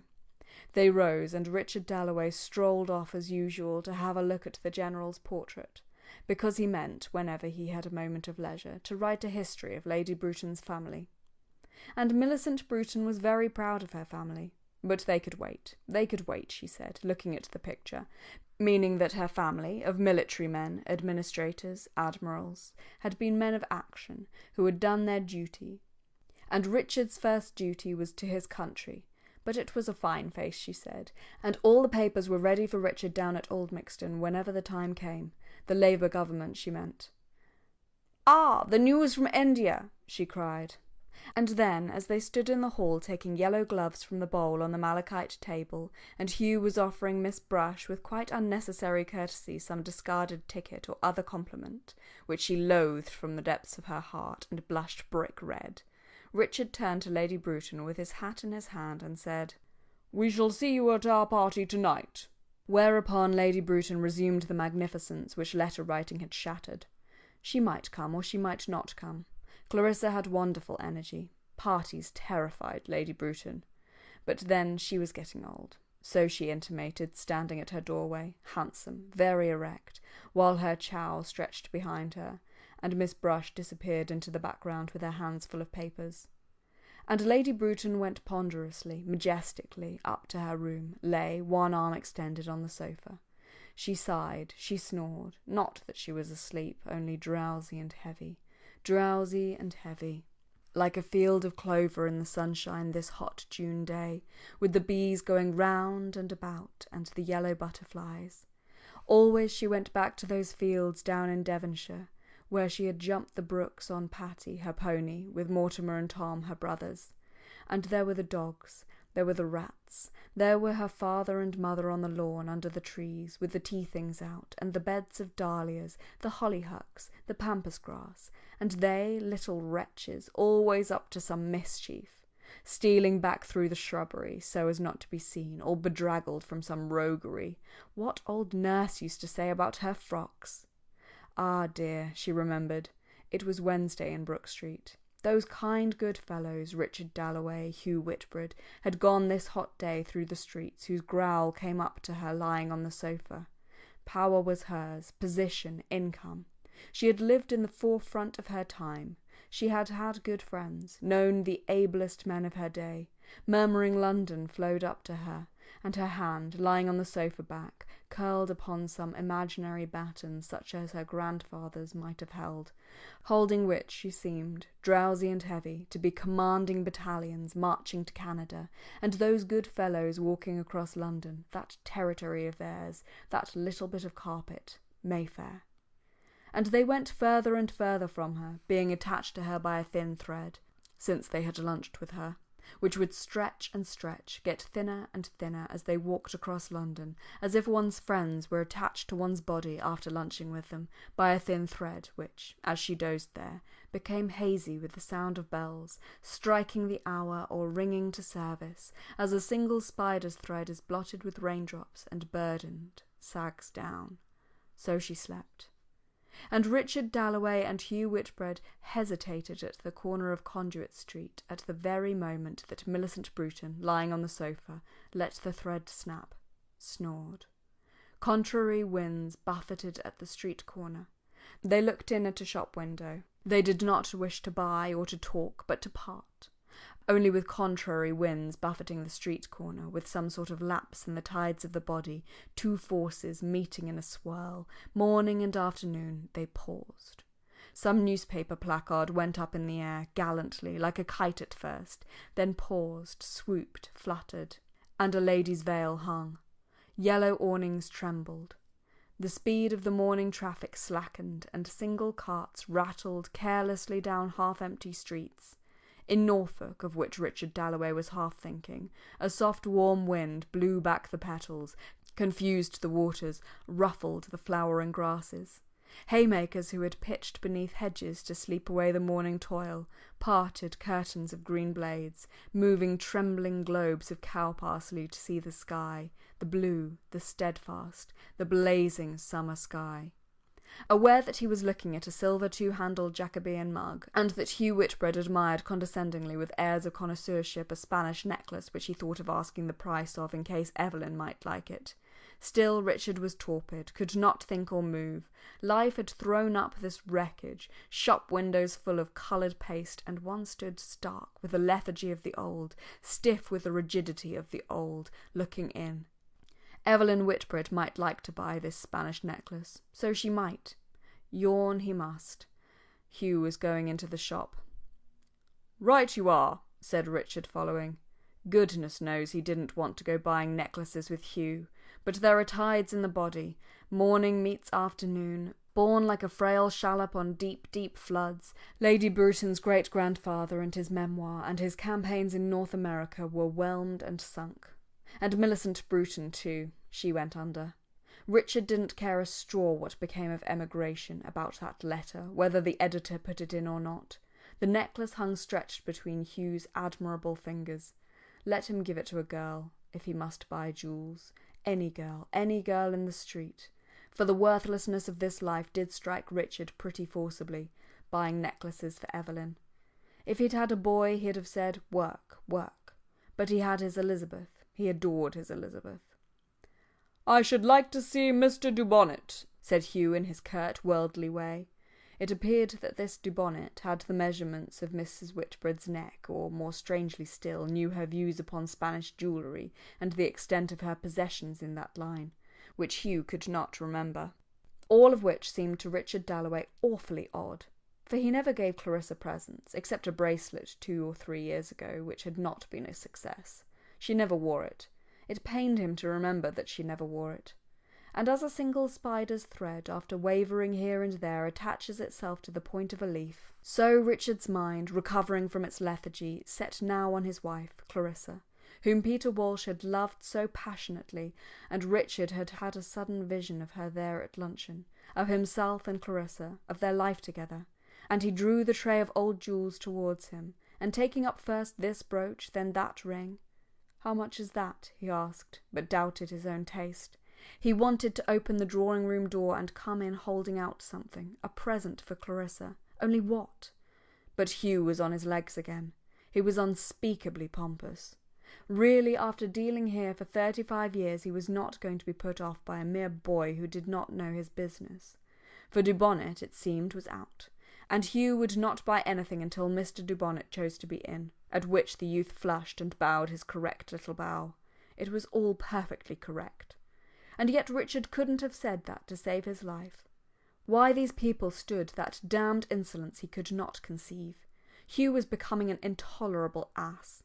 Richard Dalloway could not stand more than an hour of his society, and flicking his bowler hat by way of farewell, Richard turned at the corner of Conduit Street, eager, yes, very eager, to travel that spider's thread of attachment between himself and Clarissa. He would go straight to her, in Westminster. But he wanted to come in holding something. Flowers? Yes, flowers, since he did not trust his taste in gold. Any number of flowers, roses, orchids, to celebrate what was, reckoning things as you will, an event. This feeling about her when they spoke of Peter Walsh at luncheon, and they never spoke of it, not for years had they spoken of it, which, he thought, grasping his red and white roses together, a vast bunch in tissue paper, is the greatest mistake in the world. The time comes when it can't be said. One's too shy to say it, he thought, pocketing his 6pence or 2 of change, setting off with his great bunch held against his body to Westminster to say straight out in so many words, whatever she might think of him, holding out his flowers, "I love you." Why not? Really, it was a miracle, thinking of the war, and thousands of poor chaps, with all their lives before them, shovelled together, already half forgotten. It was a miracle.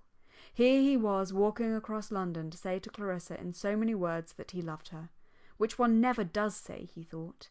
Partly one's lazy, partly one's shy. And Clarissa, it was difficult to think of her, except in starts, as at luncheon, when he saw her quite distinctly.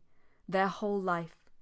He stopped at the crossing and repeated, being simple by nature and undebauched, because he had tramped and shot, being pertinacious and dogged, having championed the downtrodden and followed his instincts in the House of Commons, being preserved in his simplicity, yet at the same time grown rather speechless, rather stiff. He repeated that it was a miracle that he should have married Clarissa, a miracle. His life had been a miracle, he thought, hesitating to cross. But it did make his blood boil to see little creatures of 5 or 6 crossing Piccadilly alone. The police ought to have stopped the traffic at once. He had no illusions about the London police. Indeed, he was collecting evidence of their malpractices, and those costermongers not allowed to stand their barrows in the streets, and prostitutes, good Lord, the fault wasn't in them, nor in young men either, but in our detestable social system, and so forth. All of which he considered, could be seen considering, grey, dogged, dapper, clean, as he walked across the park to tell his wife that he loved her. Section 19. For he would say it in so many words when he came into the room, because it is 1,000 pities never to say what one feels, he thought, crossing the Green Park and observing with pleasure how in the shade of the trees whole families, poor families, were sprawling, children kicking up their legs, sucking milk, paper bags thrown about which could easily be picked up, if people objected, by one of those fat gentlemen in livery. For he was of opinion that every park and every square during the summer months should be open to children. The grass of the park flushed and faded, lighting up the poor mothers of Westminster and their crawling babies, as if a yellow lamp were moved beneath. But what could be done for female vagrants like that poor creature stretched on her elbow, as if she had flung herself on the earth, rid of all ties, to observe curiously, to speculate boldly, to consider the whys and the wherefores, impudent, loose-lipped, humorous? He did not know. Bearing his flowers like a weapon, Richard Dalloway approached her. Intent, he passed her. Still, there was time for a spark between them. She laughed at the sight of him. He smiled good-humouredly, considering the problem of the female vagrant. Not that they would ever speak. But he would tell Clarissa that he loved her, in so many words. He had, once upon a time, been jealous of Peter Walsh, jealous of him and Clarissa. But she had often said to him that she had been right not to marry Peter Walsh, which, knowing Clarissa, was obviously true. She wanted support. Not that she was weak, but she wanted support. As for Buckingham Palace, like an old prima donna facing the audience all in white, you can't deny it a certain dignity, he considered, nor despise what does, after all, stand to millions of people. A little crowd was waiting at the gate to see the king drive out. For a symbol, absurd though it is, a child with a box of bricks could have done better, he thought, looking at the memorial to Queen Victoria, whom he could remember in her horn spectacles driving through Kensington, its white mound, its billowing motherliness. But he liked being ruled by the descendant of Horsa. He liked continuity and the sense of handing on the traditions of the past. It was a great age in which to have lived. Indeed, his own life was a miracle. Let him make no mistake about it. Here he was, in the prime of life, walking to his house in Westminster to tell Clarissa that he loved her. Happiness is this, he thought. It is this, he said as he entered Dean's Yard. Big Ben was beginning to strike, first the warning, musical, then the hour, irrevocable. Lunch parties waste the entire afternoon, he thought, approaching his door. The sound of Big Ben flooded Clarissa's drawing-room where she sat, ever so annoyed, at her writing-table. Worried, annoyed. It was perfectly true that she had not asked Ellie Henderson to her party, but she had done it on purpose. Now Mrs. Marsham wrote she had told Ellie Henderson she would ask Clarissa. Ellie so much wanted to come. But why should she invite all the dull women in London to her parties? Why should Mrs. Marsham interfere? And there was Elizabeth closeted all this time with Doris Kilman. Anything more nauseating she could not conceive. Prayer at this hour with that woman. And the sound of the bell flooded the room with its melancholy wave, which receded and gathered itself together to fall once more when she heard, distractingly, something fumbling, something scratching at the door. Who at this hour? 3, good heavens! 3 already! For with overpowering directness and dignity the clock struck 3, and she heard nothing else. But the door-handle slipped round, and in came Richard. What a surprise! In came Richard, holding out flowers. She had failed him once at Constantinople, and Lady Bruton, whose lunch parties were said to be extraordinarily amusing, had not asked her. He was holding out flowers, roses, red and white roses. But he could not bring himself to say he loved her, not in so many words. But how lovely, she said, taking his flowers. She understood without his speaking, his Clarissa. She put them in vases on the mantelpiece. How lovely they looked, she said. And was it amusing, she asked? Had Lady Bruton asked after her? Peter Walsh was back. Mrs. Marsham had written. Must she ask Ellie Henderson? That woman Kilman was upstairs. But let us sit down for 5 minutes, said Richard. It all looked so empty. All the chairs were against the wall. What had they been doing? Oh, it was for the party. No, he had not forgotten the party. Peter Walsh was back. Oh yes, she had had him. And he was going to get a divorce, and he was in love with some woman out there, and he hadn't changed in the slightest. There she was, mending her dress. Thinking of Burton, she said. Hugh was at lunch, said Richard. She had met him too.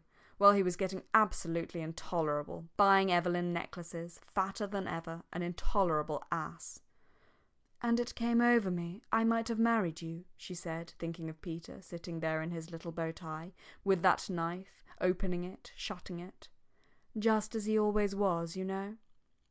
They were talking about him at lunch, said Richard, but he could not tell her he loved her. He held her hand.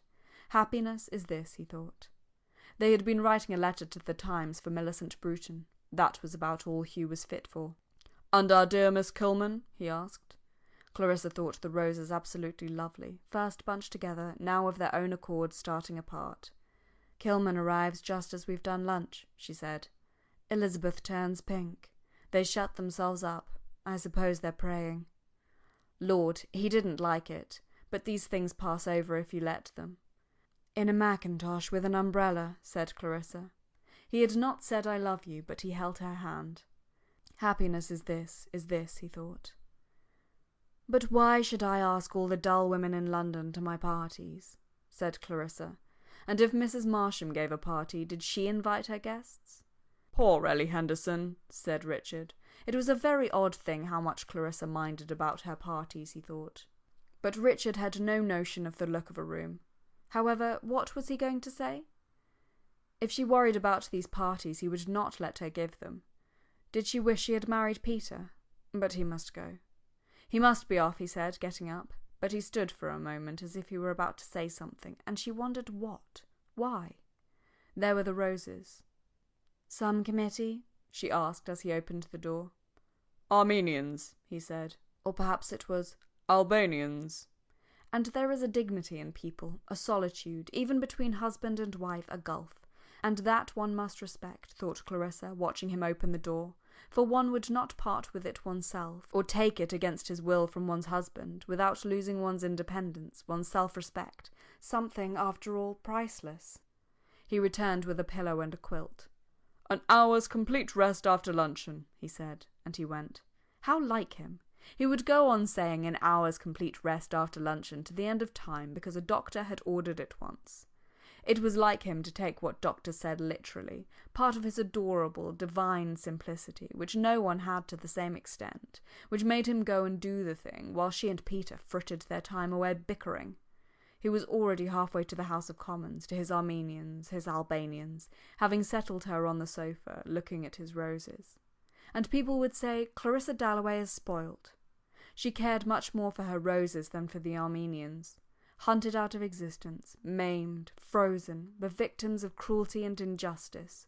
She had heard Richard say so over and over again. No, she could feel nothing for the Albanians, or was it the Armenians? But she loved her roses. Didn't that help the Armenians? The only flowers she could bear to see cut. But Richard was already at the House of Commons, at his committee, having settled all her difficulties. But no, alas, that was not true. He did not see the reason against asking Ellie Henderson. She would do it, of course, as he wished it. Since he had brought the pillows, she would lie down. But why did she suddenly feel, for no reason that she could discover, desperately unhappy?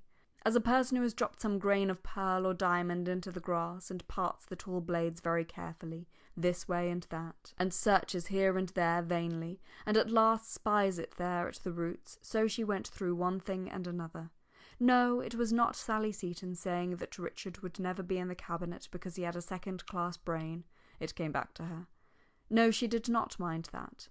Nor was it to do with Elizabeth either and Doris Kilman. Those were facts.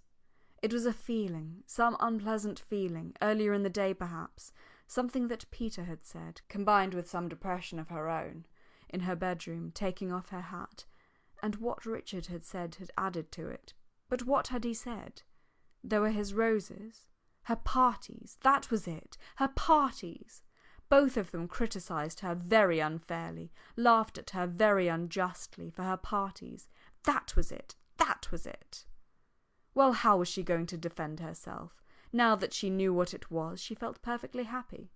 They thought, or Peter at any rate thought, that she enjoyed imposing herself, liked to have famous people about her, great names, was simply a snob in short. Well, Peter might think so. Richard merely thought it foolish of her to like excitement when she knew it was bad for her heart. It was childish, he thought.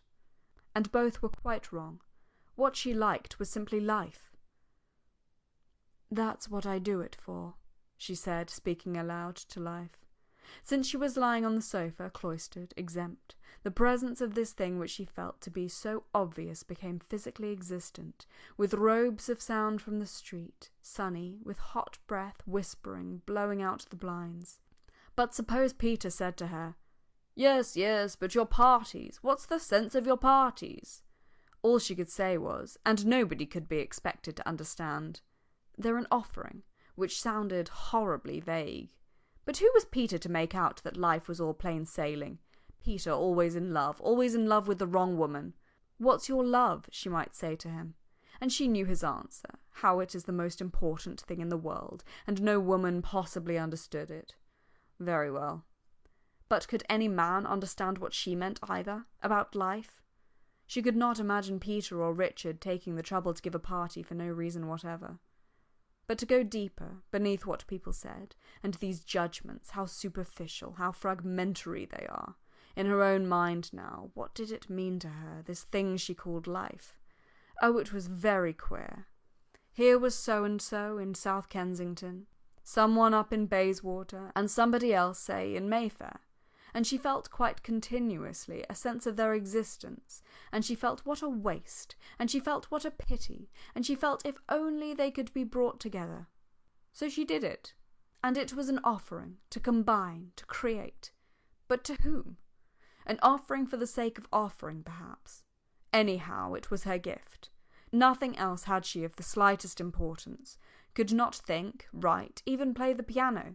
She muddled Armenians and Turks, loved success, hated discomfort, must be liked, talked oceans of nonsense, and to this day, ask her what the equator was, and she did not know. All the same, that one day should follow another, Wednesday, Thursday, Friday, Saturday, that one should wake up in the morning, see the sky, walk in the park, meet Hugh Whitbread, then suddenly in came Peter, then these roses, it was enough. After that, how unbelievable death was, that it must end, and no one in the whole world would know how she had loved it all, how every instant. Section 20. The door opened. Elizabeth knew that her mother was resting. She came in very quietly. She stood perfectly still. Was it that some Mongol had been wrecked on the coast of Norfolk, as Mrs. Hilbery said, had mixed with the Dalloway ladies perhaps 100 years ago? For the Dalloways, in general, were fair-haired, blue-eyed. Elizabeth, on the contrary, was dark, had Chinese eyes and a pale face, an oriental mystery, was gentle, considerate, still. As a child she had had a perfect sense of humour, but now, at 17, why, Clarissa could not in the least understand, she had become very serious, like a hyacinth, sheathed in glossy green, with buds just tinted, a hyacinth which has had no sun.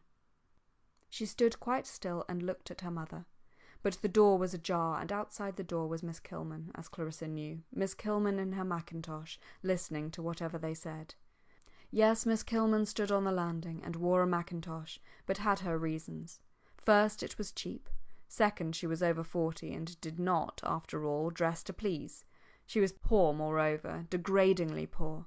Otherwise she would not be taking jobs from people like the Dalloways, from rich people who liked to be kind. Mr. Dalloway, to do him justice, had been kind. But Mrs. Dalloway had not. She had been merely condescending. She came from the most worthless of all classes, the rich, with a smattering of culture. They had expensive things everywhere. Pictures, carpets, lots of servants. She considered that she had a perfect right to anything that the Dalloways did for her. She had been cheated. Yes, the word was no exaggeration, for surely a girl has a right to some kind of happiness. And she had never been happy, what with being so clumsy and so poor. And then, just as she might have had a chance at Miss Dolby's school, the war came, and she had never been able to tell lies. Miss Dolby thought she would be happier with people who shared her views about the Germans. She had had to go. It was true that the family was of German origin, spelt the name Kielman in the 18th century, but her brother had been killed. They turned her out because she would not pretend that the Germans were all villains. When she had German friends, when the only happy days of her life had been spent in Germany, and after all she could read history, she had had to take whatever she could get. Mr. Dalloway had come across her working for the Friends. He had allowed her, and that was really generous of him, to teach his daughter history. Also she did a little extension lecturing and so on. Then our Lord had come to her, and here she always bowed her head. She had seen the light 2 years and 3 months ago. Now she did not envy women like Clarissa Dalloway. She pitied them. She pitied and despised them from the bottom of her heart as she stood on the soft carpet looking at the old engraving of a little girl with a muff. With all this luxury going on, what hope was there for a better state of things? Instead of lying on a sofa, "My mother is resting," Elizabeth had said. She should have been in a factory, behind a counter, Mrs. Dalloway and all the other fine ladies. Bitter and burning, Miss Kilman had turned into a church 2 years 3 months ago. She had heard the Reverend Edward Whittaker preach, the boys sing, had seen the solemn lights descend, and whether it was the music or the voices, she herself, when alone in the evening, found comfort in a violin, but the sound was excruciating, she had no ear. The hot and turbulent feelings which boiled and surged in her had been assuaged as she sat there, and she had wept copiously, and gone to call on Mr. Whittaker at his private house in Kensington. It was the hand of God, he said. The Lord had shown her the way. So now, whenever the hot and painful feelings boiled within her, this hatred of Mrs. Dalloway, this grudge against the world, she thought of God. She thought of Mr. Whittaker. Rage was succeeded by calm. A sweet savour filled her veins, her lips parted, and standing formidable upon the landing in her mackintosh, she looked with steady and sinister serenity at Mrs. Dalloway, who came out with her daughter. Elizabeth said she had forgotten her gloves. That was because Miss Kilman and her mother hated each other. She could not bear to see them together. She ran upstairs to find her gloves. But Miss Kilman did not hate Mrs. Dalloway. Turning her large gooseberry-coloured eyes upon Clarissa, observing her small pink face, her delicate body, her air of freshness and fashion, Miss Kilman felt, "Fool! Simpleton! You who have known neither sorrow nor pleasure, who have trifled your life away," and there rose in her an overmastering desire to overcome her, to unmask her. If she could have felled her, it would have eased her. But it was not the body. It was the soul and its mockery that she wished to subdue, make feel her mastery. If only she could make her weep, could ruin her, humiliate her, bring her to her knees, crying, "You are right." But this was God's will, not Miss Kilman's. It was to be a religious victory. So she glared, so she glowered. Clarissa was really shocked. This a Christian, this woman. This woman had taken her daughter from her. She in touch with invisible presences, heavy, ugly, commonplace, without kindness or grace. She know the meaning of life. "You are taking Elizabeth to the stores?" Mrs. Dalloway said. Miss Kilman said she was. They stood there. Miss Kilman was not going to make herself agreeable. She had always earned her living. Her knowledge of modern history was thorough in the extreme. She did out of her meagre income set aside so much for causes she believed in, whereas this woman did nothing, believed nothing, brought up her daughter. But here was Elizabeth, rather out of breath, the beautiful girl. So they were going to the stores. Odd it was, as Miss Kilman stood there, and stand she did, with the power and taciturnity of some prehistoric monster, armoured for primeval warfare. How, second by second, the idea of her diminished. How hatred, which was for ideas, not people, crumbled. How she lost her malignity, her size, became second by second merely Miss Kilman, in a mackintosh, whom heaven knows Clarissa would have liked to help. At this dwindling of the monster, Clarissa laughed. Saying goodbye, she laughed. Off they went together, Miss Kilman and Elizabeth, downstairs. With a sudden impulse, with a violent anguish, for this woman who was taking her daughter from her, Clarissa leant over the banisters and cried out, "Remember the party! Remember our party tonight!" But Elizabeth had already opened the front door. There was a van passing. She did not answer. Love and religion, thought Clarissa, going back into the drawing-room, tingling all over. How detestable they are! For now that the body of Miss Kilman was not before her, it overwhelmed her, the idea. The cruellest things in the world, she thought, seeing them clumsy, hot, domineering, hypocritical, eavesdropping, jealous, infinitely cruel and unscrupulous, dressed in a mackintosh coat on the landing, love and religion. Had she ever tried to convert anyone herself? Did she not wish everybody merely to be themselves? And she watched out of the window the old lady opposite climbing upstairs. Let her climb upstairs if she wanted to. Let her stop. Then let her, as Clarissa had often seen her, gain her bedroom, part her curtains, and disappear again into the background. Somehow one respected that old woman looking out of the window, quite unconscious that she was being watched. There was something solemn in it, but love and religion would destroy that, whatever it was, the privacy of the soul. The odious Kilman would destroy it. Yet it was a sight that made her want to cry. Love destroyed too. Everything that was fine, everything that was true went. Take Peter Walsh now. There was a man, charming, clever, with ideas about everything. If you wanted to know about Pope, say, or Addison, or just to talk nonsense, what people were like, what things meant, Peter knew better than anyone. It was Peter who had helped her, Peter who had lent her books. But look at the women he loved. Vulgar, trivial, commonplace. Think of Peter in love. He came to see her after all these years, and what did he talk about? Himself. Horrible passion, she thought. Degrading passion, she thought, thinking of Kilman and her Elizabeth walking to the Army and Navy stores. Big Ben struck the half-hour. How extraordinary it was, strange, yes, touching, to see the old lady, they had been neighbours ever so many years, move away from the window, as if she were attached to that sound, that string. Gigantic as it was, it had something to do with her. Down, down, into the midst of ordinary things the finger fell, making the moment solemn. She was forced, so Clarissa imagined, by that sound, to move, to go. But where?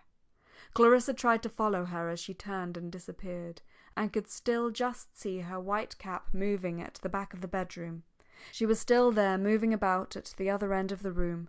Why creeds and prayers and mackintoshes? When, thought Clarissa, that's the miracle, that's the mystery. That old lady, she meant, whom she could see going from chest of drawers to dressing table. She could still see her. And the supreme mystery, which Kilman might say she had solved, or Peter might say he had solved, but Clarissa didn't believe either of them had the ghost of an idea of solving, was simply this. Here was one room, there another. Did religion solve that, or love? Love. But here the other clock, the clock which always struck 2 minutes after Big Ben, came shuffling in with its lap full of odds and ends, which it dumped down as if Big Ben were all very well with his Majesty laying down the law, so solemn, so just, but she must remember all sorts of little things besides. Mrs. Marsham, Ellie Henderson, glasses for ices, all sorts of things came flooding and lapping and dancing in on the wake of that solemn stroke which lay flat like a bar of gold on the sea. Mrs. Marsham, Ellie Henderson, glasses for ices. She must telephone now at once. Volubly, troublessly, the late clock sounded, coming in on the wake of Big Ben with its lap full of trifles.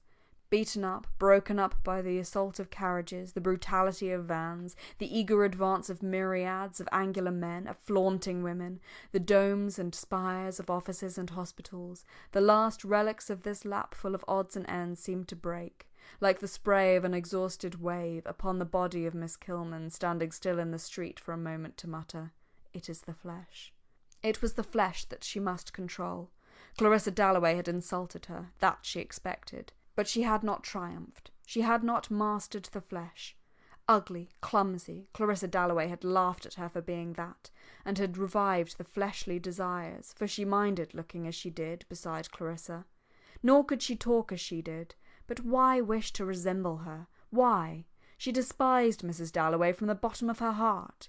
She was not serious. She was not good. Her life was a tissue of vanity and deceit. Yet Doris Kilman had been overcome. She had, as a matter of fact, very nearly burst into tears when Clarissa Dalloway laughed at her. "It is the flesh, it is the flesh," she muttered, it being her habit to talk aloud, trying to subdue this turbulent and painful feeling as she walked down Victoria Street. She prayed to God. She could not help being ugly. She could not afford to buy pretty clothes. Clarissa Dalloway had laughed, but she would concentrate her mind upon something else until she had reached the pillar box. At any rate, she had got Elizabeth, but she would think of something else. She would think of Russia until she reached the pillar box. Section 21. How nice it must be, she said, in the country, struggling, as Mr. Whittaker had told her, with that violent grudge against the world which had scorned her, sneered at her, cast her off, beginning with this indignity, the infliction of her unlovable body which people could not bear to see. Do her hair as she might, her forehead remained like an egg, bald, white. No clothes suited her. She might buy anything. And for a woman, of course, that meant never meeting the opposite sex. Never would she come first with anyone. Sometimes lately it had seemed to her that, except for Elizabeth, her food was all that she lived for, her comforts, her dinner, her tea, her hot water bottle at night. But one must fight, vanquish, have faith in God. Mr. Whittaker had said she was there for a purpose. But no one knew the agony. He said, pointing to the crucifix, that God knew. But why should she have to suffer when other women like Clarissa Dalloway escaped? Knowledge comes through suffering, said Mr. Whittaker. She had passed the pillar box, and Elizabeth had turned into the cool brown tobacco department of the Army and Navy stores while she was still muttering to herself what Mr. Whittaker had said about knowledge coming through suffering into the flesh. The flesh, she muttered. What department did she want? Elizabeth interrupted her. Petticoats, she said abruptly, and stalked straight onto the lift.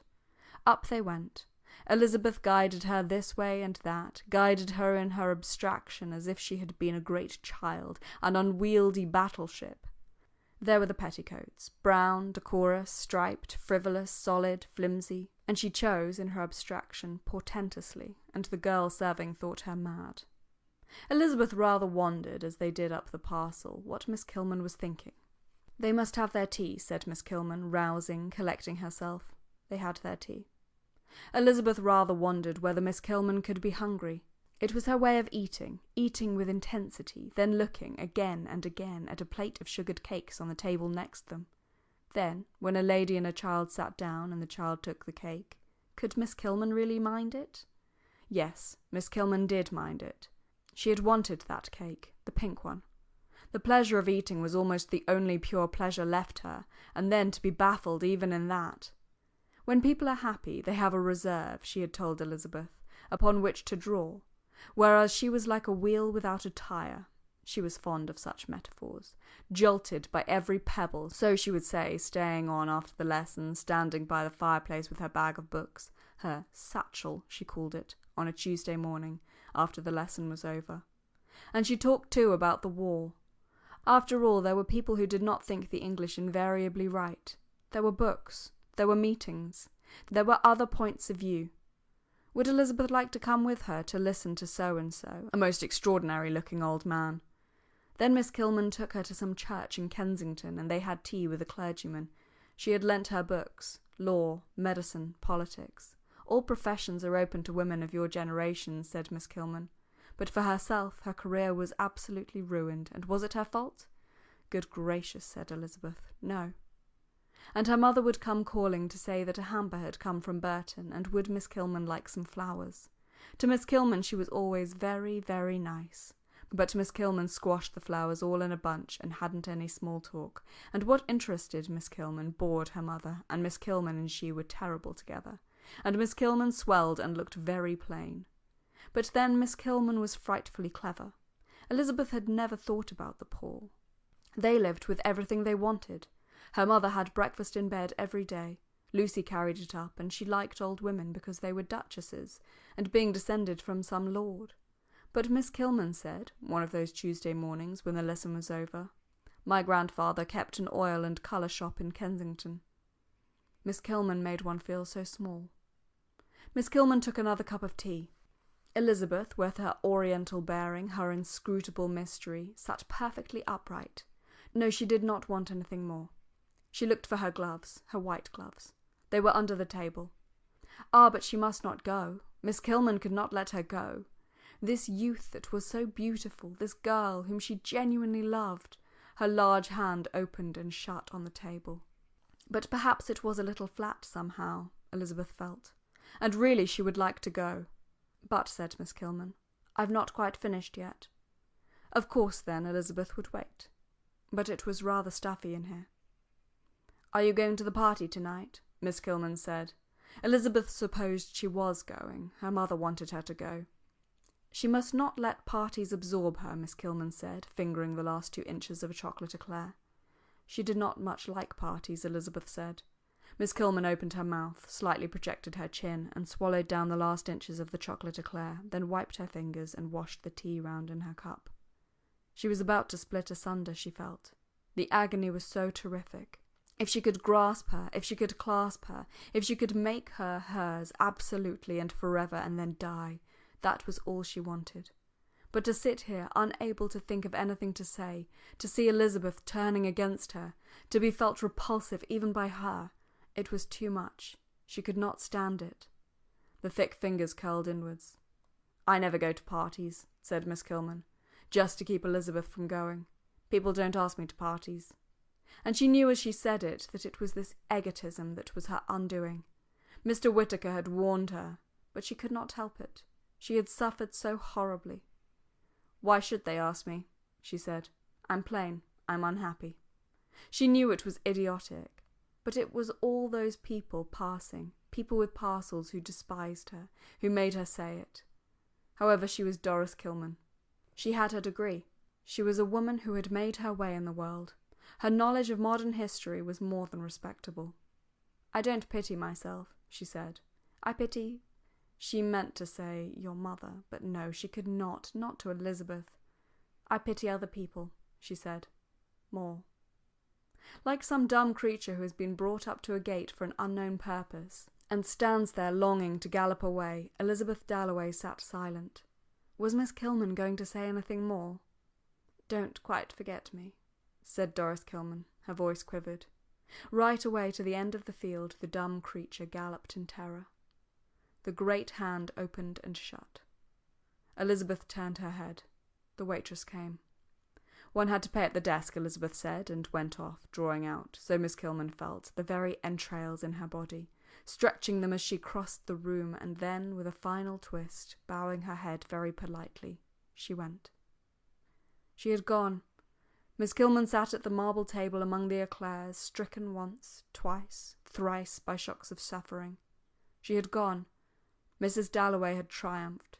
Elizabeth had gone. Beauty had gone. Youth had gone. So she sat. She got up, blundered off among the little tables, rocking slightly from side to side, and somebody came after her with her petticoat, and she lost her way, and was hemmed in by trunks specially prepared for taking to India. Next got among the accouchement sets and baby linen.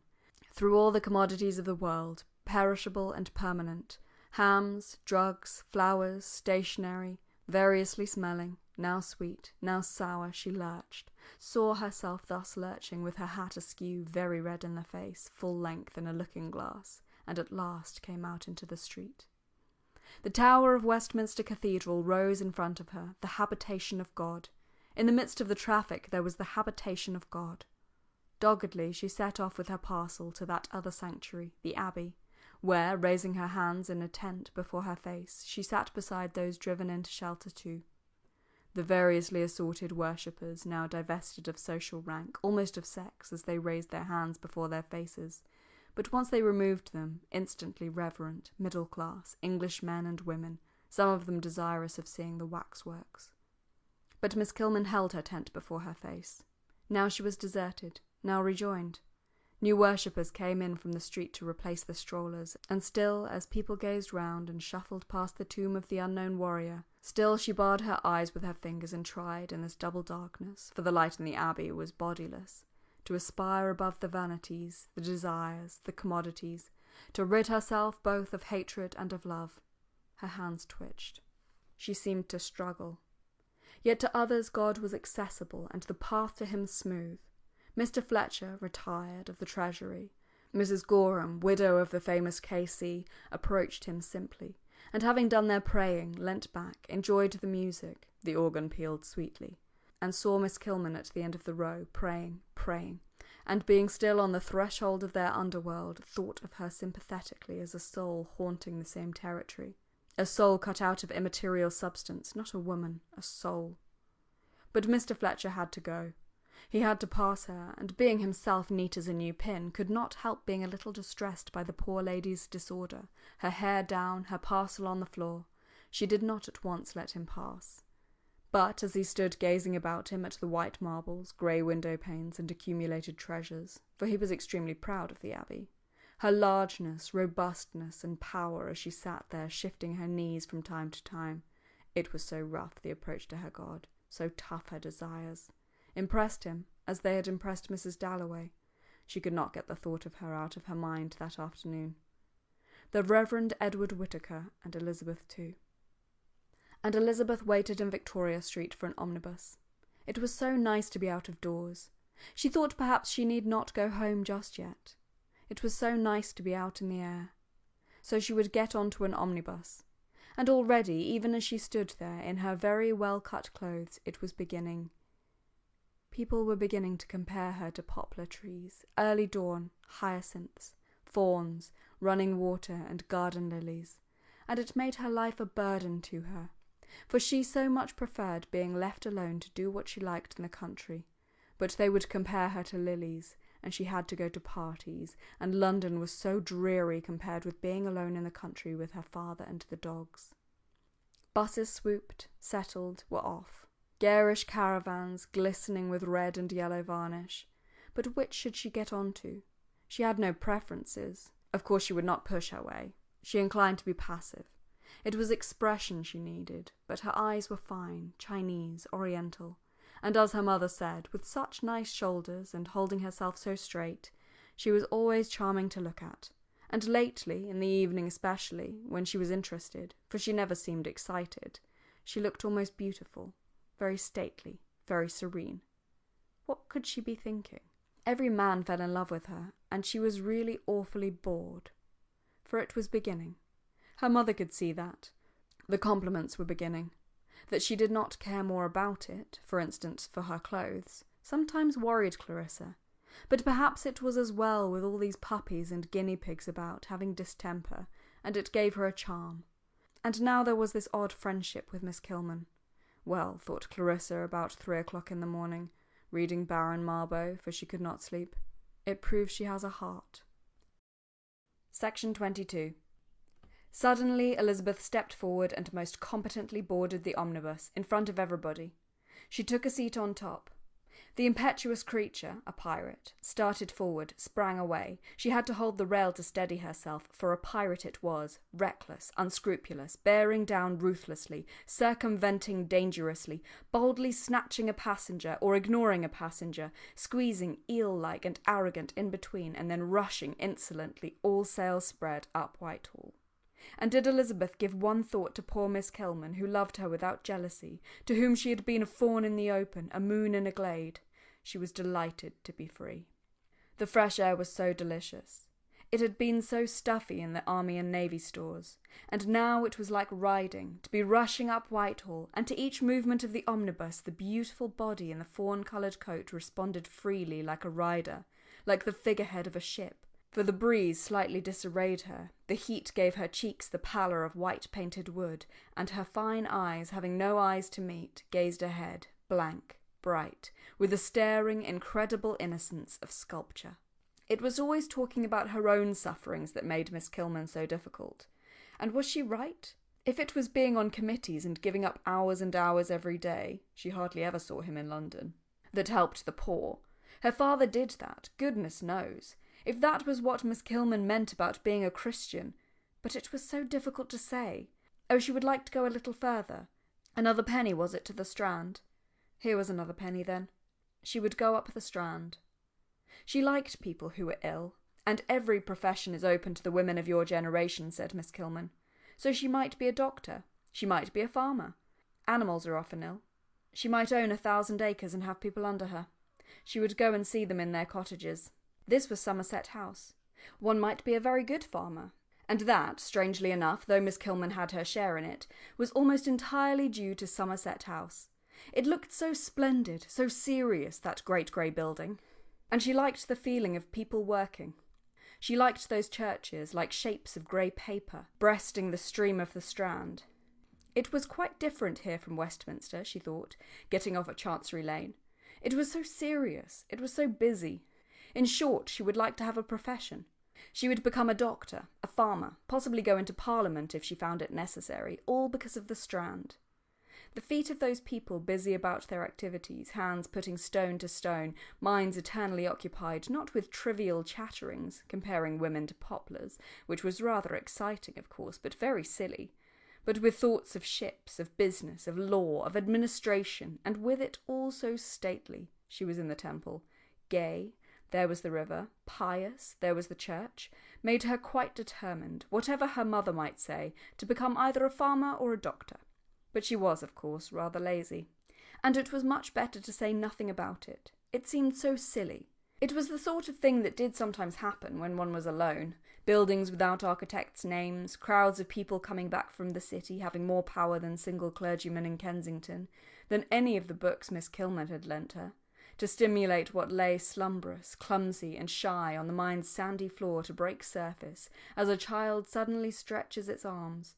It was just that, perhaps, a sigh, a stretch of the arms, an impulse, a revelation, which has its effects forever, and then down again it went to the sandy floor. She must go home. She must dress for dinner. But what was the time? Where was a clock? She looked up Fleet Street. She walked just a little way towards St. Paul's, shyly, like someone penetrating on tiptoe, exploring a strange house by night with a candle, on edge lest the owner should suddenly fling wide his bedroom door and ask her business. Nor did she dare wander off into queer alleys, tempting by-streets, any more than in a strange house open doors which might be bedroom doors, or sitting-room doors, or lead straight to the larder. For no Dalloways came down the Strand daily. She was a pioneer, a stray, venturing, trusting. In many ways, her mother felt, she was extremely immature, like a child still, attached to dolls, to old slippers, a perfect baby, and that was charming. But then, of course, there was in the Dalloway family the tradition of public service, abbesses, principals, headmistresses, dignitaries, in the Republic of Women, without being brilliant, any of them. They were that. She penetrated a little further in the direction of St. Paul's. She liked the geniality, sisterhood, motherhood, brotherhood of this uproar. It seemed to her good. The noise was tremendous, and suddenly there were trumpets, the unemployed, blaring, rattling about in the uproar, military music, as if people were marching. Yet had they been dying? Had some woman breathed her last, and whoever was watching, opening the window of the room where she had just brought off that act of supreme dignity, looked down on Fleet Street, that uproar, that military music would have come triumphing up to him, consolatory, indifferent. It was not conscious. There was no recognition in it of one fortune or fate, and for that very reason, even to those dazed with watching for the last shivers of consciousness on the faces of the dying, consoling. Forgetfulness in people might wound, their ingratitude corrode, but this voice, pouring endlessly year in, year out, would take whatever it might be, this vow, this van, this life, this procession, would wrap them all about and carry them on, as in the rough stream of a glacier the ice holds a splinter of bone, a blue petal, some oak trees, and rolls them on. But it was later than she thought. Her mother would not like her to be wandering off alone like this. She turned back down the Strand. A puff of wind, in spite of the heat there was quite a wind, blew a thin black veil over the sun and over the Strand. The faces faded, the omnibuses suddenly lost their glow. For although the clouds were of mountainous white so that one could fancy hacking hard chips off with a hatchet, with broad golden slopes, lawns of celestial pleasure gardens on their flanks, and had all the appearance of settled habitations assembled for the conference of gods above the world, there was a perpetual movement among them. Signs were interchanged when, as if to fulfil some scheme arranged already, now a summit dwindled. Now a whole block of pyramidal size, which had kept its station inalterably, advanced into the midst, or gravely led the procession to fresh anchorage. Fixed though they seemed at their posts, at rest in perfect unanimity, nothing could be fresher, freer, more sensitive superficially than the snow-white or gold-kindled surface. To change, to go, to dismantle the solemn assemblage was immediately possible. And in spite of the grave fixity, the accumulated robustness and solidity, now they struck light to the earth, now darkness. Calmly and competently, Elizabeth Dalloway mounted the Westminster omnibus. Going and coming, beckoning, signalling, so the light and shadow which now made the wall grey, now the bananas bright yellow, now made the Strand grey, now made the omnibuses bright yellow, seemed to Septimus Warren-Smith lying on the sofa in the sitting-room, watching the watery gold glow and fade with the astonishing sensibility of some live creature on the roses, on the wallpaper. Outside, the trees dragged their leaves like nets through the depths of the air. The sound of water was in the room, and through the waves came the voices of birds singing.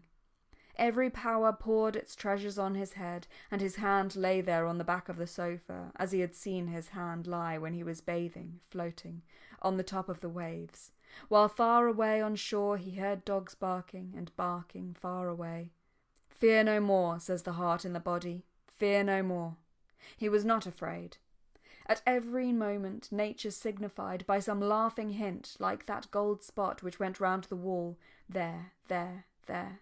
Her determination to show, by brandishing her plumes, shaking her tresses, flinging her mantle this way and that, beautifully, always beautifully, and standing close up to breathe through her hollowed hands Shakespeare's words, her meaning. Risha, sitting at the table, twisting a hat in her hands, watched him, saw him smiling. He was happy then, but she could not bear to see him smiling. It was not marriage, it was not being one's husband to look strange like that, always to be starting, laughing, sitting hour after hour silent, or clutching her and telling her to write. The table drawer was full of those writings, about war, about Shakespeare, about great discoveries, how there is no death. Lately he had become excited suddenly for no reason, and both Dr. Holmes and Sir William Bradshaw said excitement was the worst thing for him, and waved his hands and cried out that he knew the truth, he knew everything. That man, his friend who was killed, Evans, had come, he said. He was singing behind the screen. She wrote it down just as he spoke it. Some things were very beautiful, others sheer nonsense. And he was always stopping in the middle, changing his mind, wanting to add something, hearing something new, listening with his hand up. But she heard nothing. And once they found the girl who did the room reading one of these papers in fits of laughter. It was a dreadful pity. For that made Septimus cry out about human cruelty, how they tear each other to pieces. The fallen, he said, they tear to pieces. Holmes is on us, he would say, and he would invent stories about Holmes. Holmes eating porridge, Holmes reading Shakespeare, making himself roar with laughter or rage, for Dr. Holmes seemed to stand for something horrible to him. Human nature, he called him. Then there were the visions. He was drowned, he used to say, and lying on a cliff with the gulls screaming over him. He would look over the edge of the sofa down into the sea. Or he was hearing music. Really it was only a barrel organ or some man crying in the street. But lovely, he used to cry, and the tears would run down his cheeks, which was to her the most dreadful thing of all, to see a man like Septimus, who had fought, who was brave, crying. And he would lie listening until suddenly he would cry that he was falling down, down into the flames. Actually, she would look for flames. It was so vivid. But there was nothing. They were alone in the room. It was a dream, she would tell him, and so quiet him at last. But sometimes she was frightened too. She sighed as she sat sewing. Her sigh was tender and enchanting, like the wind outside a wood in the evening. Now she put down her scissors. Now she turned to take something from the table. A little stir, a little crinkling, a little tapping built up something on the table there where she sat sewing. Through his eyelashes he could see her blurred outline, her little black body, her face and hands, her turning movements at the table as she took up a reel, or looked, as she was apt to lose things, for her silk. She was making a hat for Mrs. Filmer's married daughter, whose name was... He had forgotten her name. "What is the name of Mrs. Filmer's married daughter?" he asked. "Mrs. Peters," said Risha. She was afraid it was too small, she said, holding it before her. Mrs. Peters was a big woman, but she did not like her. It was only because Mrs. Filmer had been so good to them. "She gave me grapes this morning," she said, that Risha wanted to do something to show that they were grateful. She had come into the room the other evening and found Mrs. Peters, who thought they were out, playing the gramophone. "Was it true?" he asked. She was playing the gramophone? Yes, she had told him about it at the time. She had found Mrs. Peters playing the gramophone. Section 23. He began, very cautiously, to open his eyes, to see whether a gramophone was really there. But real things were too exciting. He must be cautious. He would not go mad. First he looked at the fashion papers on the lower shelf, then, gradually, at the gramophone with the green trumpet. Nothing could be more exact. And so, gathering courage, he looked at the sideboard, the plate of bananas, the engraving of Queen Victoria and the Prince Consort, at the mantelpiece with the jar of roses. None of these things moved. All were still. All were real. "She is a woman with a spiteful tongue," said Risha. "What does Mr. Peters do?" Septimus asked. "Ah," said Risha, trying to remember. She thought Mrs. Filmer had said that he travelled for some company. "Just now he is in Hull," she said. Just now, she said that with her Italian accent. She said that herself. He shaded his eyes so that he might see only a little of her face at a time, first the chin, then the nose, then the forehead, in case it were deformed, or had some terrible mark on it. But no, there she was, perfectly natural, sewing, with the pursed lips that women have, the set, the melancholy expression when sewing. But there was nothing terrible about it, he assured himself, looking a second time, a third time at her face, her hands, for what was frightening or disgusting in her as she sat there in broad daylight sewing? Mrs. Peters had a spiteful tongue. Mr. Peters was in Hull. Why then rage and prophesy? Why fly scourged and outcast? Why be made to tremble and sob by the clouds? Why seek truths and deliver messages when Risha sat sticking pins into the front of her dress and Mr. Peters was in Hull? Miracles, revelations, agonies, loneliness, falling through the sea, down, down into the flames, all were burnt out, for he had a sense, as he watched Risha trimming the straw hat for Mrs. Peters, of a coverlet of flowers. "It's too small for Mrs. Peters," said Septimus. For the first time for days he was speaking as he used to do. Of course it was, absurdly small, she said, but Mrs. Peters had chosen it. He took it out of her hands. He said it was an organ-grinder's monkey's hat. How it rejoiced her that. Not for weeks had they laughed like this together, poking fun privately like married people. What she meant was that if Mrs. Filmer had come in, or Mrs. Peters, or anybody, they would not have understood what she and Septimus were laughing at. "There," she said, pinning a rose to one side of the hat. Never had she felt so happy, never in her life. But that was still more ridiculous, Septimus said. Now the poor woman looked like a pig at a fair. Nobody ever made her laugh as Septimus did. What had she got in her workbox? She had ribbons and beads, tassels, artificial flowers. She tumbled them out on the table. He began putting odd colours together, for though he had no fingers, could not even do up a parcel, he had a wonderful eye, and often he was right, sometimes absurd, of course, but sometimes wonderfully right. "She shall have a beautiful hat," he murmured, taking up this and that, Risha kneeling by his side, looking over his shoulder. Now it was finished. That is to say, the design. She must stitch it together. But she must be very, very careful, he said, to keep it just as he had made it. So she sewed. When she sewed, he thought, she made a sound like a kettle on the hob, bubbling, murmuring, always busy, her strong little pointed fingers pinching and poking, her needle flashing straight. The sun might go in and out on the tassels, on the wallpaper, but he would wait, he thought, stretching out his feet, looking at his ringed sock at the end of the sofa. He would wait in this warm place, the pocket of still air, which one comes on at the edge of a wood sometimes in the evening, when, because of a fall in the ground or some arrangement of the trees, one must be scientific, above all, scientific. Warmth lingers, and the air buffets the cheek like the wing of a bird. "There it is," said Risha, twirling Mrs. Peters' hat on the tips of her fingers. "That'll do for the moment. Later—" Her sentence bubbled away, drip, drip, drip, like a contented tap left running. It was wonderful.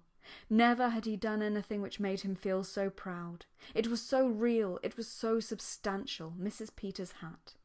"Just look at it," he said. Yes, it would always make her happy to see that hat. He had become himself then. He had laughed then. They had been alone together. Always she would like that hat. He told her to try it on. "But I must look so queer," she cried, running over to the glass and looking first this side, then that. Then she snatched it off again, for there was a tap at the door. Could it be Sir William Bradshaw? Had he sent already? No, it was only the small girl with the evening paper. What always happened, then happened. What happened every night of their lives. The small girl sucked her thumb at the door, Risha went down on her knees, Risha cooed and kissed, Risha got a bag of sweets out of the table drawer, for so it always happened. First one thing, then another. So she built it up, first one thing and then another. Dancing, skipping, round and round the room they went. He took the paper. Surrey was all out, he read. There was a heat wave, Risha repeated. Surrey was all out. There was a heat wave, making it part of the game she was playing with Mrs. Filmer's grandchild, both of them laughing, chattering at the same time at their game. He was very tired. He was very happy. He would sleep. He shut his eyes. But directly he saw nothing, the sounds of the game became fainter and stranger, and sounded like the cries of people seeking and not finding, and passing further and further away. They had lost him. He started up in terror. What did he see? The plate of bananas on the sideboard. Nobody was there. Risha had taken the child to its mother. It was bedtime. That was it. To be alone forever. That was the doom pronounced in Milan when he came into the room and saw them cutting out buckram shapes with their scissors. To be alone forever.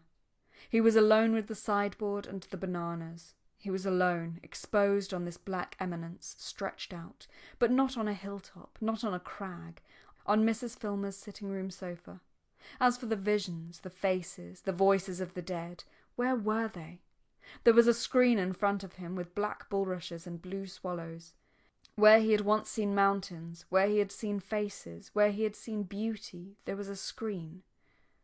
"Evans!" he cried. There was no answer. A mouse had squeaked, or a curtain rustled. Those were the voices of the dead. The screen, the coal scuttle, the sideboard remained to him. Let him then face the screen, the coal scuttle, and the sideboard. But Risha burst into the room, chattering. Some letter had come. Everybody's plans were changed. Mrs. Filmer would not be able to go to Brighton after all. There was no time to let Mrs. Williams know, and really Risha thought it very, very annoying when she caught sight of the hat and thought, perhaps she might just make a little... Her voice died out in contented melody. "Ah, damn!" she cried. It was a joke of theirs, her swearing. The needle had broken. Hat, child, Brighton, needle. She built it up. First one thing, then another. She built it up. Sewing. She wanted him to say whether by moving the rose she had improved the hat. She sat on the end of the sofa. They were perfectly happy now, she said, suddenly, putting the hat down. For she could say anything to him now. She could say whatever came into her head. That was almost the first thing she had felt about him, that night in the cafe when he had come in with his English friends. He had come in rather shyly, looking round him, and his hat had fallen when he hung it up. That she could remember. She knew he was English, though not one of the large Englishmen her sister admired, for he was always thin, but he had a beautiful fresh colour, and with his big nose, his bright eyes, his way of sitting a little hunched made her think, she had often told him, of a young hawk, that first evening she saw him when they were playing dominoes, and he had come in, of a young hawk. But with her he was always very gentle. She had never seen him wild or drunk, only suffering sometimes through this terrible war. But even so, when she came in, he would put it all away. Anything in the whole world, any little bother with her work, anything that struck her to say, she would tell him, and he understood at once. Her own family even were not the same. Being older than she was, and being so clever, how serious he was, wanting her to read Shakespeare before she could even read a child's story in English. Being so much more experienced, he could help her, and she too could help him. But this hat now, and then it was getting late. Sir William Bradshaw. She held her hands to her head, waiting for him to say, did he like the hat or not? And as she sat there, waiting, looking down, he could feel her mind, like a bird, falling from branch to branch, and always alighting, quite rightly. He could follow her mind as she sat there in one of those loose, lax poses that came to her naturally, and if he should say anything, at once she smiled, like a bird alighting with all its claws firm upon the bough. But he remembered Bradshaw said, "The people we are most fond of are not good for us when we are ill." Bradshaw said he must be taught to rest. Bradshaw said they must be separated. Must. Why must? What power had Bradshaw over him? What right has Bradshaw to say must to me? He demanded. It is because you talked of killing yourself, said Risha. Mercifully she could now say anything to Septimus. So he was in their power. Holmes and Bradshaw were on him. The brute with the red nostrils was snuffing into every secret place. Must, it could say. Where were his papers, the things he had written? She brought him his papers, the things he had written, things she had written for him. She tumbled them out onto the sofa. They looked at them together.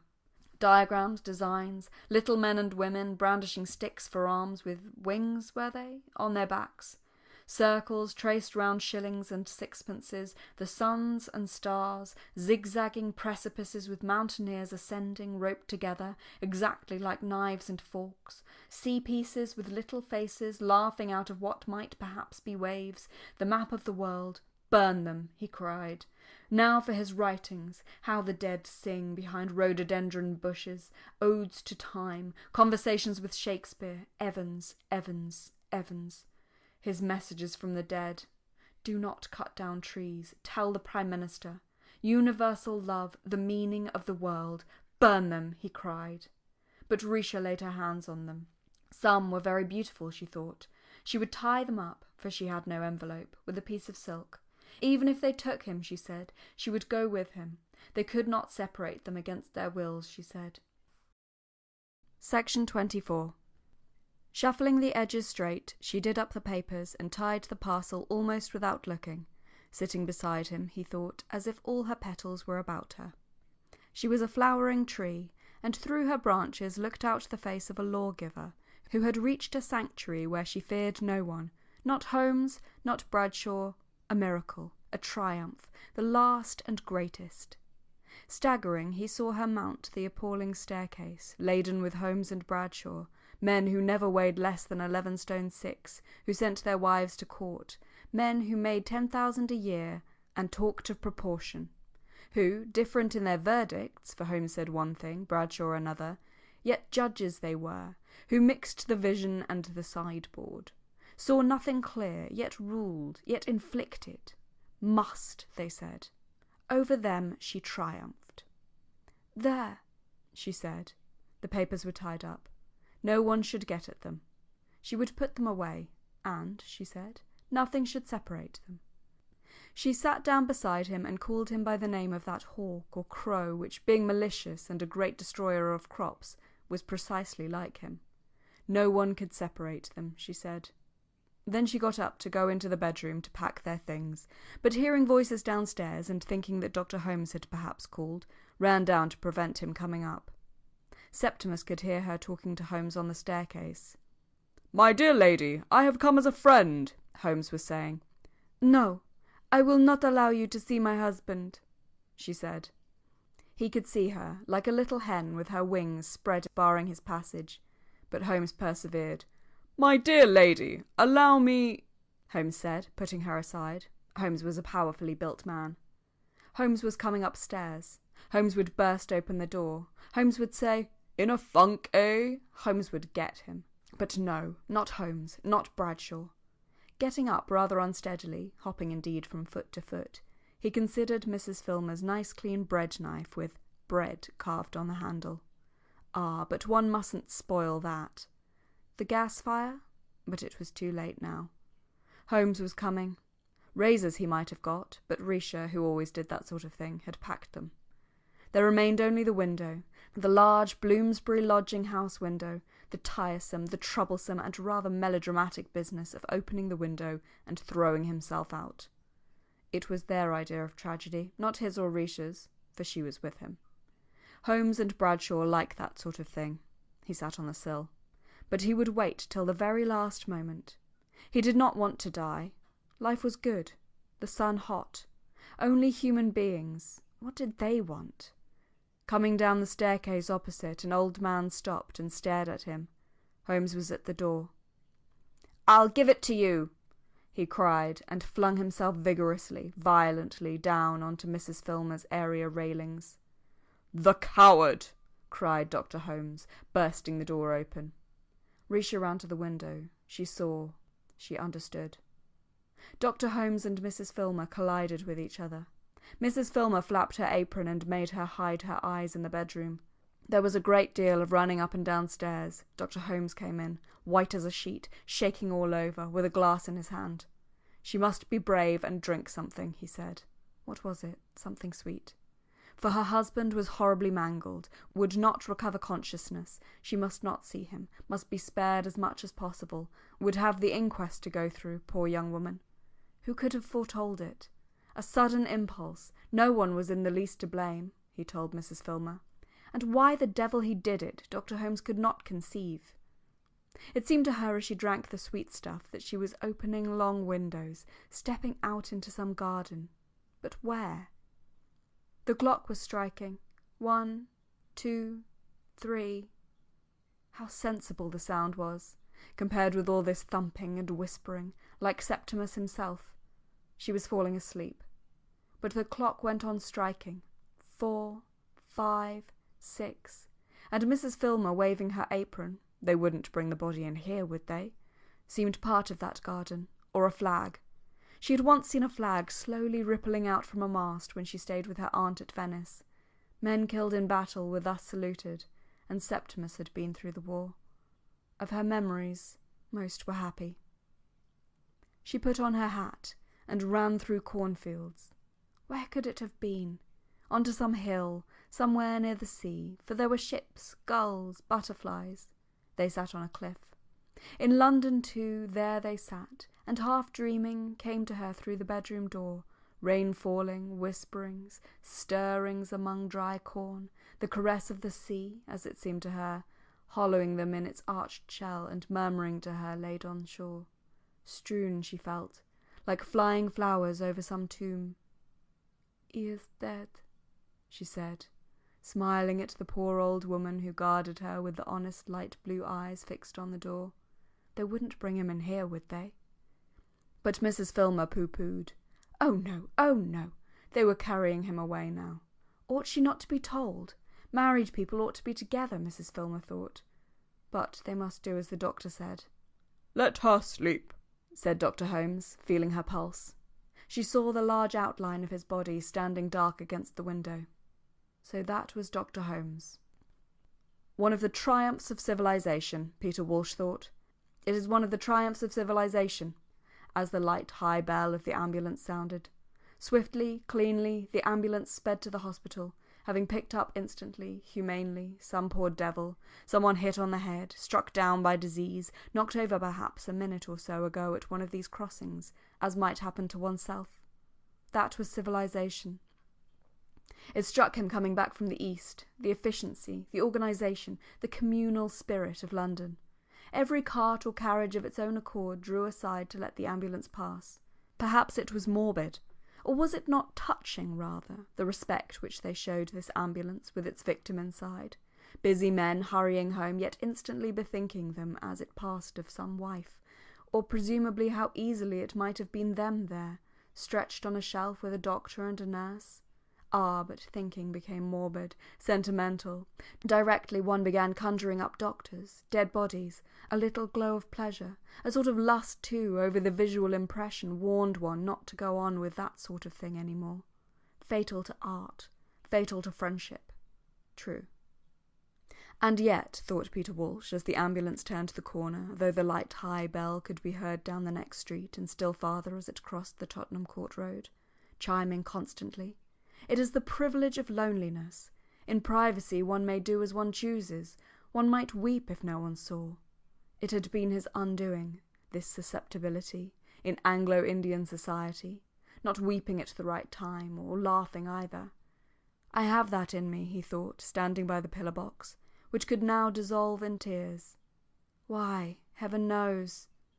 Beauty of some sort, probably, and the weight of the day, which, beginning with that visit to Clarissa, had exhausted him with its heat, its intensity, and the drip, drip of one impression after another down into that cellar where they stood, deep, dark, and no one would ever know.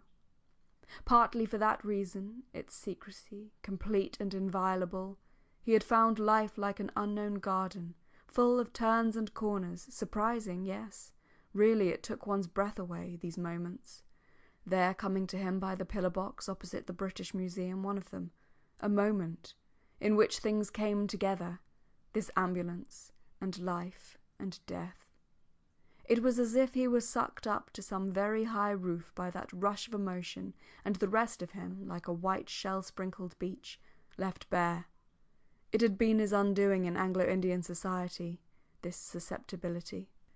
Clarissa once, going on top of an omnibus with him somewhere, Clarissa superficially at least, so easily moved, now in despair, now in the best of spirits, all a-quiver in those days, and such good company, spotting queer little scenes, names, people from the top of a bus, for they used to explore London and bring back bags full of treasures from the Caledonian market. Clarissa had a theory in those days. They had heaps of theories, always theories, as young people have. It was to explain the feeling they had of dissatisfaction, not knowing people, not being known. For how could they know each other? You met every day, then not for 6 months or years. It was unsatisfactory, they agreed, how little one knew people. But, she said, sitting on the bus going up Shaftesbury Avenue, she felt herself everywhere, not here, here, here. And she tapped the back of the seat, but everywhere. She waved her hand going up Shaftesbury Avenue. She was all that. So that to know her, or anyone, one must seek out the people who completed them, even the places. Odd affinities she had with people she had never spoken to. Some woman in the street, some man behind a counter, even trees or barns. It ended in a transcendental theory which, with her horror of death, allowed her to believe, or say that she believed, for all her scepticism, that since our apparitions, the part of us which appears, are so momentary compared with the other, the unseen part of us, which spreads wide, the unseen might survive, be recovered somehow attached to this person or that, or even haunting certain places after death. Perhaps. Looking back over that long friendship of almost 30 years, her theory worked to this extent. Brief, broken, often painful, as their actual meetings had been, what with his absences and interruptions. This morning, for instance, in came Elizabeth, like a long-legged colt, handsome, dumb, just as he was beginning to talk to Clarissa. The effect of them on his life was immeasurable. There was a mystery about it. You were given a sharp, acute, uncomfortable grain, the actual meeting, horribly painful as often as not, yet in absence, in the most unlikely places, it would flower out, open, shed its scent, let you touch, taste, look about you, get the whole feel of it and understanding after years of lying lost. Thus she had come to him, on board ship, in the Himalayas, suggested by the oddest things. So Sally Seton, generous, enthusiastic goose, thought of him when she saw blue hydrangeas. She had influenced him more than any person he had ever known. And always in this way, coming before him without his wishing it, cool, ladylike, critical, or ravishing, romantic, recalling some field or English harvest. He saw her most often in the country, not in London. One scene after another at Burton. Section 25. He had reached his hotel. He crossed the hall with its mounds of reddish chairs and sofas, its spike-leaved, withered-looking plants. He got his key off the hook. The young lady handed him some letters. He went upstairs. He saw her most often at Burton in the late summer, when he stayed there for a week or fortnight even, as people did in those days. First on top of some hill, there she would stand, hands clapped to her hair, her cloak blowing out, pointing, crying to them. She saw the 7 beneath. Or in a wood, making the kettle boil, very ineffective with her fingers, the smoke curtsying, blowing in their faces, her little pink face showing through, begging water from an old woman in a cottage, who came to the door to watch them go. They walked always, the others drove. She was bored driving, disliked all animals except that dog. They tramped miles along roads. She would break off to get her bearings, pilot him back across country. And all the time they argued, discussed poetry, discussed people, discussed politics. She was a radical then. Never noticing a thing except when she stopped, cried out at a view or a tree, and made him look with her. And so on again, through stubble fields, she walking ahead with a flower for her aunt, never tired of walking for all her delicacy, to drop down on Burton in the dusk. Then after dinner old Breitkopf would open the piano and sing without any voice, and they would lie sunk in armchairs, trying not to laugh, but always breaking down and laughing at nothing. Breitkopf was supposed not to see, and then in the morning flirting up and down like a wagtail in front of the house. Oh, it was a letter from her! This blue envelope, that was her hand, and he would have to read it. Here was another of those meetings, bound to be painful. To read her letter needed the devil of an effort. How heavenly it was to see him. She must tell him that. That was all. But it upset him. It annoyed him. He wished she hadn't written it. Coming on top of his thoughts, it was like a nudge in the ribs. Why couldn't she let him be? After all, she had married Dalloway and lived with him in perfect happiness all these years. These hotels are not consoling places. Far from it.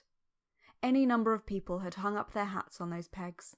Even the flies, if you thought of it, had settled on other people's noses. As for the cleanliness which hit him in the face, it wasn't cleanliness so much as bareness, frigidity, a thing that had to be. Some arid matron made her rounds at dawn, sniffing, peering, causing blue-nosed maids to scour, for all the world as if the next visitor were a joint of meat to be served on a perfectly clean platter. For sleep, one bed.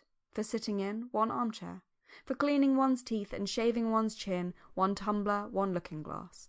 Books, letters, dressing-gowns slipped about on the impersonality of the horsehair like incongruous impertinences. And it was Clarissa's letter that made him see all this. Heavenly to see you. She must say so. He folded the paper, pushed it away. Nothing would induce him to read it again.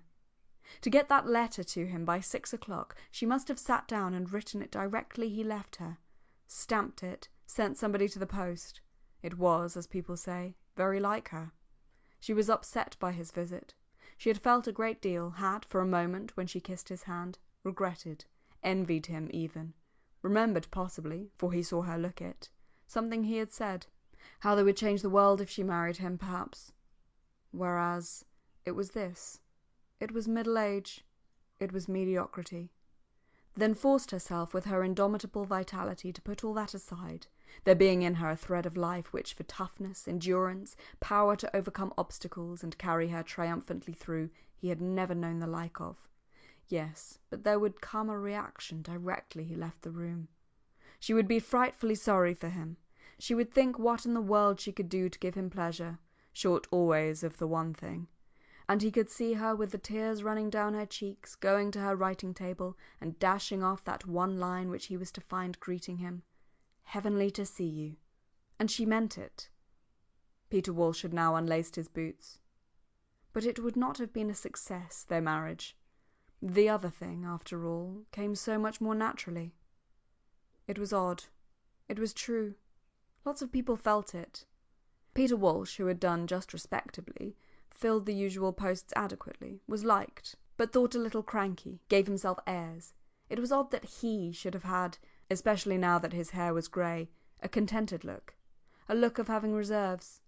It was this that made him attractive to women who liked the sense that he was not altogether manly.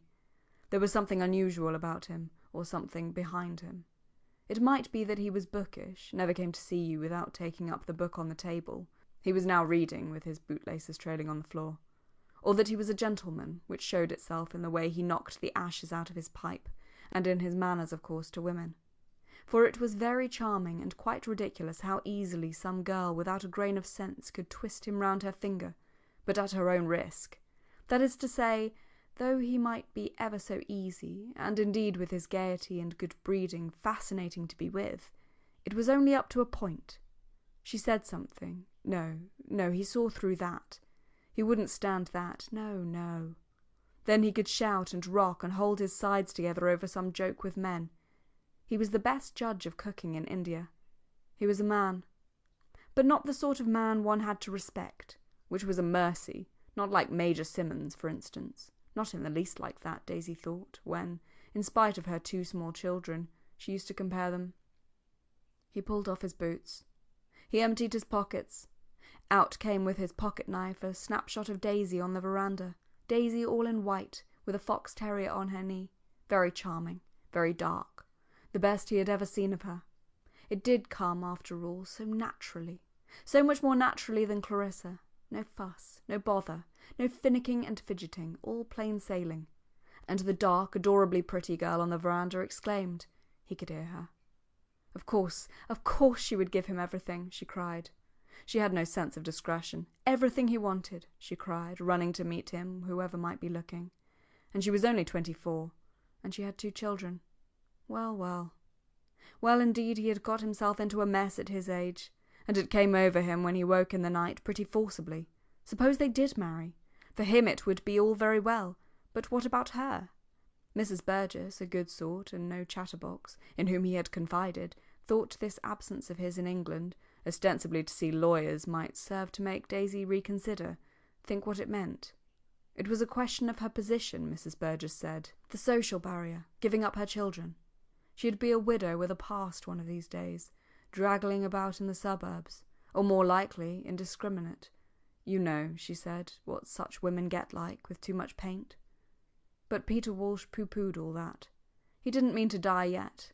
Anyhow, she must settle for herself, judge for herself, he thought, padding about the room in his socks, smoothing out his dress shirt, for he might go to Clarissa's party, or he might go to one of the halls, or he might settle in and read an absorbing book written by a man he used to know at Oxford. And if he did retire, that's what he'd do, write books. He would go to Oxford and poke about in the Bodleian. Vainly the dark, adorable, pretty girl ran to the end of the terrace, vainly waved her hand, vainly cried she didn't care a straw what people said. There he was, the man she thought the world of, the perfect gentleman, the fascinating, the distinguished, and his age made not the least difference to her. Padding about a room in an hotel in Bloomsbury, shaving, washing, continuing, as he took up cans, put down razors, to poke about in the Bodleian, and get at the truth about one or two little matters that interested him. And he would have a chat with whoever it might be, and so come to disregard more and more precise hours for lunch, and miss engagements, and when Daisy asked him, as she would, for a kiss, a scene, fail to come up to the scratch, though he was genuinely devoted to her. In short, it might be happier, as Mrs. Burgess said, that she should forget him, or merely remember him as he was in August 1922, like a figure standing at the crossroads at dusk, which grows more and more remote as the dog-cart spins away, carrying her securely fastened to the back seat, though her arms are outstretched, and as she sees the figure dwindle and disappear, still she cries out how she would do anything in the world, anything, anything, anything. He never knew what people thought. It became more and more difficult for him to concentrate. He became absorbed. He became busied with his own concerns, now surly, now gay, dependent on women, absent-minded, moody, less and less able, so he thought as he shaved, to understand why Clarissa couldn't simply find them a lodging and be nice to Daisy, introduce her. And then he could just do what? Just haunt and hover. He was at the moment actually engaged in sorting out various keys, papers. Swoop and taste. Be alone, in short, sufficient to himself. And yet nobody, of course, was more dependent upon others. He buttoned his waistcoat. It had been his undoing. He could not keep out of smoking rooms, liked colonels, liked golf, liked bridge, and above all women's society, and the fineness of their companionship, and their faithfulness and audacity and greatness in loving, which, though it had its drawbacks, seemed to him, and the dark, adorably pretty face was on top of the envelopes, so wholly admirable, so splendid a flower to grow on the crest of human life, and yet he could not come up to the scratch, being always apt to see round things. Clarissa had sapped something in him permanently, and to tire very easily of mute devotion, and to want variety in love, though it would make him furious if Daisy loved anybody else, furious, for he was jealous, uncontrollably jealous by temperament. He suffered tortures. But where was his knife, his watch, his seals, his note-case, and Clarissa's letter, which he would not read again but like to think of, and Daisy's photograph? And now for dinner. They were eating. Sitting at little tables round vases, dressed or not dressed, with their shawls and bags laid beside them, with their air of false composure, for they were not used to so many courses at dinner, and confidence, for they were able to pay for it, and strain, for they had been running about London all day shopping, sightseeing, and their natural curiosity, for they looked round and up as the nice-looking gentlemen in horn-rimmed spectacles came in, and their good nature, for they would have been glad to do any little service, such as lend a timetable or impart useful information, and their desire, pulsing in them, tugging at them subterraneously, somehow to establish connections, if it were only a birthplace, Liverpool, for example, in common, or friends of the same name, with their furtive glances, odd silences, and sudden withdrawals into family jocularity and isolation. There they sat eating dinner when Mr. Walsh came in and took his seat at a little table by the curtain. It was not that he had said anything, for being solitary he could only address himself to the waiter. It was his way of looking at the menu, of pointing his forefinger to a particular wine, of hitching himself up to the table, of addressing himself seriously, not gluttonously, to dinner. that won him their respect, which, having to remain unexpressed for the greater part of the meal, flared up at the table where the Morrises sat when Mr. Walsh was heard to say at the end of the meal, "Bartlett pears." Why he should have spoken so moderately yet firmly, with the air of a disciplinarian well within his rights, which are founded upon justice, neither young Charles Morris nor old Charles, neither Miss Elaine nor Mrs. Morris knew. But when he said Bartlett pears, sitting alone at his table, they felt that he counted on their support in some lawful demand, was champion of a cause which immediately became their own, so that their eyes met his eyes sympathetically, and when they all reached the smoking-room simultaneously, a little talk between them became inevitable. It was not very profound, only to the effect that London was crowded, had changed in 30 years, that Mr. Morris preferred Liverpool, that Mrs. Morris had been to the Westminster Flower Show, and that they had all seen the Prince of Wales. Yet, thought Peter Walsh, no family in the world could compare with the Morrises, none whatever, and their relations to each other are perfect, and they don't care a hang for the upper classes, and they like what they like, and Elaine is training for the family business, and the boy has won a scholarship at Leeds, and the old lady, who is about his own age, had 3 more children at home, and they have 2 motor cars, but Mr. Morris still mends the boots on Sunday. It is superb. It is absolutely superb, thought Peter Walsh, swaying a little backwards and forwards with his liqueur glass in his hand among the hairy red chairs and ashtrays, feeling very well pleased with himself, for the Morrises liked him. Yes, they liked a man who said Bartlett pears. They liked him, he felt. He would go to Clarissa's party. The Morrises moved off, but they would meet again. He would go to Clarissa's party because he wanted to ask Richard what they were doing in India, the conservative duffers. And what's being acted? And music. Oh yes, and mere gossip. For this is the truth about our soul, he thought, our self, who fish-like inhabits deep seas and plies among obscurities, threading her way between the bowls of giant weeds, over sun-flickered spaces, and on into gloom, cold, deep, inscrutable. Suddenly she shoots to the surface and sports on the wind-wrinkled waves, that is, has a positive need to brush, scrape, kindle herself, gossiping. What did the government mean, Richard Dalloway would know, to do about India? Section 26. Since it was a very hot night, and the paper boys went by with placards proclaiming in huge red letters that there was a heat wave, wicker chairs were placed on the hotel steps, and there, sipping, smoking, detached gentlemen sat. Peter Walsh sat there. One might fancy that day, the London day, was just beginning. Like a woman who had slipped off her print dress and white apron to array herself in blue and pearls, the day changed, put off stuff, took gauze, changed to an evening, and with the same sigh of exhilaration that a woman breathes, tumbling petticoats on the floor, it too shed dust, heat, colour. The traffic thinned. Motor cars, tinkling, darting, succeeded the lumber of vans, and here and there among the thick foliage of the squares an intense light hung. I resign, the evening seemed to say, as it paled and faded above the battlements and prominences, moulded, pointed, of hotel, flat, and block of shops. I fade, she was beginning, I disappear. But London would have none of it, and rushed her bayonets into the sky, pinioned her, constrained her to partnership in her revelry. For the great revolution of Mr. Willet's summer-time had taken place since Peter Walsh's last visit to England. The prolonged evening was new to him. It was inspiriting, rather. For as the young people went by with their dispatch boxes, awfully glad to be free, proud too, dumbly, of stepping this famous pavement, joy of a kind, cheap, tinselly, if you like, but all the same rapture flushed their faces. They dressed well too, pink stockings, pretty shoes. They would now have 2 hours at the pictures. It sharpened, it refined them, the yellow-blue evening light, and on the leaves in the square shone lurid, livid. They looked as if dipped in sea-water, the foliage of a submerged city. He was astonished by the beauty.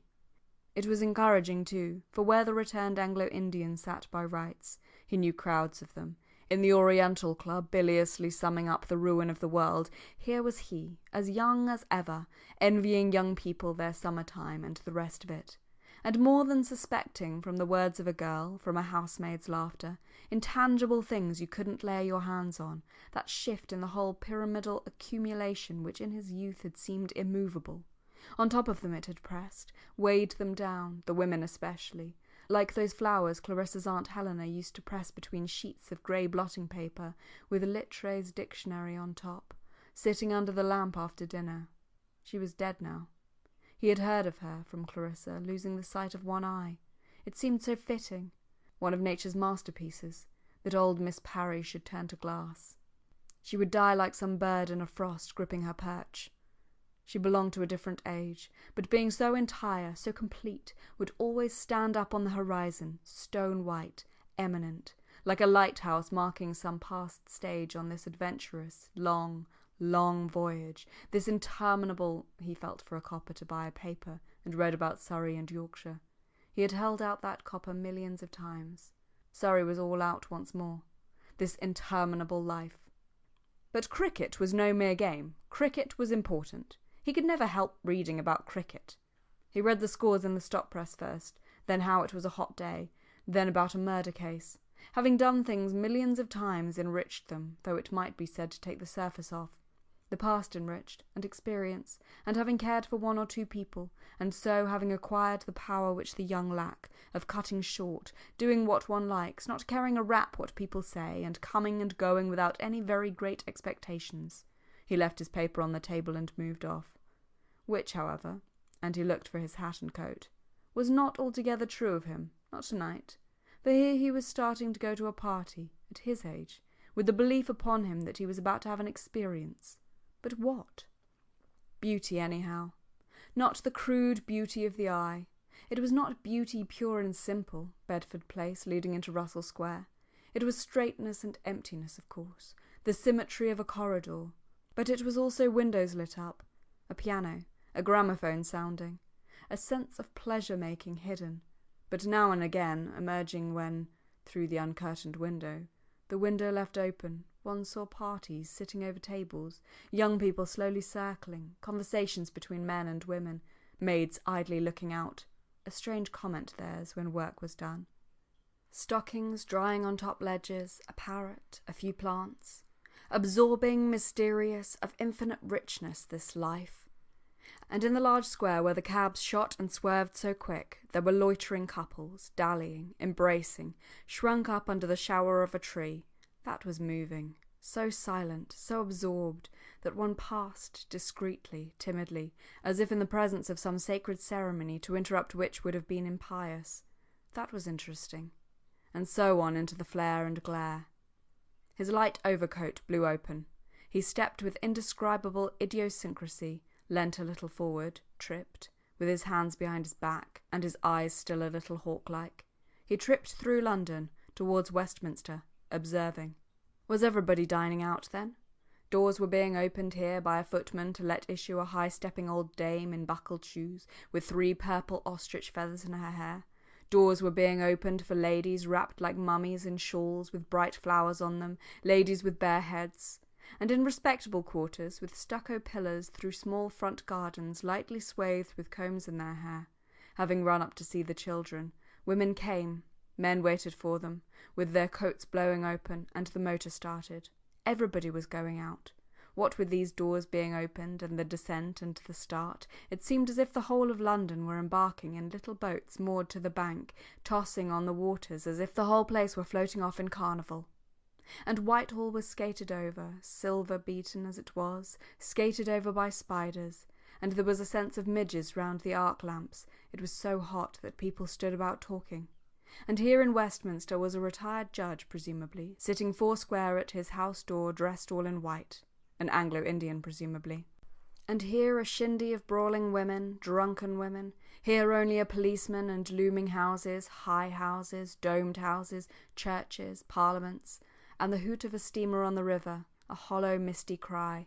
But it was her street, this, Clarissa's.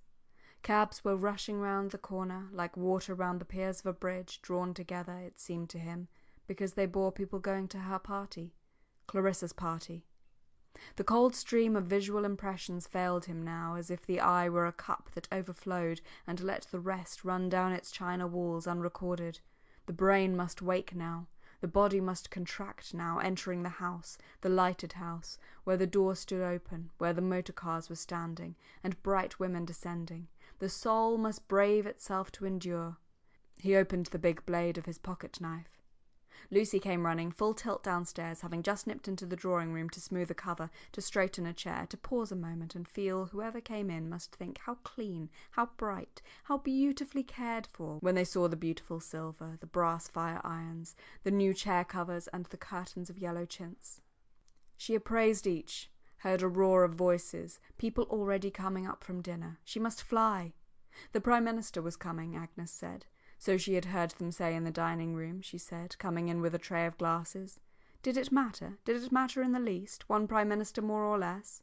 It made no difference at this hour of the night to Mrs. Walker among the plates, saucepans, colanders, frying-pans, chicken in aspic, ice-cream freezers, pared crusts of bread, lemons, soup tureens and pudding basins, which, however hard they washed up in the scullery, seemed to be all on top of her, on the kitchen table, on chairs, while the fire blared and roared, the electric lights glared, and still supper had to be laid.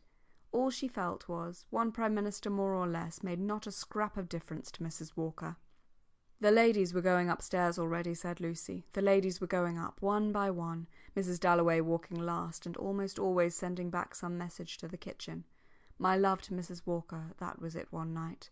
Next morning they would go over the dishes, the soup, the salmon, Mrs. Walker knew, as usual, underdone, for she always got nervous about the pudding and left it to Jenny. So it happened, the salmon was always underdone. But some lady with fair hair and silver ornaments had said, Lucy said, about the entree, was it really made at home? But it was the salmon that bothered Mrs. Walker, as she spun the plates round and pulled in dampers and pulled out dampers, and there came a burst of laughter from the dining-room, a voice speaking, then another burst of laughter, the gentlemen enjoying themselves when the ladies had gone. The Tokay, said Lucy, running in. Mr. Dalloway had sent for the Tokay from the Emperor's cellars, the Imperial Tokay. It was borne through the kitchen. Over her shoulder, Lucy reported how Miss Elizabeth looked quite lovely. She couldn't take her eyes off her, in her pink dress, wearing the necklace Mr. Dalloway had given her. Jenny must remember the dog, Miss Elizabeth's fox terrier, which, since it bit, had to be shut up and might, Elizabeth thought, want something. Jenny must remember the dog. But Jenny was not going upstairs with all those people about. There was a motor at the door already. There was a ring at the bell, and the gentleman still in the dining-room, drinking Tokay. There, they were going upstairs. That was the first to come, and now they would come faster and faster, so that Mrs. Parkinson, hired for parties, would leave the hall door ajar, and the hall would be full of gentlemen waiting. They stood waiting, sleeking down their hair, while the ladies took their cloaks off in the room along the passage, where Mrs. Barnett helped them, old Ellen Barnett, who had been with the family 40 years, and came every summer to help the ladies, and remembered mothers when they were girls, and though very unassuming did shake hands, said "Milady" very respectfully, yet had a humorous way with her, looking at the young ladies, and ever so tactfully helping Lady Lovejoy, who had some trouble with her underbodice. And they could not help feeling, Lady Lovejoy and Miss Alice, that some little privilege in the matter of brush and comb was awarded them, having known Mrs. Barnett. 30 years, milady, Mrs. Barnett supplied her. Young ladies did not use to rouge, said Lady Lovejoy, when they stayed at Burton in the old days, and Miss Alice didn't need rouge, said Mrs. Barnett, looking at her fondly. There Mrs. Barnett would sit in the cloakroom, patting down the furs, smoothing out the Spanish shawls, tidying the dressing-table, and knowing perfectly well, in spite of the furs and embroideries, which were nice ladies, which were not. The dear old body, said Lady Lovejoy, mounting the stairs, Clarissa's old nurse. And then Lady Lovejoy stiffened. Lady and Miss Lovejoy, she said to Mr. Wilkins, hired for parties. He had an admirable manner as he bent and straightened himself, and announced with perfect impartiality, Lady and Miss Lovejoy, Sir John and Lady Needham, Miss Weld, Mr. Walsh.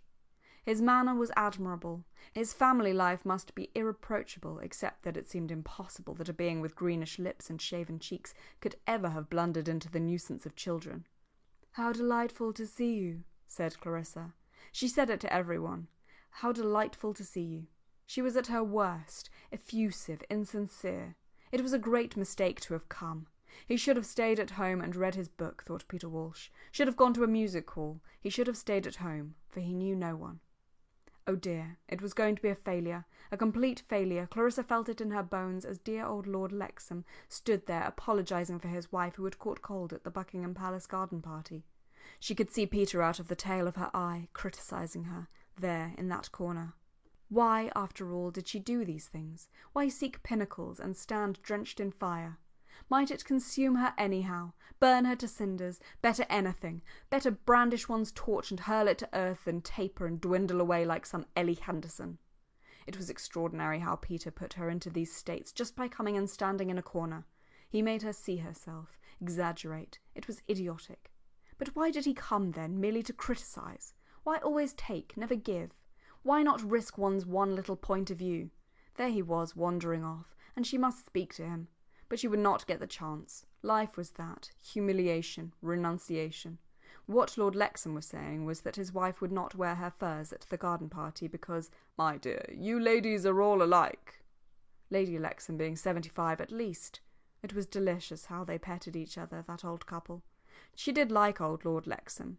She did think it mattered, her party, and it made her feel quite sick to know that it was all going wrong, all falling flat. Anything, any explosion, any horror was better than people wandering aimlessly, standing in a bunch at a corner like Ellie Henderson, not even caring to hold themselves upright. Section 27.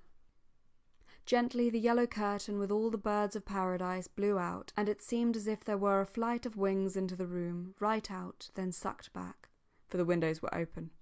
Was it draughty, Ellie Henderson wondered. She was subject to chills. But it did not matter that she should come down sneezing tomorrow. It was the girls with their naked shoulders she thought of, being trained to think of others by an old father, an invalid, late vicar of Burton, but he was dead now. And her chills never went to her chest, never. It was the girls she thought of, the young girls with their bare shoulders, she herself having always been a wisp of a creature, with her thin hair and meagre profile. Though now, past 50, there was beginning to shine through some mild beam, something purified into distinction by years of self-abnegation, but obscured again, perpetually, by her distressing gentility, her panic fear, which arose from £300 income, and her weaponless state. She could not earn a penny. And it made her timid, and more disqualified year by year to meet well-dressed people who did this sort of thing every night of the season, merely telling their maids, "I'll wear so-and-so," whereas Ellie Henderson ran out nervously and bought cheap pink flowers, half a dozen, and then threw a shawl over her old black dress. For her invitation to Clarissa's party had come at the last moment. She was not quite happy about it. She had a sort of feeling that Clarissa had not meant to ask her this year. Why should she? There was no reason, really, except that they had always known each other. Indeed, they were cousins. But naturally they had rather drifted apart, Clarissa being so sought after. It was an event to her, going to a party. It was quite a treat just to see the lovely clothes. Wasn't that Elizabeth, grown up, with her hair done in the fashionable way, in the pink dress? Yet she could not be more than 17. She was very, very handsome. But girls, when they first came out, didn't seem to wear white as they used. She must remember everything to tell Edith. Girls wore straight frocks, perfectly tight, with skirts well above the ankles. It was not becoming, she thought. So with her weak eyesight, Ellie Henderson craned rather forward, and it wasn't so much she who minded not having anyone to talk to. She hardly knew anybody there, for she felt that they were all such interesting people to watch, politicians presumably, Richard Dalloway's friends. But it was Richard himself who felt that he could not let the poor creature go on standing there all the evening by herself. "Well, Ellie, and how's the world treating you?" he said in his genial way, and Ellie Henderson, getting nervous and flushing and feeling that it was extraordinarily nice of him to come and talk to her, said that many people really felt the heat more than the cold. "Yes, they do," said Richard Dalloway. "Yes." But what more did one say? "Hello, Richard," said somebody, taking him by the elbow, and good Lord, there was old Peter Walsh. He was delighted to see him, ever so pleased to see him. He hadn't changed a bit. And off they went together, walking right across the room, giving each other little pats, as if they hadn't met for a long time, Ellie Henderson thought, watching them go. Certain she knew that man's face. A tall man, middle-aged, rather fine eyes, dark, wearing spectacles, with a look of John Burroughs. Edith would be sure to know. The curtain with its flight of birds of paradise blew out again, and Clarissa saw Ralph Lyon beat it back, and go on talking. So it wasn't a failure after all. It was going to be all right now. Her party. It had begun. It had started. But it was still touch and go. She must stand there for the present. People seemed to come in a rush. Colonel and Mrs. Garrard, Mr. Hugh Whitbread, Mr. Bowley, Mrs. Hilbery, Lady Mary Maddox, Mr. Quinn," intoned Wilkin. She had 6 or 7 words with each, and they went on. They went into the rooms, into something now, not nothing, since Ralph Lyon had beat back the curtain. And yet for her own part it was too much of an effort. She was not enjoying it. It was too much like being just anybody standing there. Anybody could do it. Yet this anybody she did a little admire, couldn't help feeling that she had, anyhow, made this happen, that it marked a stage, this post that she felt herself to have become, for oddly enough she had quite forgotten what she looked like. But she felt herself a stake driven in at the top of her stairs. Every time she gave a party she had this feeling of being something not herself, and that everyone was unreal in one way, much more real in another. It was, she thought, partly their clothes, partly being taken out of their ordinary ways, partly the background. It was possible to say things you couldn't say anyhow else, things that needed an effort, possible to go much deeper, but not for her, not yet anyhow. "How delightful to see you," she said. "Dear old Sir Harry. He would know everyone." And what was so odd about it was the sense one had as they came up the stairs one after another, Mrs. Mountain Celia, Herbert Ainsty, Mrs. Dacres, oh, and Lady Bruton. "How awfully good of you to come," she said, and she meant it. It was odd how, standing there, one felt them going on, some quite old, some... What name? Lady Rossiter. But who on earth was Lady Rossiter? "Clarissa!" That voice! It was Sally Seton! Sally Seton! After all these years! She loomed through a mist. For she hadn't looked like that, Sally Seton, when Clarissa grasped the hot water can. To think of her under this roof! Not like that! All on top of each other, embarrassed, laughing, words tumbled out, passing through London, heard from Clara Hayden. What a chance of seeing you! So I thrust myself in without an invitation. One might put down the hot water can quite composedly. The lustre had gone out of her. Yet it was extraordinary to see her again, older, happier, less lovely. They kissed each other, first this cheek then that, and Clarissa turned, with Sally's hand in hers, and saw her rooms full, heard the roar of voices, saw the candlesticks, the blowing curtains, and the roses which Richard had given her. "I have 5 enormous boys," said Sally. She had the simplest egotism and most open desire to be thought first always, and Clarissa loved her for being still like that. "I can't believe it," she cried, kindling all over with pleasure at the thought of the past. But alas, Wilkins wanted her. Wilkins was emitting in a voice of commanding authority, as if the whole company must be admonished and the hostess reclaimed from frivolity, one name. "The Prime Minister," said Peter Walsh. The Prime Minister? Was it really? Ellie Henderson marvelled. What a thing to tell Edith! One couldn't laugh at him. He looked so ordinary. You might have stood him behind a counter and bought biscuits. Poor chap, all rigged up in gold lace. And to be fair, as he went his rounds, first with Clarissa, then with Richard escorting him, he did it very well. He tried to look somebody. It was amusing to watch. Nobody looked at him. They just went on talking, yet it was perfectly plain that they all knew, felt to the marrow of their bones, this majesty passing, this symbol of what they all stood for, English society. Old Lady Bruton, and she looked very fine too, very stalwart in her lace, swam up, and they withdrew into a little room which at once became spied upon, guarded, and a sort of stir and rustle rippled through every one openly. The Prime Minister!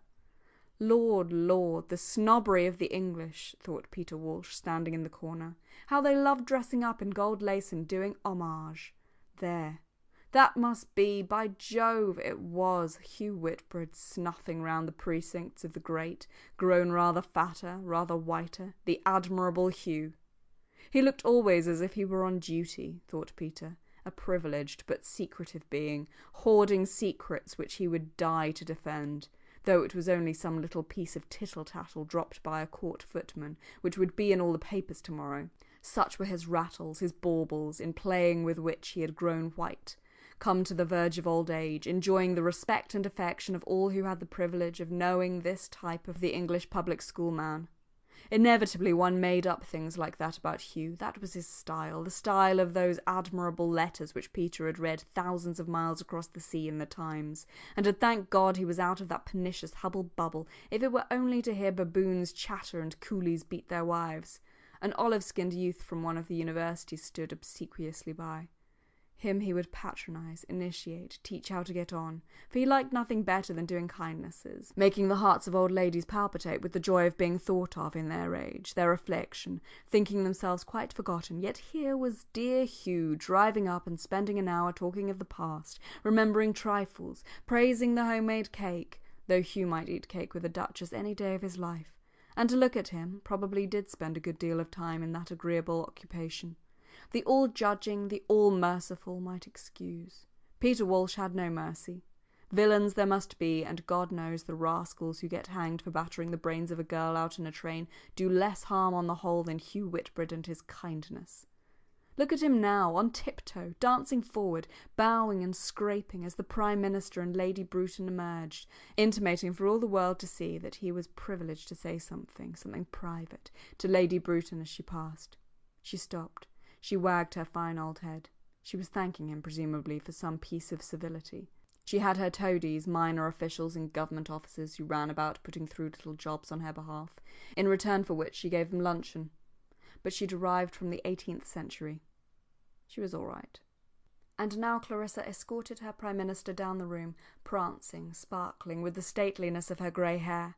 She wore earrings and a silver-green mermaid's dress. Lolloping on the waves and braiding her tresses, she seemed, having that gift still, to be, to exist, to sum it all up in the moment as she passed, turned, caught her scarf in some other woman's dress, unhitched it, laughed, all with the most perfect ease and air of creature floating in its element.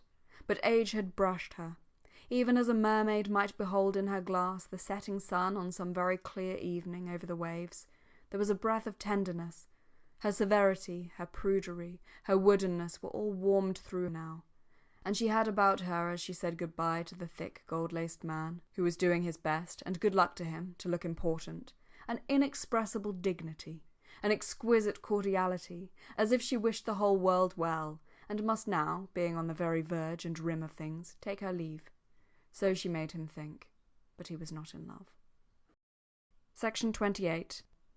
Indeed, Clarissa felt, the Prime Minister had been good to come, and walking down the room with him, with Sally there, and Peter there, and Richard very pleased, with all those people rather inclined, perhaps, to envy, she had felt that intoxication of the moment, that dilation of the nerves of the heart itself, till it seemed to quiver, steeped, upright. Yes, but after all, it was what other people felt that, for though she loved it and felt it tingle and sting, still these semblances, these triumphs, dear old Peter, for example, thinking her so brilliant, had a hollowness. At arm's length they were, not in the heart, and it might be that she was growing old, but they satisfied her no longer as they used. And suddenly, as she saw the Prime Minister go down the stairs, the gilt rim of the Sir Joshua picture of the little girl with a muff brought back Kilman with a rush. Kilman, her enemy. That was satisfying. That was real. Ah, how she hated her. Hot, hypocritical, corrupt, with all that power, Elizabeth's seducer, the woman who had crept in to steal and defile. Richard would say, what nonsense. She hated her. She loved her. It was enemies one wanted, not friends, not Mrs. Durant and Clara, Sir William and Lady Bradshaw, Miss Trulock and Eleanor Gibson, whom she saw coming upstairs. They must find her if they wanted her. She was for the party. There was her dear old friend Sir Harry. Dear Sir Harry, she said, going up to the fine old fellow who had produced more bad pictures than any other two academicians in the whole of St. John's Wood.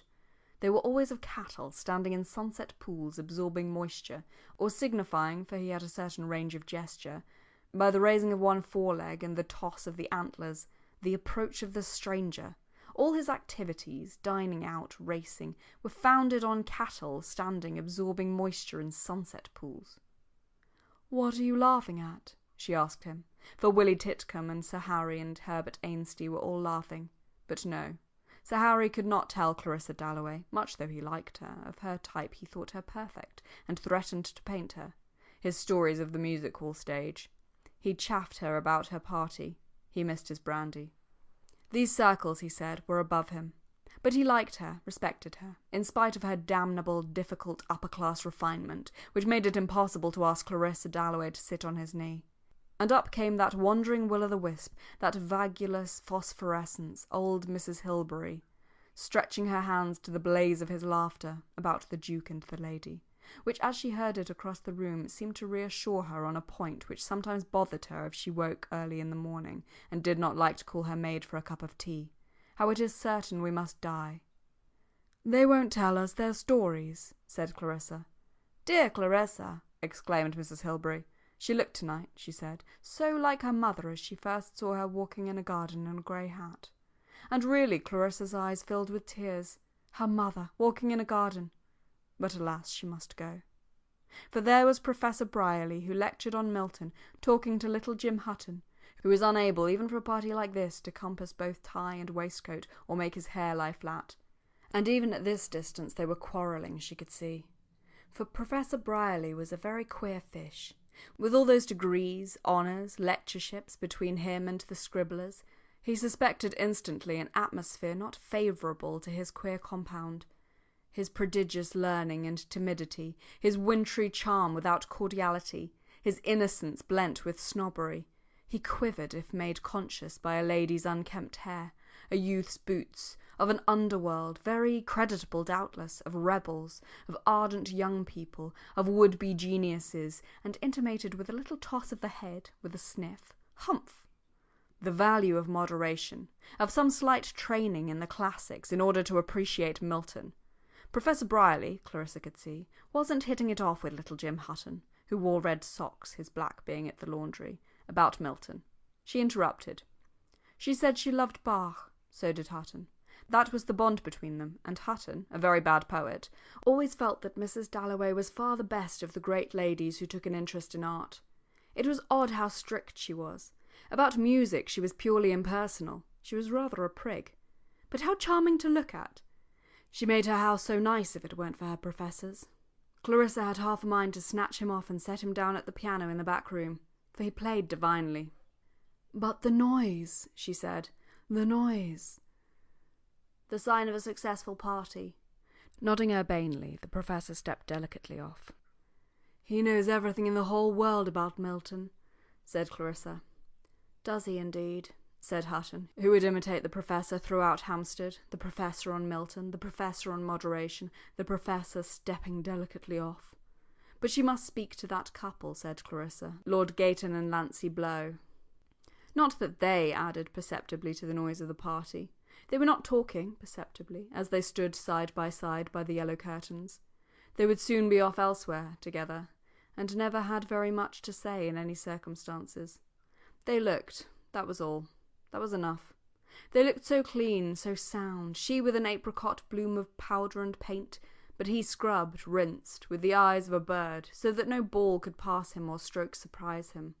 He struck, he leapt, accurately on the spot. Ponies' mouths quivered at the end of his reins. He had his honours, ancestral monuments, banners hanging in the church at home. He had his duties, his tenants, a mother and sisters.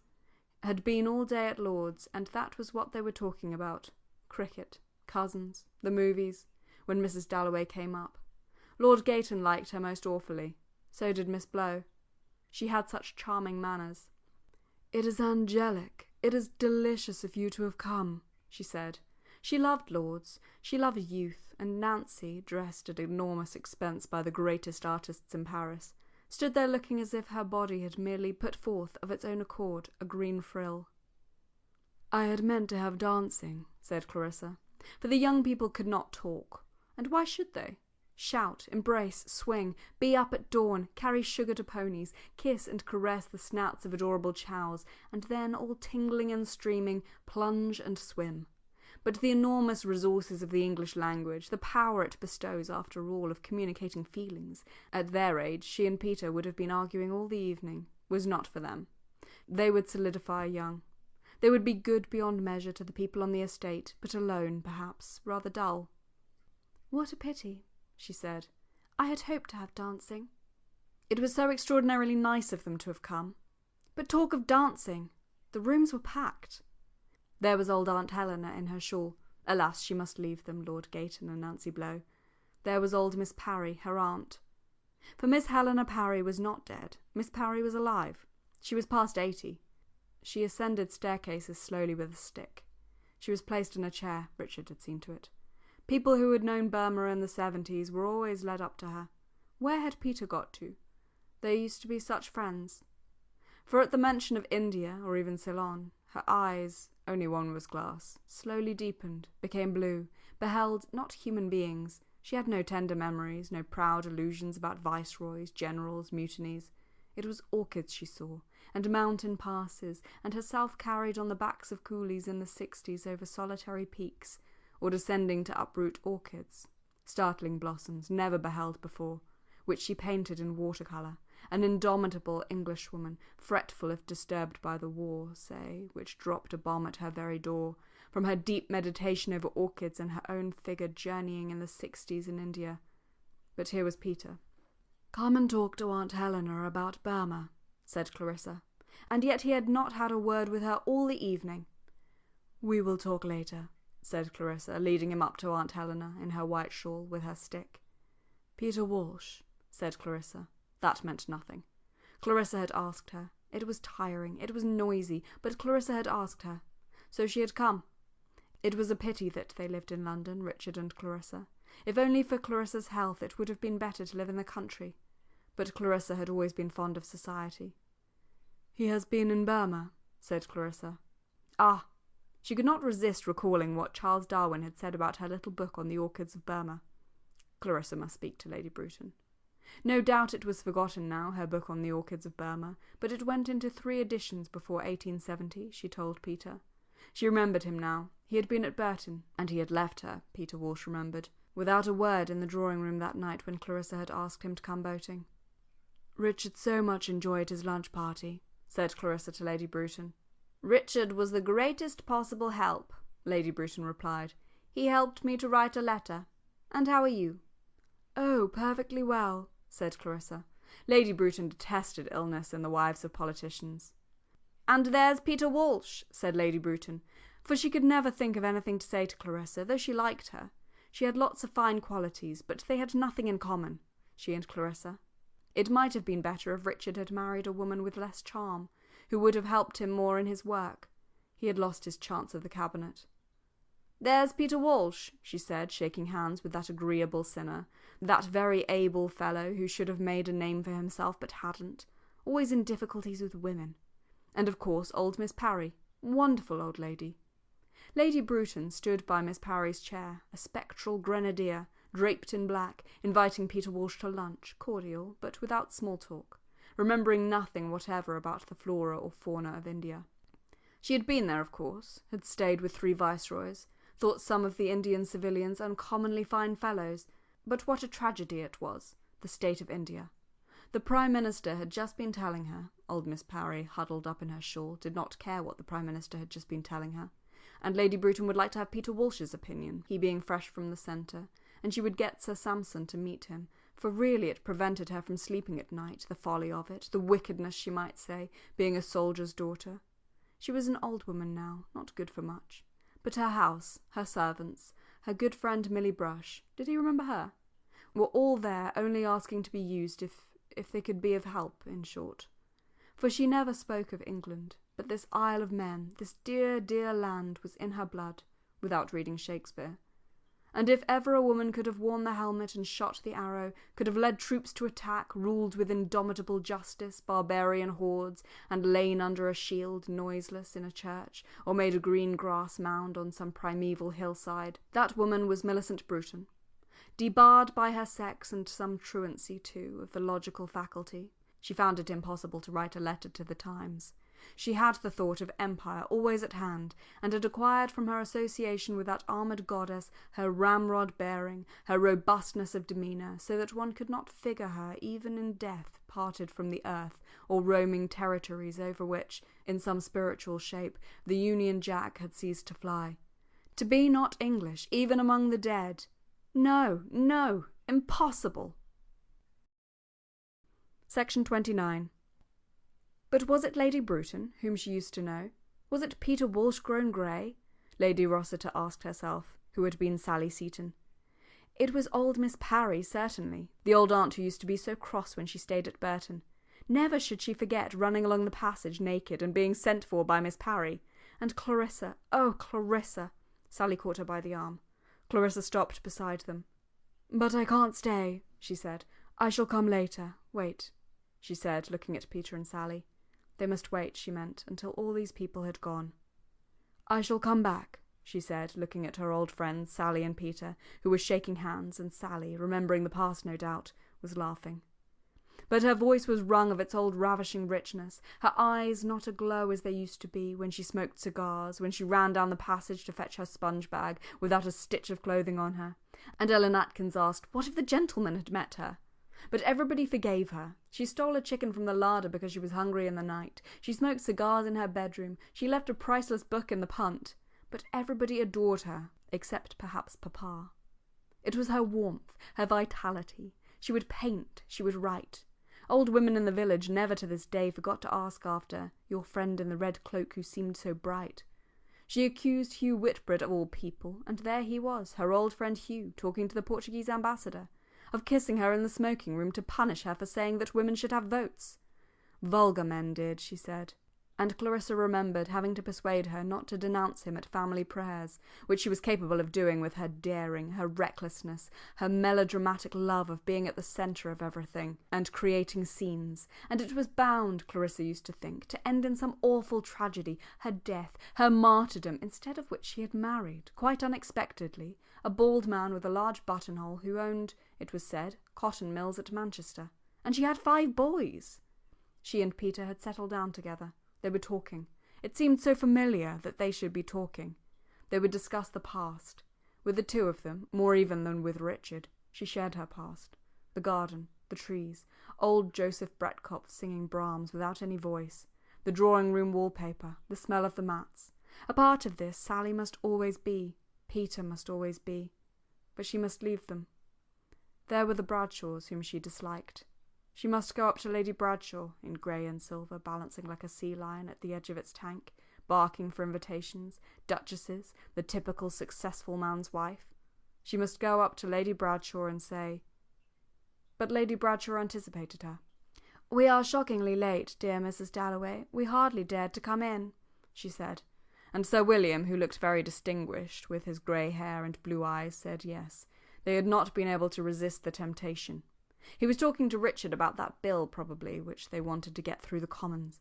Why did the sight of him talking to Richard curl her up? He looked what he was, a great doctor, a man absolutely at the head of his profession, very powerful, rather worn. For think what cases came before him, people in the uttermost depths of misery, people on the verge of insanity, husbands and wives. He had to decide questions of appalling difficulty. Yet what she felt was... one wouldn't like Sir William to see one unhappy. No, not that man. "How is your son at Eton?" she asked Lady Bradshaw. He had just missed his 11, said Lady Bradshaw, because of the mumps. His father minded even more than he did, she thought, being, she said, nothing but a great boy himself. Clarissa looked at Sir William, talking to Richard. He did not look like a boy, not in the least like a boy. She had once gone with someone to ask his advice. He had been perfectly right, extremely sensible. But heavens, what a relief to get out to the street again. There was some poor wretch sobbing, she remembered, in the waiting-room. But she did not know what it was about Sir William. What exactly she disliked. Only Richard agreed with her. Didn't like his taste, didn't like his smell. But he was extraordinarily able. They were talking about this bill. Some case, Sir William was mentioning, lowering his voice. It had its bearing upon what he was saying about the deferred effects of shell shock. There must be some provision in the bill.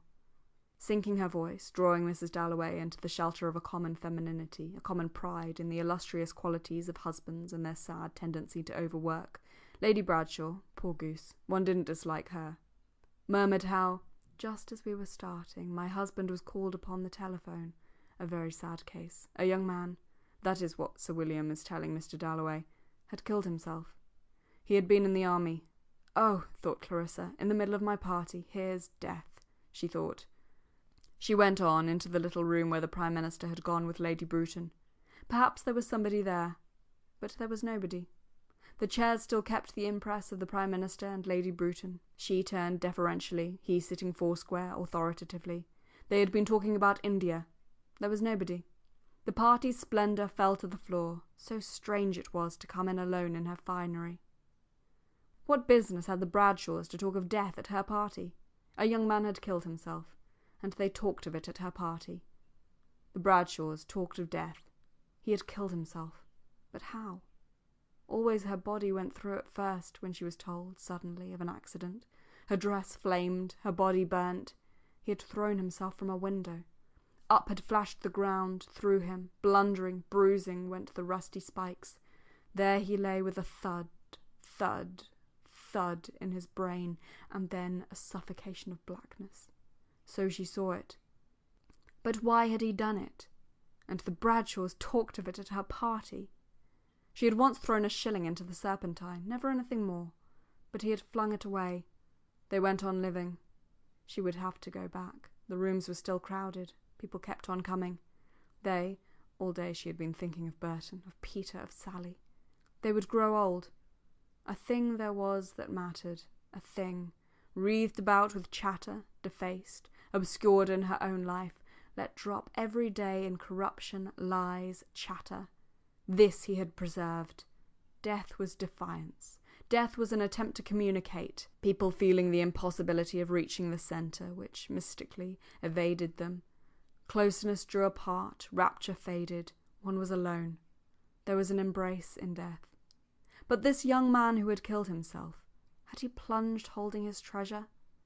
If it were now to die, 'twere now to be most happy, she had said to herself once, coming down in white. Or there were the poets and thinkers. Suppose he had had that passion and had gone to Sir William Bradshaw, a great doctor, yet to her obscurely evil, without sex or lust, extremely polite to women, but capable of some indescribable outrage, forcing your soul. That was it. If this young man had gone to him, and Sir William had impressed him like that with his power, might he not then have said, indeed she felt it now, life is made intolerable. They make life intolerable, men like that. Then, she had felt it only this morning, there was the terror, the overwhelming incapacity, one's parents giving it into one's hands, this life, to be lived to the end, to be walked with serenely. There was, in the depths of her heart, an awful fear. Even now, quite often if Richard had not been there reading the Times, so that she could crouch like a bird and gradually revive, send roaring up that immeasurable delight, rubbing stick to stick, one thing with another, she must have perished. But that young man had killed himself. Somehow it was her disaster, her disgrace. It was her punishment to see sink and disappear, here a man, there a woman, in this profound darkness. And she, forced to stand here in her evening dress. She had schemed, she had pilfered. She was never wholly admirable. She had wanted success, Lady Bexborough and the rest of it, and once she had walked on the terrace at Burton. It was due to Richard. She had never been so happy. Nothing could be slow enough, nothing last too long. No pleasure could equal, she thought, straightening the chairs, pushing in one book on the shelf, this having done with the triumphs of youth, lost herself in the process of living, to find it, with a shock of delight, as the sun rose, as the day sank. Many a time had she gone at Burton when they were all talking, to look at the sky, or seen it between people's shoulders at dinner, seen it in London when she could not sleep. She walked to the window. It held, foolish as the idea was, something of her own in it, this country sky, this sky above Westminster. She parted the curtains. She looked. Oh, but how surprising! In the room opposite, the old lady stared straight at her. She was going to bed. And the sky. It will be a solemn sky, she had thought. It will be a dusky sky, turning away its cheek in beauty. But there it was, ashen, pale, raced over quickly by tapering vast clouds. It was new to her. The wind must have risen. She was going to bed in the room opposite. It was fascinating to watch her, moving about, that old lady, crossing the room, coming to the window. Could she see her?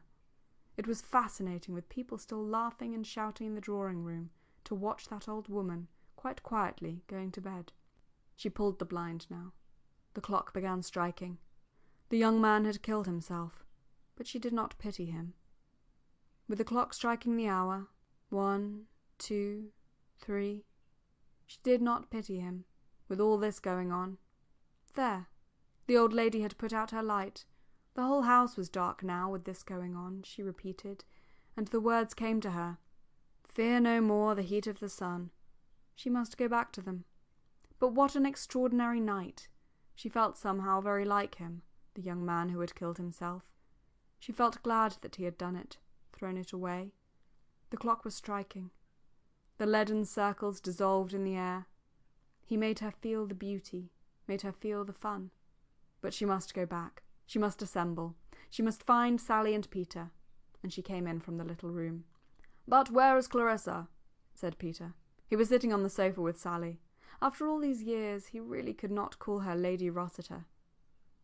"Where's the woman gone to?" he asked. "Where's Clarissa?" Sally supposed, and so did Peter for the matter of that there were people of importance, politicians, whom neither of them knew unless by sight in the picture papers, whom Clarissa had to be nice to, had to talk to. She was with them. Yet there was Richard Dalloway not in the cabinet. He hadn't been a success, Sally supposed. For herself, she scarcely ever read the papers. She sometimes saw his name mentioned. But then, well, she lived a very solitary life in the wilds, Clarissa would say, among great merchants, great manufacturers, men, after all, who did things. She had done things too. "I have 5 sons," she told him. Lord, Lord, what a change had come over her! The softness of motherhood, its egotism too. Last time they met, Peter remembered, had been among the cauliflowers in the moonlight. The leaves, like rough bronze, she had said, with her literary turn, and she had picked a rose. She had marched him up and down that awful night, after the scene by the fountain. He was to catch the midnight train. Heavens, he had wept. Section 30. That was his old trick, opening a pocket-knife, thought Sally, always opening and shutting a knife when he got excited. They had been very, very intimate, she and Peter Walsh, when he was in love with Clarissa, and there was that dreadful, ridiculous scene over Richard Dalloway at lunch. She had called Richard Wickham. Why not call Richard Wickham? Clarissa had flared up, and indeed they had never seen each other since, she and Clarissa, not more than 6 times perhaps in the last 10 years, and Peter Walsh had gone off to India, and she had heard vaguely that he had made an unhappy marriage, and she didn't know whether he had any children, and she couldn't ask him, for he had changed. He was rather shrivelled looking, but kinder, she felt, and she had a real affection for him, for he was connected with her youth, and she still had a little Emily Bronte he had given her, and he was to write, surely. In those days he was to write. "Have you written?" she asked him, spreading her hand, her firm and shapely hand, on her knee in a way he recalled. "Not a word," said Peter Walsh, and she laughed. She was still attractive, still a personage, Sally Seton. But who was this Rossiter? He wore 2 camellias on his wedding day. That was all Peter knew of him. "They have myriads of servants, miles of conservatories," Clarissa wrote, something like that. Sally owned it with a shout of laughter. "Yes, I have 10,000 a year." Whether before the tax was paid or after, she couldn't remember. For her husband, whom you must meet, she said. Whom you would like, she said. Did all that for her. And Sally used to be in rags and tatters. She had pawned her grandmother's ring, which Marie Antoinette had given her great-grandfather to come to Burton. Oh yes, Sally remembered. She had it still. A ruby ring which Marie Antoinette had given her great-grandfather. She never had a penny to her name in those days, and going to Burton always meant some frightful pinch. But going to Burton had meant so much to her. Had kept her sane, she believed. So unhappy she had been at home. But that was all a thing of the past, all over now, she said. And Mr. Parry was dead, and Miss Parry was still alive. Never had he had such a shock in his life, said Peter. He had been quite certain she was dead. And the marriage had been, Sally supposed, a success. And that very handsome, very self-possessed young woman was Elizabeth over there by the curtains in red. She was like a poplar, she was like a river, she was like a hyacinth, Willie Titcombe was thinking. Oh, how much nicer to be in the country and do what she liked. She could hear her poor dog howling, Elizabeth was certain. She was not a bit like Clarissa, Peter Walsh said. Oh, Clarissa, said Sally. What Sally felt was simply this. She had owed Clarissa an enormous amount. They had been friends, not acquaintances, friends, and she still saw Clarissa all in white going about the house with her hands full of flowers. To this day tobacco plants made her think of Burton. But did Peter understand? She lacked something. Lacked, what was it? She had charm. She had extraordinary charm. But to be frank, and she felt that Peter was an old friend, a real friend, did absence matter? Did distance matter? She had often wanted to write to him, but torn it up, yet felt he understood, for people understand without things being said, as one realises growing old, and old she was. Had been that afternoon to see her sons at Eton, where they had the mumps. To be quite frank, then, how could Clarissa have done it? Married Richard Dalloway, a sportsman, a man who cared only for dogs. Literally, when he came into the room, he smelt of the stables. And then all this, she waved her hand. Hugh Whitbread it was, strolling past in his white waistcoat, dim, fat, blind, past everything he looked, except self-esteem and comfort. "He's not going to recognise us," said Sally, and really she hadn't the courage. So that was Hugh, the admirable Hugh. "And what does he do?" she asked Peter. He blacked the king's boots or counted bottles at Windsor, Peter told her. Peter kept his sharp tongue still. But Sally must be frank, Peter said. That kiss now, Hugh's. On the lips, she assured him, in the smoking room one evening. She went straight to Clarissa in a rage. "Hugh didn't do such things," Clarissa said. "The admirable Hugh." Hugh's socks were without exception the most beautiful she had ever seen, and now his evening dress. Perfect. And had he children? "Everybody in the room has 6 sons at Eton," Peter told her, except himself. He, thank God, had none. No sons, no daughters, no wife. Well, he didn't seem to mind, said Sally. He looked younger, she thought, than any of them. But it had been a silly thing to do in many ways, Peter said, to marry like that. A perfect goose she was, he said. But, he said, we had a splendid time of it. But how could that be, Sally wondered. What did he mean? And how odd it was to know him and yet not know a single thing that had happened to him. And did he say it out of pride? Very likely, for after all it must be galling for him, though he was an oddity, a sort of sprite, not at all an ordinary man. It must be lonely at his age to have no home, nowhere to go to. But he must stay with them for weeks and weeks. Of course he would. He would love to stay with them. And that was how it came out. All these years the Dalloways had never been once. Time after time they had asked them. Clarissa, for it was Clarissa, of course, would not come. For, said Sally, Clarissa was at heart a snob. One had to admit it, a snob. And it was that was between them, she was convinced. Clarissa thought she had married beneath her husband being, she was proud of it, a miner's son. Every penny they had he had earned. As a little boy, her voice trembled, he had carried great sacks. And so she would go on, Peter felt, hour after hour, the miner's son. People thought she had married beneath her 5 sons. And what was the other thing? Plants, hydrangeas, syringes, very, very rare hibiscus lilies that never grow north of the Suez Canal. But she, with one gardener in a suburb near Manchester, had beds of them, positively beds. Now all that Clarissa had escaped, unmaternal as she was. A snob, was she? Yes, in many ways. Where was she all this time? It was getting late. Yet, said Sally, when I heard Clarissa was giving a party, I felt I couldn't not come. Must see her again. And I'm staying in Victoria Street, practically next door. So I just came without an invitation. But, she whispered, tell me, do. Who is this? It was Mrs. Hilbery looking for the door. For how late it was getting. And, she murmured, as the night grew later, as people went, one found old friends, quiet nooks and corners, and the loveliest views. Did they know, she asked, that they were surrounded by an enchanted garden? Lights and trees and wonderful gleaming lakes and the sky. Just a few fairy lamps, Clarissa Dalloway had said, in the back garden. But she was a magician. It was a park. And she didn't know their names, but friends she knew they were. Friends without names, songs without words, always the best. But there were so many doors, such unexpected places, she could not find her way. Old Mrs. Hilbery, said Peter. But who was that? That lady standing by the curtain all the evening without speaking. He knew her face, connected her with Burton. Surely she used to cut up underclothes at the large table in the window. Davidson, was that her name? Oh, that is Ellie Henderson, said Sally.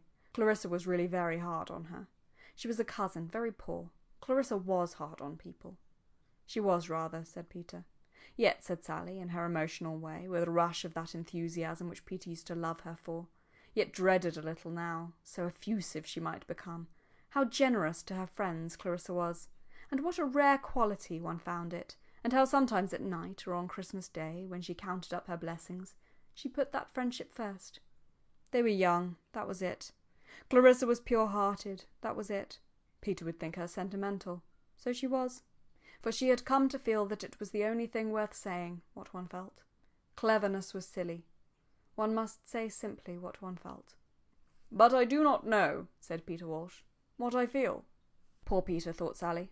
Why did not Clarissa come and talk to them? That was what he was longing for. She knew it. All the time he was thinking only of Clarissa and was fidgeting with his knife. He had not found life simple, Peter said. His relations with Clarissa had not been simple. It had spoilt his life, he said. They had been so intimate, he and Sally Seton. It was absurd not to say it. One could not be in love twice, he said. And what could she say? Still, it is better to have loved. But he would think her sentimental. He used to be so sharp. He must come and stay with them in Manchester. That is all very true, he said, all very true. He would love to come and stay with them, directly he had done what he had to do in London. And Clarissa had cared for him more than she had ever cared for Richard. Sally was positive of that. "No, no, no," said Peter. Sally should not have said that. She went too far. That good fellow, there he was at the end of the room, holding forth, the same as ever. Dear old Richard. Who was he talking to? Sally asked. That very distinguished-looking man. Living in the wilds as she did, she had an insatiable curiosity to know who people were. But Peter did not know. He did not like his looks, he said, probably a cabinet minister. Of them all, Richard seemed to him the best, he said, the most disinterested. "But what has he done?" Sally asked. Public work, she supposed. And were they happy together? Sally asked. She herself was extremely happy, for, she admitted, she knew nothing about them, only jumped to conclusions as one does. For what can one know, even of the people one lives with every day? She asked. Are we not all prisoners? She had read a wonderful play about a man who scratched on the wall of his cell, and she had felt that was true of life. One scratched on the wall. Despairing of human relationships, people were so difficult. She often went into her garden and got from her flowers a peace which men and women never gave her. But no, he did not like cabbages. He preferred human beings, Peter said. Indeed, the young are beautiful, Sally said, watching Elizabeth cross the room. How unlike Clarissa at her age. Could he make anything of her? She would not open her lips. Not much, not yet, Peter admitted. She was like a lily, Sally said, a lily by the side of a pool. But Peter did not agree that we know nothing. We know everything, he said. At least he did. But these two, Sally whispered, these two coming now. And really she must go if Clarissa did not come soon. This distinguished-looking man and his rather common-looking wife who had been talking to Richard. What could one know about people like that? That they're damnable humbugs, said Peter, looking at them casually. He made Sally laugh. But Sir William Bradshaw stopped at the door to look at a picture. He looked in the corner for the engraver's name. His wife looked too. Sir William Bradshaw was so interested in art. When one was young, said Peter, one was too much excited to know people. Now that one was old, 52 to be precise. Sally was 55, in body, she said, but her heart was like a girl's of 20. Now that one was mature then, said Peter. One could watch, one could understand, and one did not lose the power of feeling, he said. No, that is true, said Sally. She felt more deeply, more passionately, every year. It increased, he said, alas, perhaps. But one should be glad of it. It went on increasing in his experience. There was someone in India. He would like to tell Sally about her. He would like Sally to know her. She was married, he said. She had 2 small children. They must all come to Manchester, said Sally. He must promise before they left. There's Elizabeth, he said. She feels not half what we feel, not yet. But, said Sally, watching Elizabeth go to her father, one can see they are devoted to each other. She could feel it by the way Elizabeth went to her father. For her father had been looking at her as he stood talking to the Bradshaws, and he had thought to himself, who is that lovely girl? And suddenly he realized that it was his Elizabeth, and he had not recognized her. She looked so lovely in her pink frock. Elizabeth had felt him looking at her as she talked to Willie Titcombe. So she went to him, and they stood together, now that the party was almost over, looking at the people going, and the rooms getting emptier and emptier, with things scattered on the floor. Even Ellie Henderson was going, nearly last of all, though no one had spoken to her. But she had wanted to see everything, to tell Edith. And Richard and Elizabeth were rather glad it was over. But Richard was proud of his daughter. And he had not meant to tell her, but he could not help telling her. He had looked at her, he said, and he had wondered, who was that lovely girl? And it was his daughter. That did make her happy. But her poor dog was howling. "Richard has improved. You are right," said Sally. "I shall go and talk to him. I shall say good night." "What does the brain matter," said Lady Rossiter, getting up, "compared with the heart?" "I will come," said Peter, but he sat on for a moment. What is this terror? What is this ecstasy? He thought to himself. What is it that fills me with extraordinary excitement? "It is Clarissa," he said. For there she was. The end.